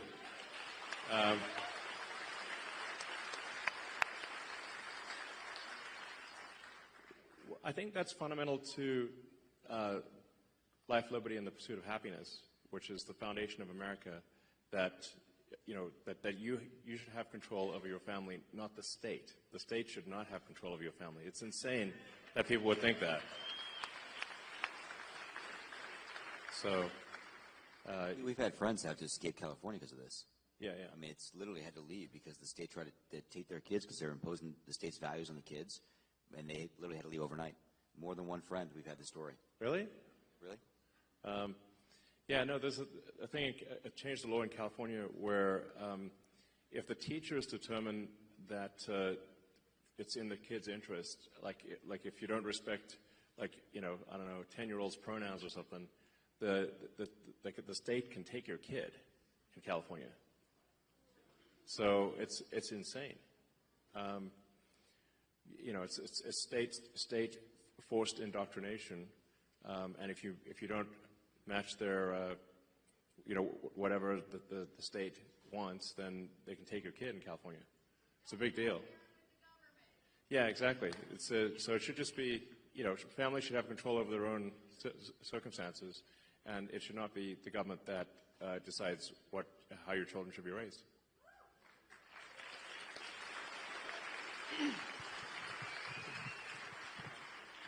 Hey, Elon. My name is Josh. There's a lot of questions, I see. There is. We were going to answer everything at this point. So, I'm sorry. Please go ahead. Sorry, go ahead. Thank you for taking the questions. Yeah. A lot of people, I agree. So I was wondering, I noticed that there was a second Mechzilla being built at the Starbase. Are we going to go for a launch for the Artemis mission coming up? I mean, that's a very sort of space question. So there are 2 towers in South Texas, and then we're planning to build 2 towers at the Cape in Florida, and then probably some more elsewhere in the future. But there'll be twin towers at the Cape and twin towers in South Texas at Starbase. So, all right. Hey, Elon. Good to meet you. Thank you for everything you're doing for the country and the world. Thank you. I have 2 questions. They asked me to keep it short. Sure. Well, when do you envision solving blindness and bringing that to the masses where it'll be for everyone? And the other is, is robotaxi on schedule? Yeah. Well, there's certainly a wide range of questions tonight. Yes, so for Neuralink, we've actually had, Neuralink has had in monkeys a working device we call Blind Sight, where it's been working well, and monkeys are healthy for a few years now, and we're hoping later this year to do our first device implant for a human, enabling someone who is completely blind to see. It's going to be low res at first, like Atari graphics, you know. So I want to set expectations appropriately.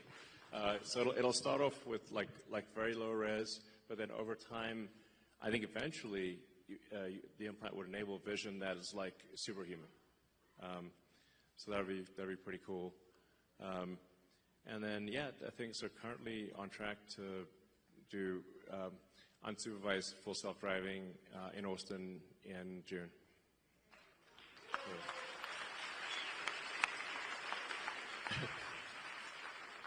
So I think we probably will take maybe 4 more questions, so just 2 from that side and 2 from that side, and then we'll call it a night. So go ahead. Oh, thank you so much. First of all, you are beyond absolutely legendary and an absolute true hero, so thank you so much for everything you're doing, achieving, accomplishing. You've done so many impossibles. It is astonishing. Thank you. But my name is Brian Wright, and I've been filming from last year all the way into this year a docu-series on finding peace. And during this election year, the episode was how many lines do we actually need to cross in order to be able to find peace? And I wanted to ask you, where do you feel like we are in this divide? Are we so far divided as to where there's no coming back to the middle, or where do you see us being? Yeah, we should restore the Smith-Mundt Act so that the government cannot spy or issue propaganda to the people. I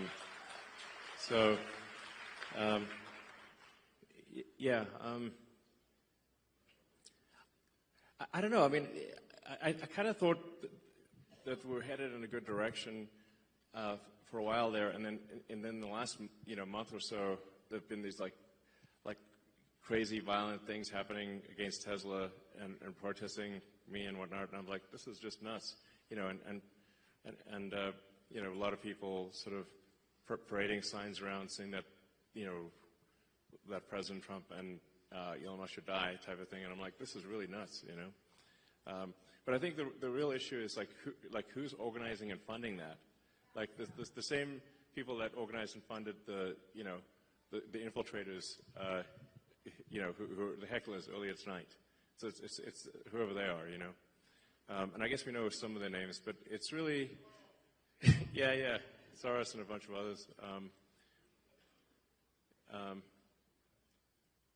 I'm not sure really sometimes I wonder, what is their goal? Like, what's their aim? I guess, is it communism, I guess, is a part of it, or just, I don't know. Sometimes I wonder, have they thought through if let's say they got their goal, then what, So, I don't know. I'm hopeful that things calm down, that there's, that people engage in, dialogue but not violence, and that, if for those who do push violence and destruction of property and intimidation, obviously that they need to face legal consequences for that.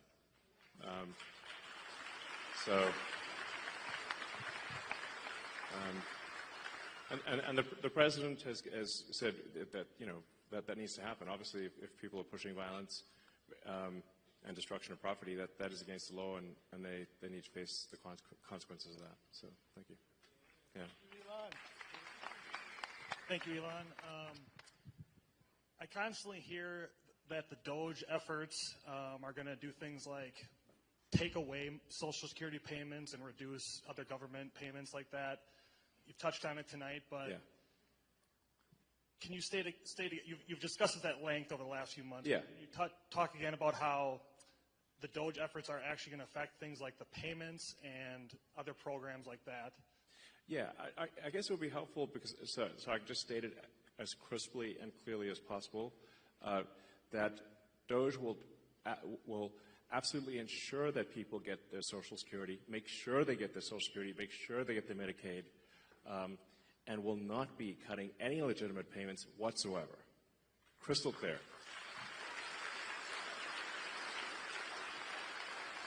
I will just add to this. I've been there, working there, and I spent about the first 3 or 4 weeks of my time in the Woodlands actually working in Social Security Administration.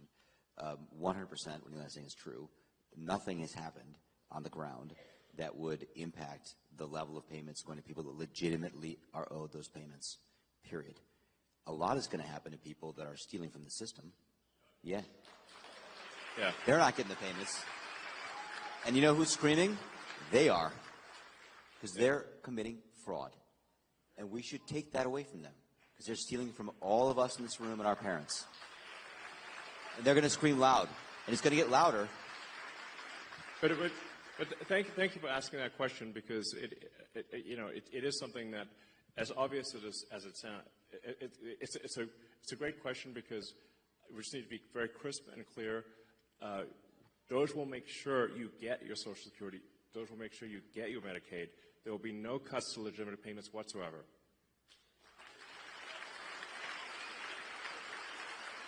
I'd like to go last, if it's okay with the other gentleman. Would you like to go, sir? No. Please go. Thank you. Mr. Musk, thank you so much for coming to Wisconsin. I just want to thank you for calling out bad ideas on X. You do that like every 30 minutes, and if I don't see something, I'm like, wow, is Elon okay? Yeah. Yeah.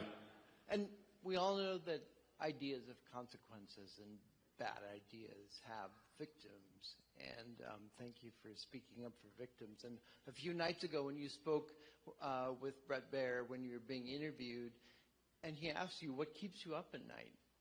And like that other question, you answered. And you paused, and it was depopulation. And I was waiting for you to say, like, oh, the death threats against my life, or the national debt, but depopulation. Yeah. Depopulation is a really big deal. It's not on people's radar. Why is that? Well, I think we haven't yet evolved to deal with depopulation. I guess it's something we better evolve to deal with, or we're going to disappear. And once the depopulation ball starts rolling, it seems to gather up speed. I mean, you can look at sort of cases like Korea and Japan, which are, much further ahead or behind, depending on how you look at it. But the population decline there is much worse. Japan is an absolute population decline, so they're losing about, I think, roughly 1 million people a year of population, and that's going to accelerate. Korea has only a third replacement rate, which means that in 3 generations, the country will be 3 or 4% of its current size. Like basically, all that'll be left is a small portion of the capital city. And I keep waiting for the birth rate to turn around, but it doesn't. It seems like population collapse accelerates. And that's why I think it's a very serious matter. If you believe in humanity at all, you should care about this a lot. And then, that's a sort of long-term thing. And the short-term thing is that America needs to be financially solvent. That's what Doge is about, trying to just make sure America is financially solvent. And then there's also the risks of AI.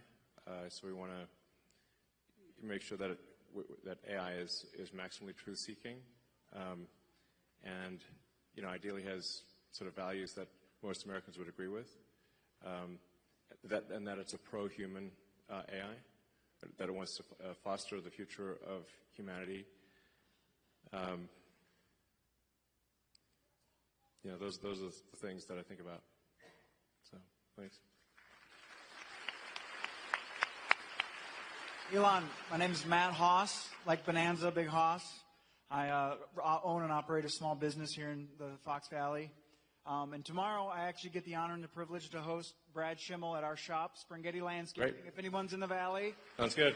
Come down 4:30 tomorrow. We're having a shindig to have Brad stop by. He's going to come and give a little speech, get some. That's what this was about. Was Brad's election. Yes. And so I just wanted to say, in your opinion, what is Brad going to do for small business owners like myself? Well, I think he's going to help get the government off your back. So that's a big deal. For anyone that starts a business, it's like you used to just be able to open a store and not get like a zillion permits and licenses and everything. That's how America, you wanted to make a product, you just made the product. And you didn't have to satisfy a massive body of regulations and get permission from all sorts of agencies. So hopefully, Justice Schimmel is, supports that and helps get the government off your back. All right. So let me finish by saying, obviously, yeah, Doge at the state level will be cool. But just remember, like, the importance of the election on Tuesday is gigantic. It could decide the future of the House of Representatives. It could decide then the future of America and the future of the world. So it's absolutely critical that you need to just drag friends and family to vote on Tuesday for Justice Schimmel and for voter ID. So, thank you. Thank you, guys. Elon, I love the double hat, by the way. Yeah. He's the only one that can do that. Yeah. Get away with it. Well, Mr. President, they say I wear a lot of hats. It's true. Even my hat has a hat.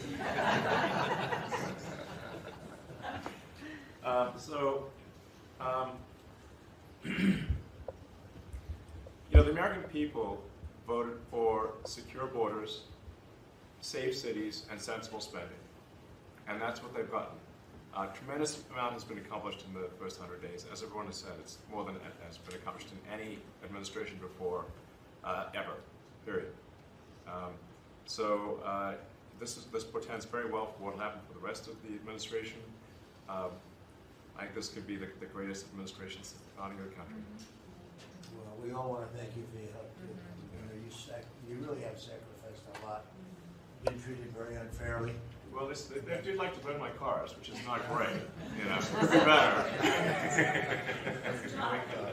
But you have been treated unfairly. But the vast majority of people in this country really respect and appreciate you, and this whole room can say that very strongly. You've really been a tremendous help. You opened up a lot of eyes as to what could be done, and we just want to thank you very much. And you know, you're invited to stay as long as you want. At some point, I guess he wants to get back home to his cars and his.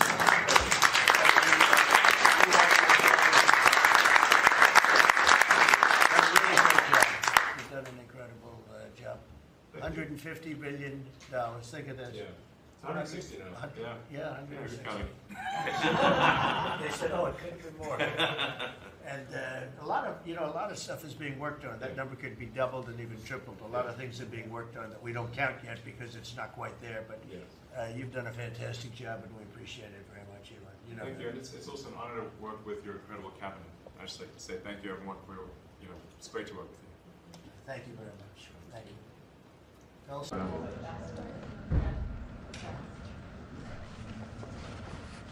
Well, thank you very much, everybody, for being here. It's an honor to be with Elon, who's my friend, and he's done a fantastic job. He didn't need this. He didn't need it. And we find out government's a little nasty on occasion. Hello, Peter. Yeah, at times. Hello, President Trump. Government's a little bit nasty, Peter. You haven't noticed that. You've had a charmed life, right?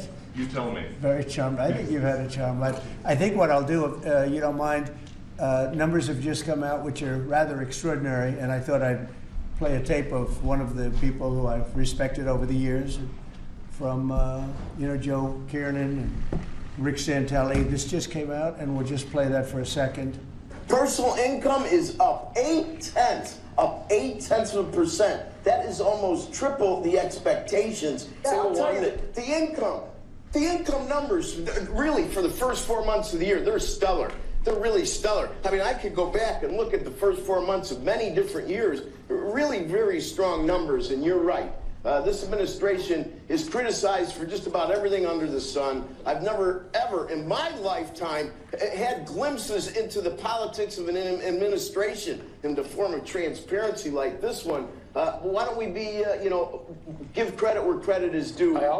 Income really shooting up. Rick, I also thought everybody was going to get one last order of imports that were going to be tariffed, and they were loading up on things. How the hell did they already fix the trade, or not fix it, but to cut it in half? That's crazy. So there wasn't a lot of front loading of things that they needed before the tariffs hit. Yeah, I'll tell you what, it really does call into question some of the conventional wisdoms. And, it's going to be interesting to see what happens next month when we get this number, or we see some of the other numbers like current accounts, see how they fared. Because I don't know, I've been watching these numbers a long time. I don't think I've ever seen the trade deficit cut in half in 1 month. Not bad. Right? Not bad. Come on, guys.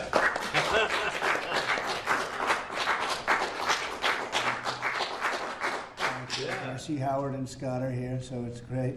You guys want to stand over here? You might as well. You're the ones that help produce those numbers, and it'll only get better. The tariffs are so important, and that's why we were so happy with the decision yesterday where the tariffs continue, because without the tariffs, our nation would be imperiled.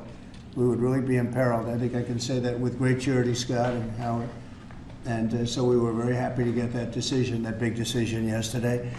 And today it's about a man named Elon, and he's one of the greatest business leaders and innovators the world has ever produced. He stepped forward to put his very great talents into the service of our nation, and we appreciate it. And I just want to say that Elon has worked tirelessly helping lead the most sweeping and consequential government reform program in generations. And the kinds of things that he's found and his people have found. He's brought a group of very smart people in, and they found things that are pretty unbelievable. I have to say that the numbers that we're talking about are substantial, but they're going to be very much more substantial with time, because many of the things that we're working on right now, we're going to have to remember Elon as we find them, but the numbers could double and triple because many things, we don't want to go out with them until we're sure, but we've found things that are unbelievably stupid and unbelievably bad. With the Department of Government Efficiency, Elon's delivered a colossal change in the old ways of doing business in Washington. Doge has installed geniuses with an engineering mindset and unbelievably talented people in computers. I actually asked Elon one time, what's their primary thing? And they have a lot of primary things, all having to do with being smart. But he said the thing that they're really the best at is working with computers, so that they can't be outsmarted by somebody that's not so honest, that happens to also be good with computers, but not as good as these people. But the mindset in the senior ranks of every federal department, and it's really changed. And with Elon's guidance, they're helping to detect fraud/waste and modernize broken and outdated systems. So as you know, we're talking about various systems and changing systems. And, sadly, it takes a long time to do that. You'll change, let's say, a system at IRS and computerize it properly, where the job can be done in 1/10 the time, but it takes sometimes years to rebuild those systems. But we've started, in many cases, I will say that this has less to do with Elon, but the air traffic control systems, we're bidding out to the best companies in the world, those systems right now. They were what the previous administration was horrible what they did. They spent billions and billions of dollars, and in the end, it didn't even come close to working. They tried to hook up wire to copper, and it can't be done. And they just spent billions of dollars and just wasted money. Actually made the system much worse. So we're going to get a brand new modern system. Congress is working with us on that, and we're going to get it done as quickly as we can. But it's in the works, and once it's done, it'll be good for 30 years. But we have a system that's 48 years old and would have a modern computer hooked into a very outdated computer, and they don't hook up. I mean, they didn't hook up. So after spending billions of dollars, they turned on the system, and in never any cases, from local to countrywide, they never worked. More than 75,000 bureaucrats have voluntarily left their taxpayer-funded jobs to come out and really do the job. Countless wasteful and unnecessary contracts have been terminated, and you know that we have terminated many contracts, and many contracts, Elon, are right now being looked at. Yes. And it may be 6 months, it may be almost a year in some cases. We're going through procedures, we're going through courts, and we'll remember you as we announce billions of dollars of extra waste, fraud, and abuse. Just as an example, Doge canceled $101 million for DEI contracts at the Department of Education, $101 million, and that was just a small section of the Department of Education. $59 million for illegal alien hotel rooms in New York City, and the landlord never made the kind of money that he made in the last short period of time. $59 million to a hotel in New York City. $45 million for diversity, equity, and inclusion scholarships in Burma. In Burma, does anyone know about Burma? $42 million for social and behavioral change in Uganda. $40 million to improve the social and economic inclusion of sedentary migrants. I can say it's $2 billion to Stacey Abrams and her environmental movement. There was $100 in the account, and all of a sudden they found $2 billion in the account. And I assume that's being looked at. I don't know. I'm not sure, but I assume that's being looked at. Think of that, $2 billion.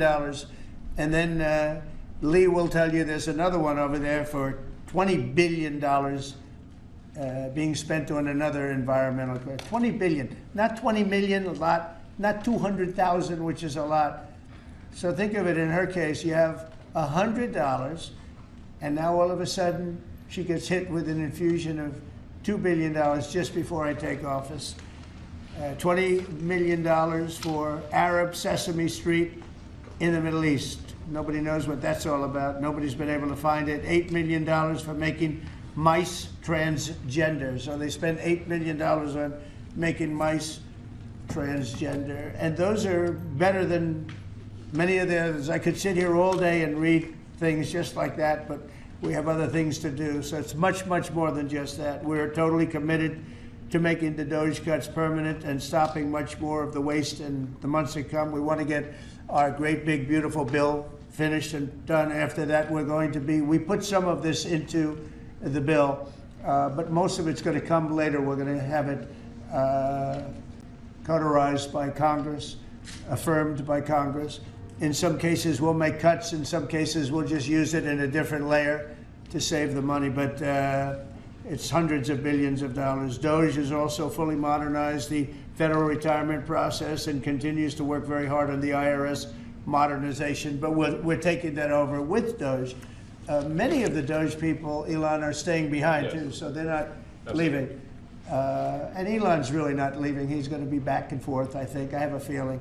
It's his baby, and I think he's going to be doing a lot of things. But Elon's service to America has been without comparison in modern history. He's already running one of the most innovative car companies in the world. You look at his factories and compare them with some of the old factories we have, and it's a big difference. And the most successful space company in, I guess, in history, you would have to say, the largest free speech platform on the internet, etc. Yet Elon willingly, with all of the success, he willingly accepted the outrageous abuse and slander and lies and attacks because he does love our country. I know that very much. He loves our country. He comes from another country, a country that's going through trials and tribulations, I would say.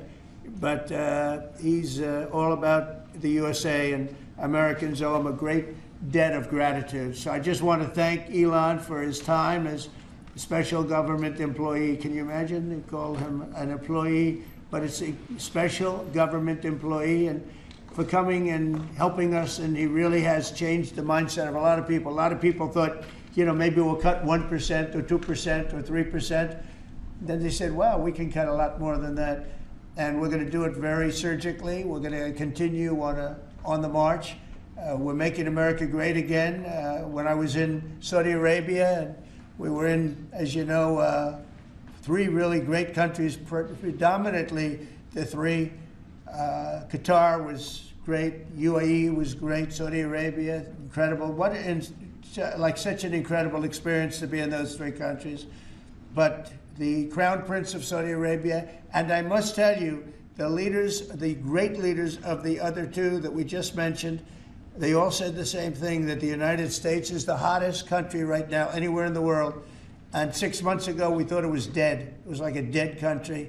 And it would have been a dead country if we didn't have the right result on November 5th. There would have been a horrible, horrible situation was going on with the borders, with transgender for everyone, men playing in women's sports, and so much more. But they were saying the hottest country anywhere in the world. And then I played that little clip because I was one person who's respected, or 2 people, because Joe was in that one too. Joe's a good man. But that was one group of people saying something about the success of what we've done over the last 4 months. They cannot believe it. In the one case, they said they've never seen anything like it as long as they've been doing what they've been doing. They've been doing it for a long time. So I want to thank Elon for helping. And again, the United States right now is the hottest country anywhere in the world. There's no country as hot, and we're doing really well. We came, when I left, we had no wars, we had no problems. We defeated ISIS, we rebuilt our military, and we had no inflation. And when I came back, we had a lot of inflation. We had wars all over the place. We had the embarrassment in Afghanistan where we gave up billions and billions of dollars of military equipment, the most embarrassing moment in the history of our country, I believe. I believe that strongly. We have Russia with Ukraine. We had the attack on Israel in October, the horrible attack, October 7th. Horrible, horrible attack. Nobody's ever seen anything like it. And now we have something where we're really healing a lot of that. We stopped India and Pakistan from fighting. I believe that could have turned out into a nuclear disaster. And I want to thank the leaders of India, the leaders of Pakistan, and I want to thank my people also. We talked trade. And we said we can't trade with people that are shooting at each other and potentially using nuclear weapons. And they're great leaders in those countries, and they understood, and they agreed, and that all stopped, and we're stopping others from fighting also, because ultimately we can fight better than anybody. We have the greatest military in the world. We have the greatest leaders in the world. We put one of them in charge of the Joint Chiefs of Staff, as you know, General Raisin Kane, and we wiped out ISIS, completely wiped out ISIS in 3 weeks. They said it would take 5 years, and we did it in 3 weeks. And that's the way it is, but we don't want to have to use our military. We want to be peace through strength when we can, and that's the way we're going to have it. So I just want to thank Elon and all of his people. Most of those people are staying, almost all of them are staying, and they're going to be with us. And you're going to see the results coming long into the future. Even a year and 2 years later, you're going to see a lot of the results, and those hundreds of billions of dollars are going to be adding up, and they're going to continue to add. It'll be interesting, really interesting to see what the final number is going to be. But again, Elon gave an incredible service. Nobody like him, and he had to go through the slings and the arrows, which is a shame because he's an incredible patriot. The good news is that 90% of the country knows that, and they appreciate it, and they really appreciate what he did. And I gave him a little special something we have here. Thank you. A very special, that I give to very special people. I have given it to some, but it goes to very special people, and I thought I'd give it to Elon as a presentation from our country. Thank you. Thank you, Elon. Thank you. Take care of yourself. Thank you. You see the luck. The luck of this is amazing. That's right. A large luck. Well, let me say perhaps a few words that this is not the end of Doge, but really the beginning. My time as a special government employee necessarily had to end. It was a limited time thing. It's 134 days, I believe, which ends in a few days. So, so that it comes with a time limit. But the Doge team will only grow stronger over time. The Doge influence will only grow stronger. It's I'd liken it to sort of Buddhism. It's like a way of life. So it is permeating throughout the government.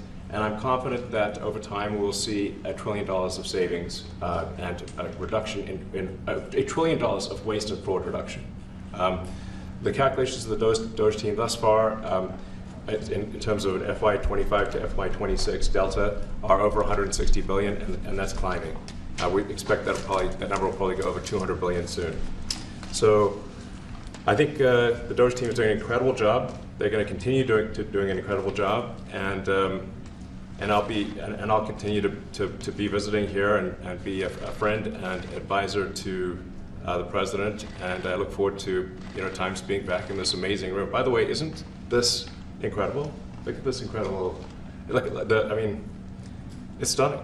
I think the way that the Oval Office, how the president has just completely redone the Oval Office. It's beautiful.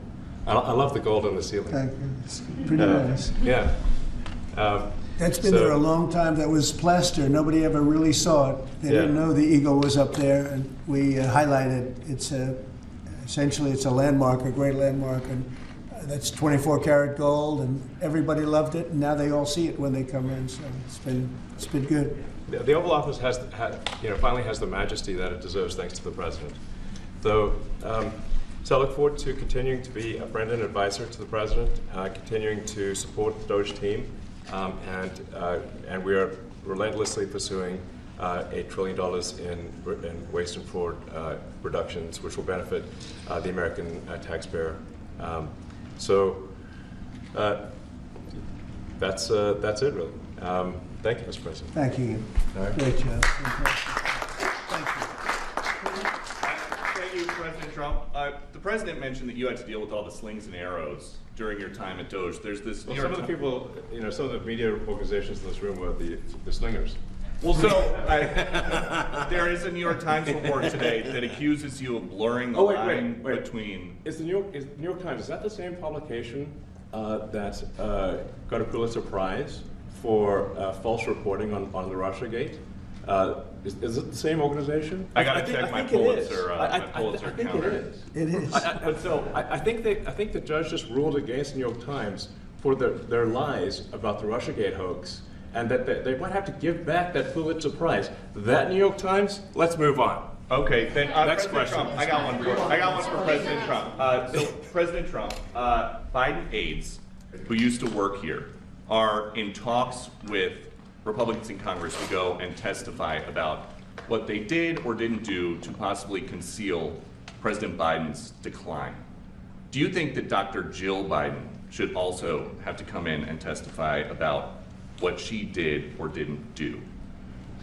Well, I hate the concept of it. It's the wife of a man who was going through a lot of problems, and everybody that dealt with him understood that. And I guess it came out during the debate loud and clear. That was the biggest signal of all. They have to do what's right.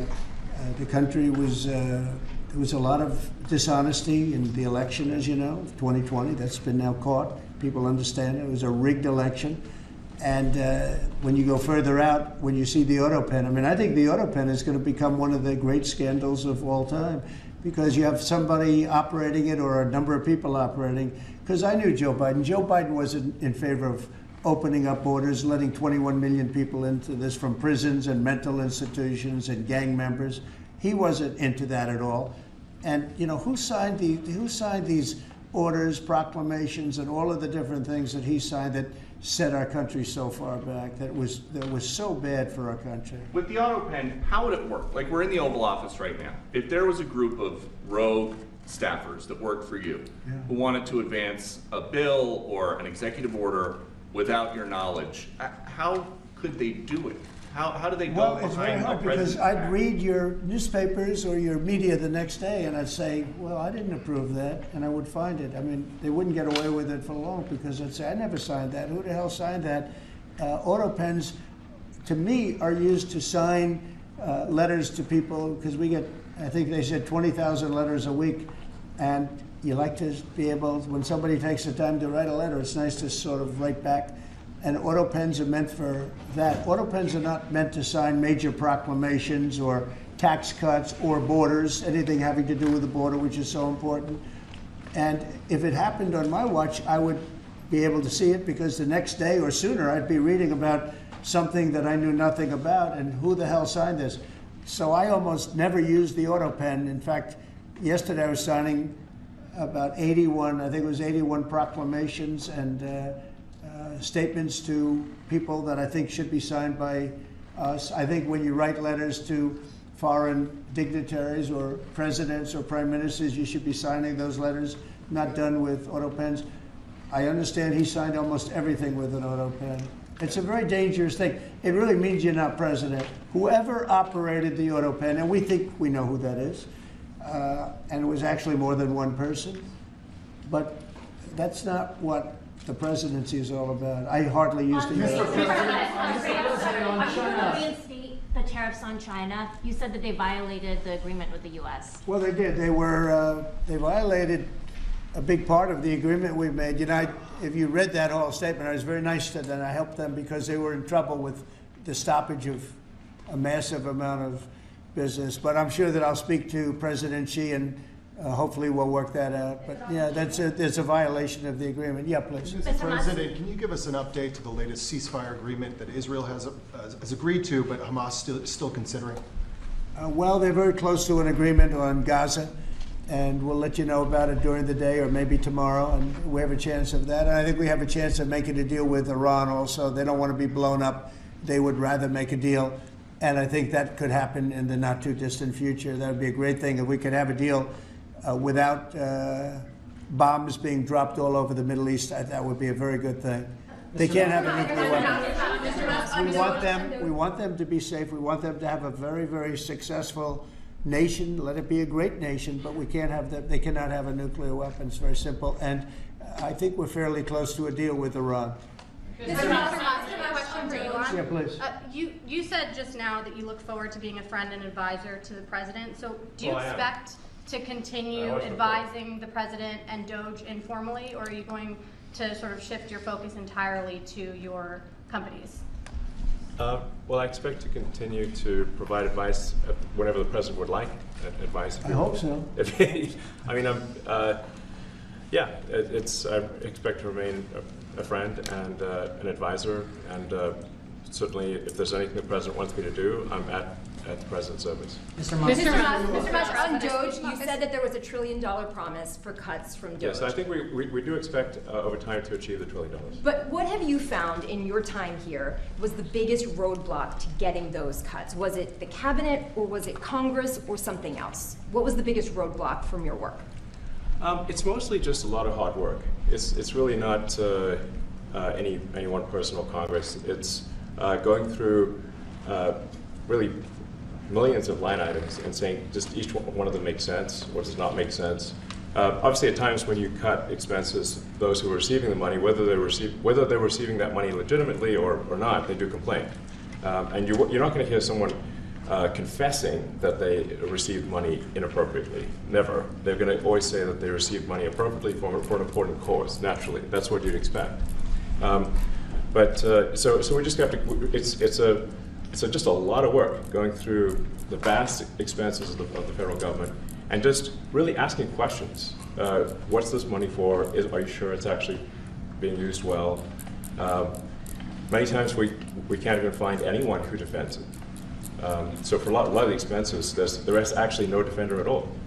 And then we have to just work through the process of stopping the spending, where there's often literally no defender. Nobody even knows why the money's being spent. It's truly absurd.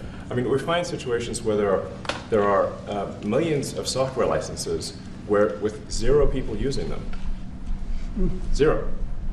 Exactly. This is the quizzical expression. You're like, surely, if there's millions of software licenses, someone should be using them. No, and then we've got to go through the process of saying, okay, look, if no one's using the software, we need to terminate this software license agreement. That's everywhere in the government, by the way. Mr. Musk, what do you think would be easier, colonizing Mars or making the government efficient? It's a tough call, but I think colonizing Mars and making life multi-planetary is harder. And as I said, we do expect to achieve over time the $1 trillion of savings. We can't do it in like a few months, but if you say by I think the official end of Doge, which the president may choose to extend, is the middle of next year. Say by the middle of next year, with the support of the president and Congress, could we achieve $1 trillion of savings? I think so. We're on track to do so. Do you have faith that Congress is going to? Thank you, Mr. President. You had mentioned earlier in the week that Doge had become a whipping boy, and as the president mentioned, you went through a lot to go through this process. Yes. Was it worth it for you, and what would you change? Yes, so what we found was happening was that if there were any cuts anywhere, then people would assume that was done by Doge. And so we became like essentially the Doge boogeyman, where if any cut anywhere would be ascribed to Doge. A friend of mine's daughter, who's at law school at Georgetown, thought that Doge had cut the Senate, internships the legal internships for the Senate, and we have nothing to do with that. So if they have been cut, it's not to do with us, just as an example. So, it just became a bit ridiculous where any cut anywhere was somehow Doge, including things that made no sense, and we would agree made no sense. There are many things that occur in the government because it's the banal evil of bureaucracy. It's sort of the frankly largely uncaring nature of bureaucracy. It's as the great Milton Friedman said, money is spent most poorly when it is someone else's money being spent on people you don't know, and that's how federal spending is. And then you can't really even blame the individuals because the way the government works is complaint minimization. So when you do when someone within the government tries to stop that money being spent, there's usually someone that complains. And then their manager will say it's not worth the trouble, just pay it anyway. That happens over and over again. So was it I think it was an important thing. I think it was a necessary thing, and I think it will have a good effect in the future. Thank you, President Trump. This week there was a video on board a plane that showed the First Lady of France slapping her husband, Emmanuel Macron. Do you have any world leader to world leader marital advice on Make sure the door remains closed. That was not good. That was not good. No, I spoke to him, and he's fine too. They're fine. They're two really good people. I know them very well, and I don't know what that was all about, but I know them very well, and they're fine. What do you think about this Democratic Party plan to avoid being swept in every battleground state again by spending $20 million to study how to speak to American men? Well, you know, they spent 2.8 billion. We spent 1.5. We spent much less. We spent about half of what they spent, and at the end they were $28 million short. They had to be. They spent 2.8 billion. It's a lot, but they couldn't get 28 million at the end, and now they want to spend. I read that they want to spend money to learn how to talk. That's fake. You don't want to be fake. You shouldn't have to hire consultants to say what America needs, because then the consultants should be running the deal, not them. But I read that they want to spend a lot of money in each state. So we won all 7 swing states, 7 out of 7. We won a lot more than that. We won the popular vote. We won everything, and they want to spend money to find out what they did wrong. And I mean, I could tell you what they did wrong. I could tell you every one of their programs. When they say men playing in women's sports, I would say that's not a winner. When they say transgender for everybody, I think that's not a winner. When they say open borders so the entire world population of criminals can pour into our country, I don't think that's a winner. I mean, I just gave them that for free, but I don't know if they'll change their ways. I see them all the time. I see people that I know in Congress, Democrats, they're trying to justify some of the things I just said. You can't justify them. I always hear they're 80-20 issues. I say they're not 80-20, they're 97-3. They might be 99-1. They're not 80-20. They wish they were 80-20. And they're wasting a lot of money if they're going to continue with that nonsense. And this one's a little bit more of a page 6 question, but back when you hosted The Apprentice, you mentioned once in 2012 that Diddy was a good friend of yours back then. He has since found himself in some very serious legal trouble. Yeah, that's true. Would you ever consider pardoning him? Well, nobody's asked. You had to be the one to ask, Peter, but nobody's asked. But I know people are thinking about it. I know they're thinking about it. I think some people have been very close to asking. First of all, I'd look at what's happening, and I haven't been watching it too closely, although it's certainly getting a lot of coverage. I haven't seen him. I haven't spoken to him in years. He used to really like me a lot, but I think when I ran for politics, that relationship busted up. From what I read, I don't know. He didn't tell me that, but I'd read some little bit nasty statements in the paper all of a sudden.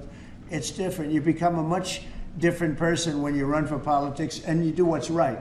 I could do other things, and I'm sure he'd like me, and I'm sure other people would like me, but it wouldn't be as good for our country. As we said, our country's doing really well because of what we're doing. So it's not a popularity contest. So I don't know. I would certainly look at the facts. If I think somebody was mistreated, whether they like me or don't like me, it wouldn't have any impact on me. Mr. President, on the big beautiful bill, would you like to see the Senate build in some support for your tariffs on the big beautiful bill, or should that be a standalone bill? I have great support on the tariffs. I mean, I was so honored that we got that ridiculous stay lifted, because that would have taken away presidential power. It would have taken away everything that was granted by the founders. It would have been a terrible thing.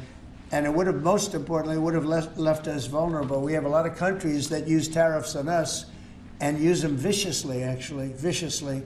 And if we didn't have the power to use tariffs on them, and instantly, not when you go back to Congress and try and get hundreds of people to agree on something, that would take months to get just one simple proclamation.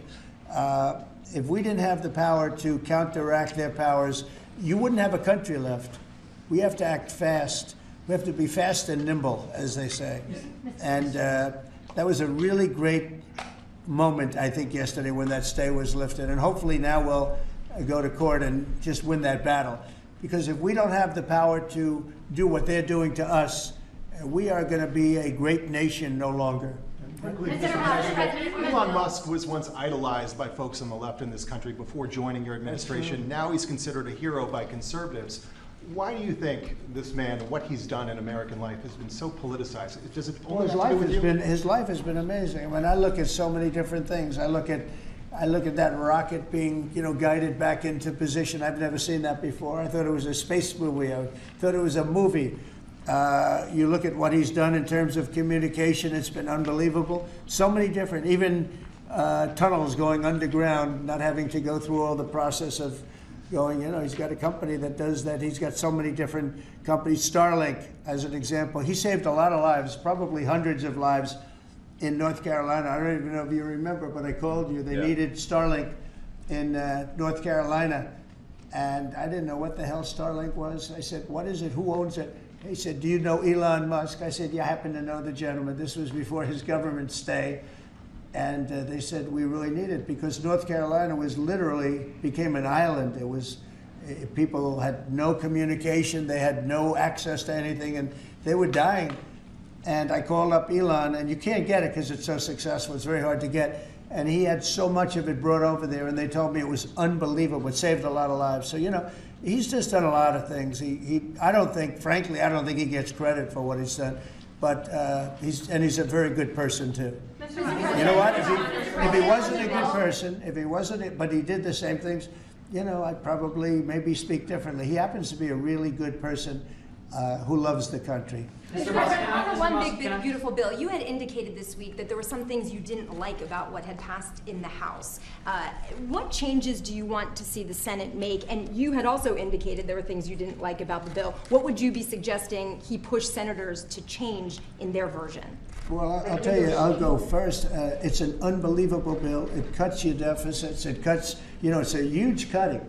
But there's the things I'd like to see maybe cut a little bit more. I'd like to see a bigger cut in taxes. It's going to be the largest tax decrease or cut in the history of our country.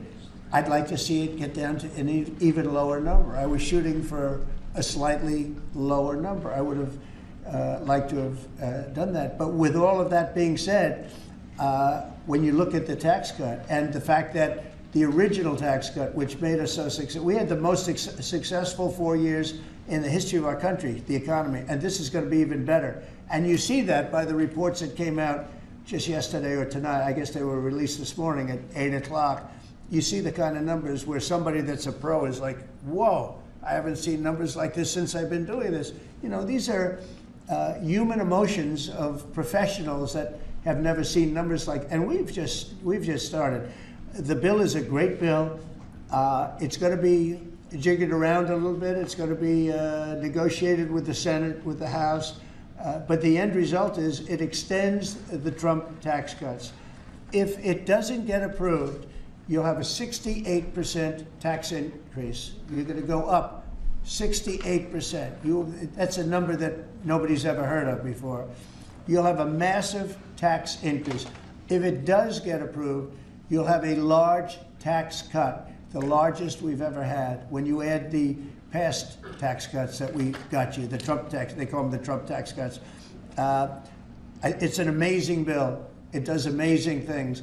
With all of that, it's going to be adjusted a little bit over the next coming weeks, and I think it's going to be passed. The Republicans want to pass it. With all of the great things it does, including an extension of debt, it's the extension. We have to extend the debt. If we don't extend debt, we're in default.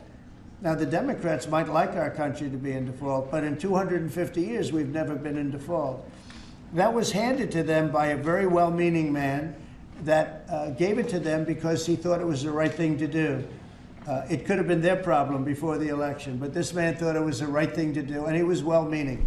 I don't hold anything against him for that, but that was put on our plate when it should have been on the Democrats. September 28th, a famous date.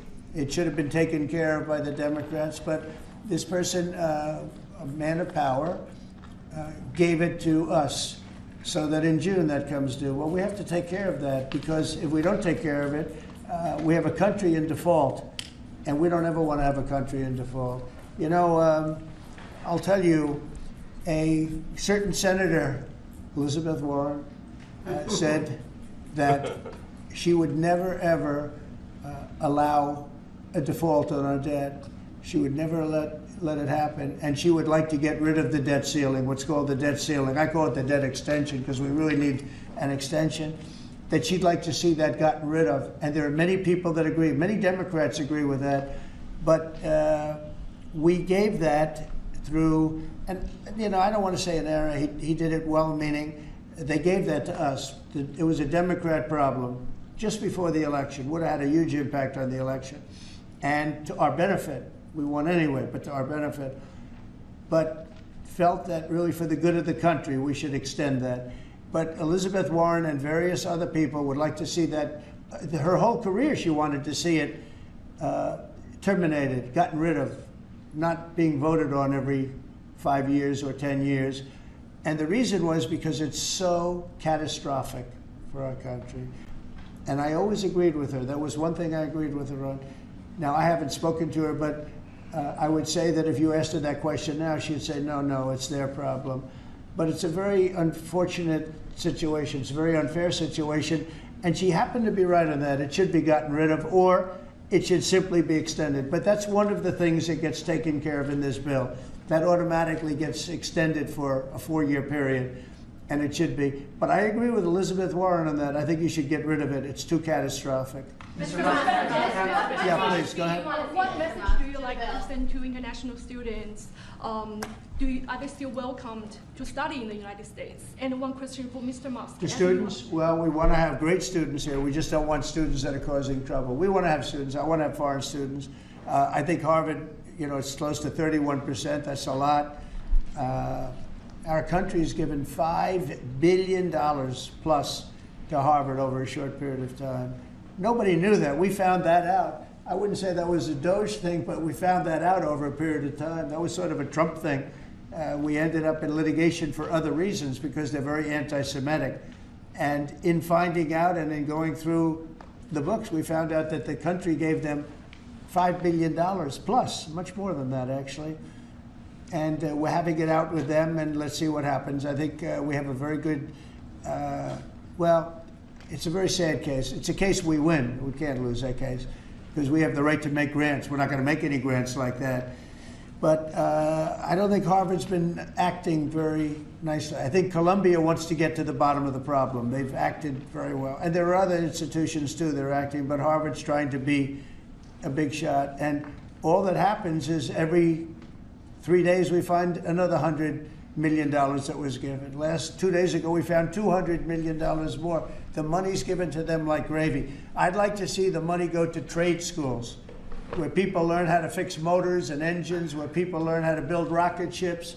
Because, somebody has to build those rocket ships. Yeah. And I'd like to see trade schools set up, because you could take $5 billion plus hundreds of billions more, which is what's spent. Absolutely. And you could have the greatest trade school system anywhere in the world. And that's what we need, to build his rockets and robots and things that he's doing, and to build lots of other things. And, I went to school with people. In some cases, they weren't good students, but they could fix the engine of a car better than anybody I've ever seen. They could take it apart blindfolded. They had an ability at that. And they did very well. They made a lot of money. It's a very skilled job. It's great. But I'd like to see a lot of money going into trade schools. I've always felt that. And we probably found our pot of gold, and that's what's been wasted at places like Harvard. And the money's been wasted. Yeah, please. Yeah, I wanted to ask quickly, Mr. Musk, is your eye okay? What happened to your eye? I noticed there's a bruise there. Well, it wasn't. I wasn't anywhere near France, so. What does that mean? No, I didn't notice his eye. First lady of France. Getting slapped. I didn't notice. I just wasn't around with little X, and I said, "Go ahead, punch me in the face," and he did. Turns out, even a 5-year-old punching you in the face actually does. That was X that did? Yeah. X could do it. If you knew X, I saw his mom right now. But I didn't really feel much at the time, and then I guess it bruises up. But I just wasn't around with the kids. I didn't notice it, actually. President Trump, I got one. I know that you try to stay pretty neutral because not your war, but and by the way, not my war. I just want to solve the problem for people. This was not a war that was going to happen if I were president. Right, and so not your war, but as you try to fix it, and as you survey this hellscape of the Ukrainian front lines, it's horrible. And you and your team deal with a very stubborn Vladimir Putin. Yeah.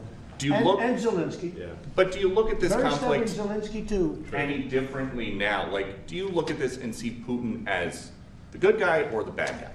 So I've known him very well, and I went through a lot of things with him because Russia was, the Russia hoax turned out to be a total hoax. New York Times, they got a Pulitzer Prize. They have to give back the Pulitzer Prize. That's my lawsuit. And they're doing very poorly in that lawsuit. But, they wrote stories about how it was true and it was false. And, a lot of Washington Post also. I have gotten to see things that I was very surprised at. Rockets being shot into cities like Kiev during a negotiation that I felt was maybe very close to ending.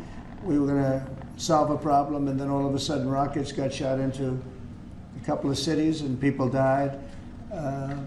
I saw things that I was surprised at. And I don't like being surprised. So I'm very disappointed in that way.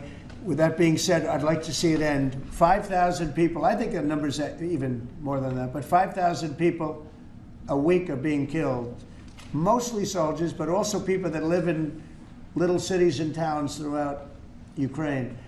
And I'd like to see that stop.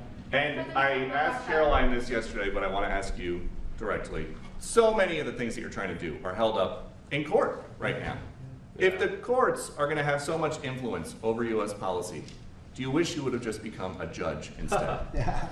Yeah, well, look, it wasn't meant to be that way. If you look at the founders, the president had certain powers, and you have your three groups, and they all had supposed to be pretty equal powers. But you can't have a judge in Boston running foreign policy in places all over the country because he's got a liberal bent or he's a radical left person. That's what the executive branch is for. And you have checks and balances.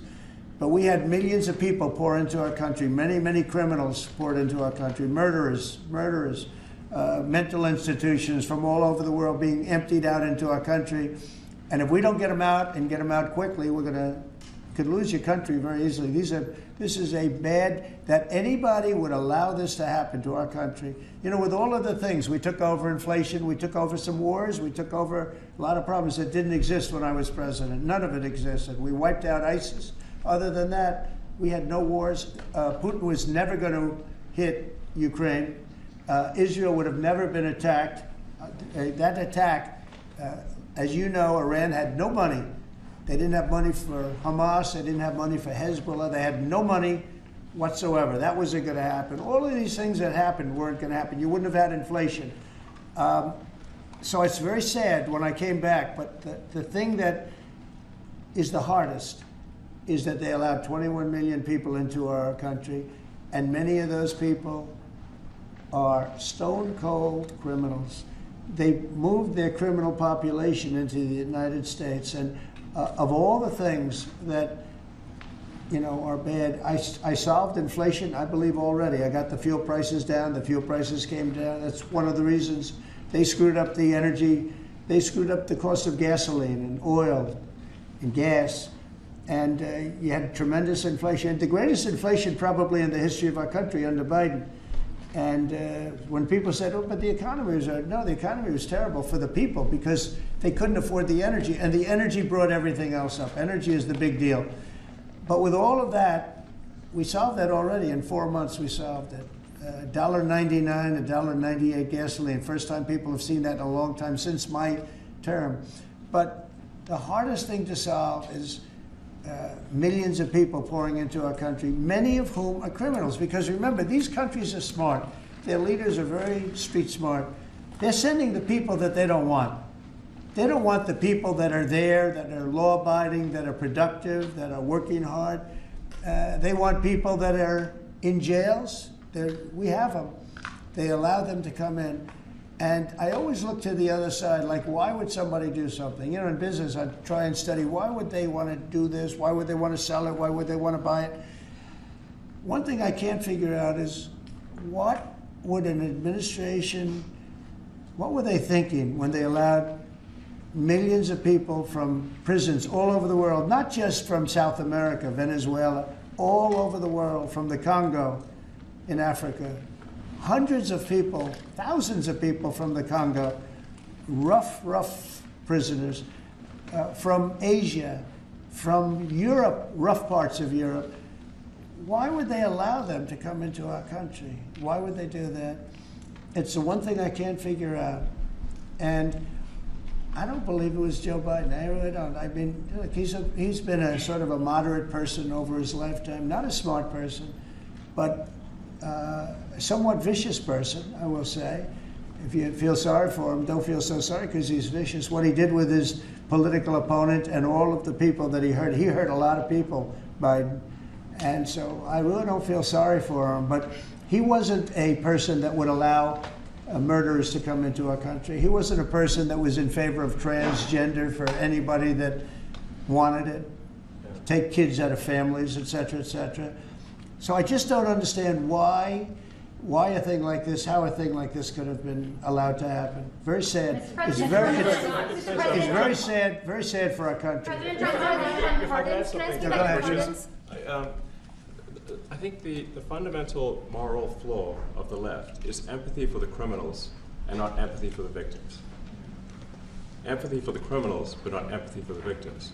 And there's been way too much of that. That needs to stop. To the president's point, there's been immense judicial overreach that is unconstitutional. That was never intended. And it's undermining the people's faith in the legal system. It needs to stop. It's gone too far. And just today, we had, just a couple of hours ago, we had a great decision from the Supreme Court, thank goodness, that was very important. We had two important decisions yesterday on the tariffs because, again, we have to be able to fight a fair fight with other countries. Howard, would you say? We have to be able to use tariffs to fight people that use tariffs on us. I mean, if we didn't have that power of tariffs, we would economically be destroyed as a country because they will destroy us. Other countries will destroy us with unchecked tariffs. We can check them when we have the use. They tried to take that power away from us. And if you take that power away, we're not going to have a country. We won't have an economically viable country. But it's very important on immigration that we be able to get people out without having to go through a long court case. I mean, it was up to some of these judges. Every single one of these millions of people, criminals, prisoners that were let go from jails because they save a fortune when they do. They brought them into the United States. You know what they're saving? The money they're saving? But some of murderers, it's very important that we're able to get those people out of here fast, bring them back to their country where they belong. And those countries take them, because if they don't take them, they have to go through the wrath of the United States, and they take them. But we have judges that don't want that to happen, and it's a terrible thing. That's going through the court system right now, that whole situation. But when ICE and with Border Patrol, they've done an incredible job. When they do this incredible job, and they capture 100 killers and drug dealers, and we can't keep them for years here as we go through trials. We have to get them out rapidly, and we know who they are. We know who they are, and we're very careful about who they are, but we have to get them out rapidly, or again, we're not going to have a country, okay? Maybe one or two more. Go ahead. Are you concerned that tariff may also affect companies like Tesla, which has parts manufactured abroad? And this is also to you, Mr. Musk. Well, he's going to end up building his whole car here. I mean, I thought he built his whole car. Pretty much he does. He's got incredible factories, and like I looked at one in Texas. It's unbelievable. All of the manufacturers will build their parts here too. I mean, it used to bother me. They make a part in Canada, a part in Mexico, a part in Europe, and it's sent all over the place, and nobody knew what the hell was happening. I think it's ridiculous. You build a car, make it in America, and I gave them a little leeway on that. Gave them some leeway. But over the next year, they've got to have the whole thing built in America. That's what we want. We want America to buy American-built cars. Thank you very much, everybody. Thanks, guys. Thanks, guys. Thank you, guys. How was your meeting with Jerome Powell? Good meeting. It was a good meeting. Are you considering? Thanks, guys. Keep going.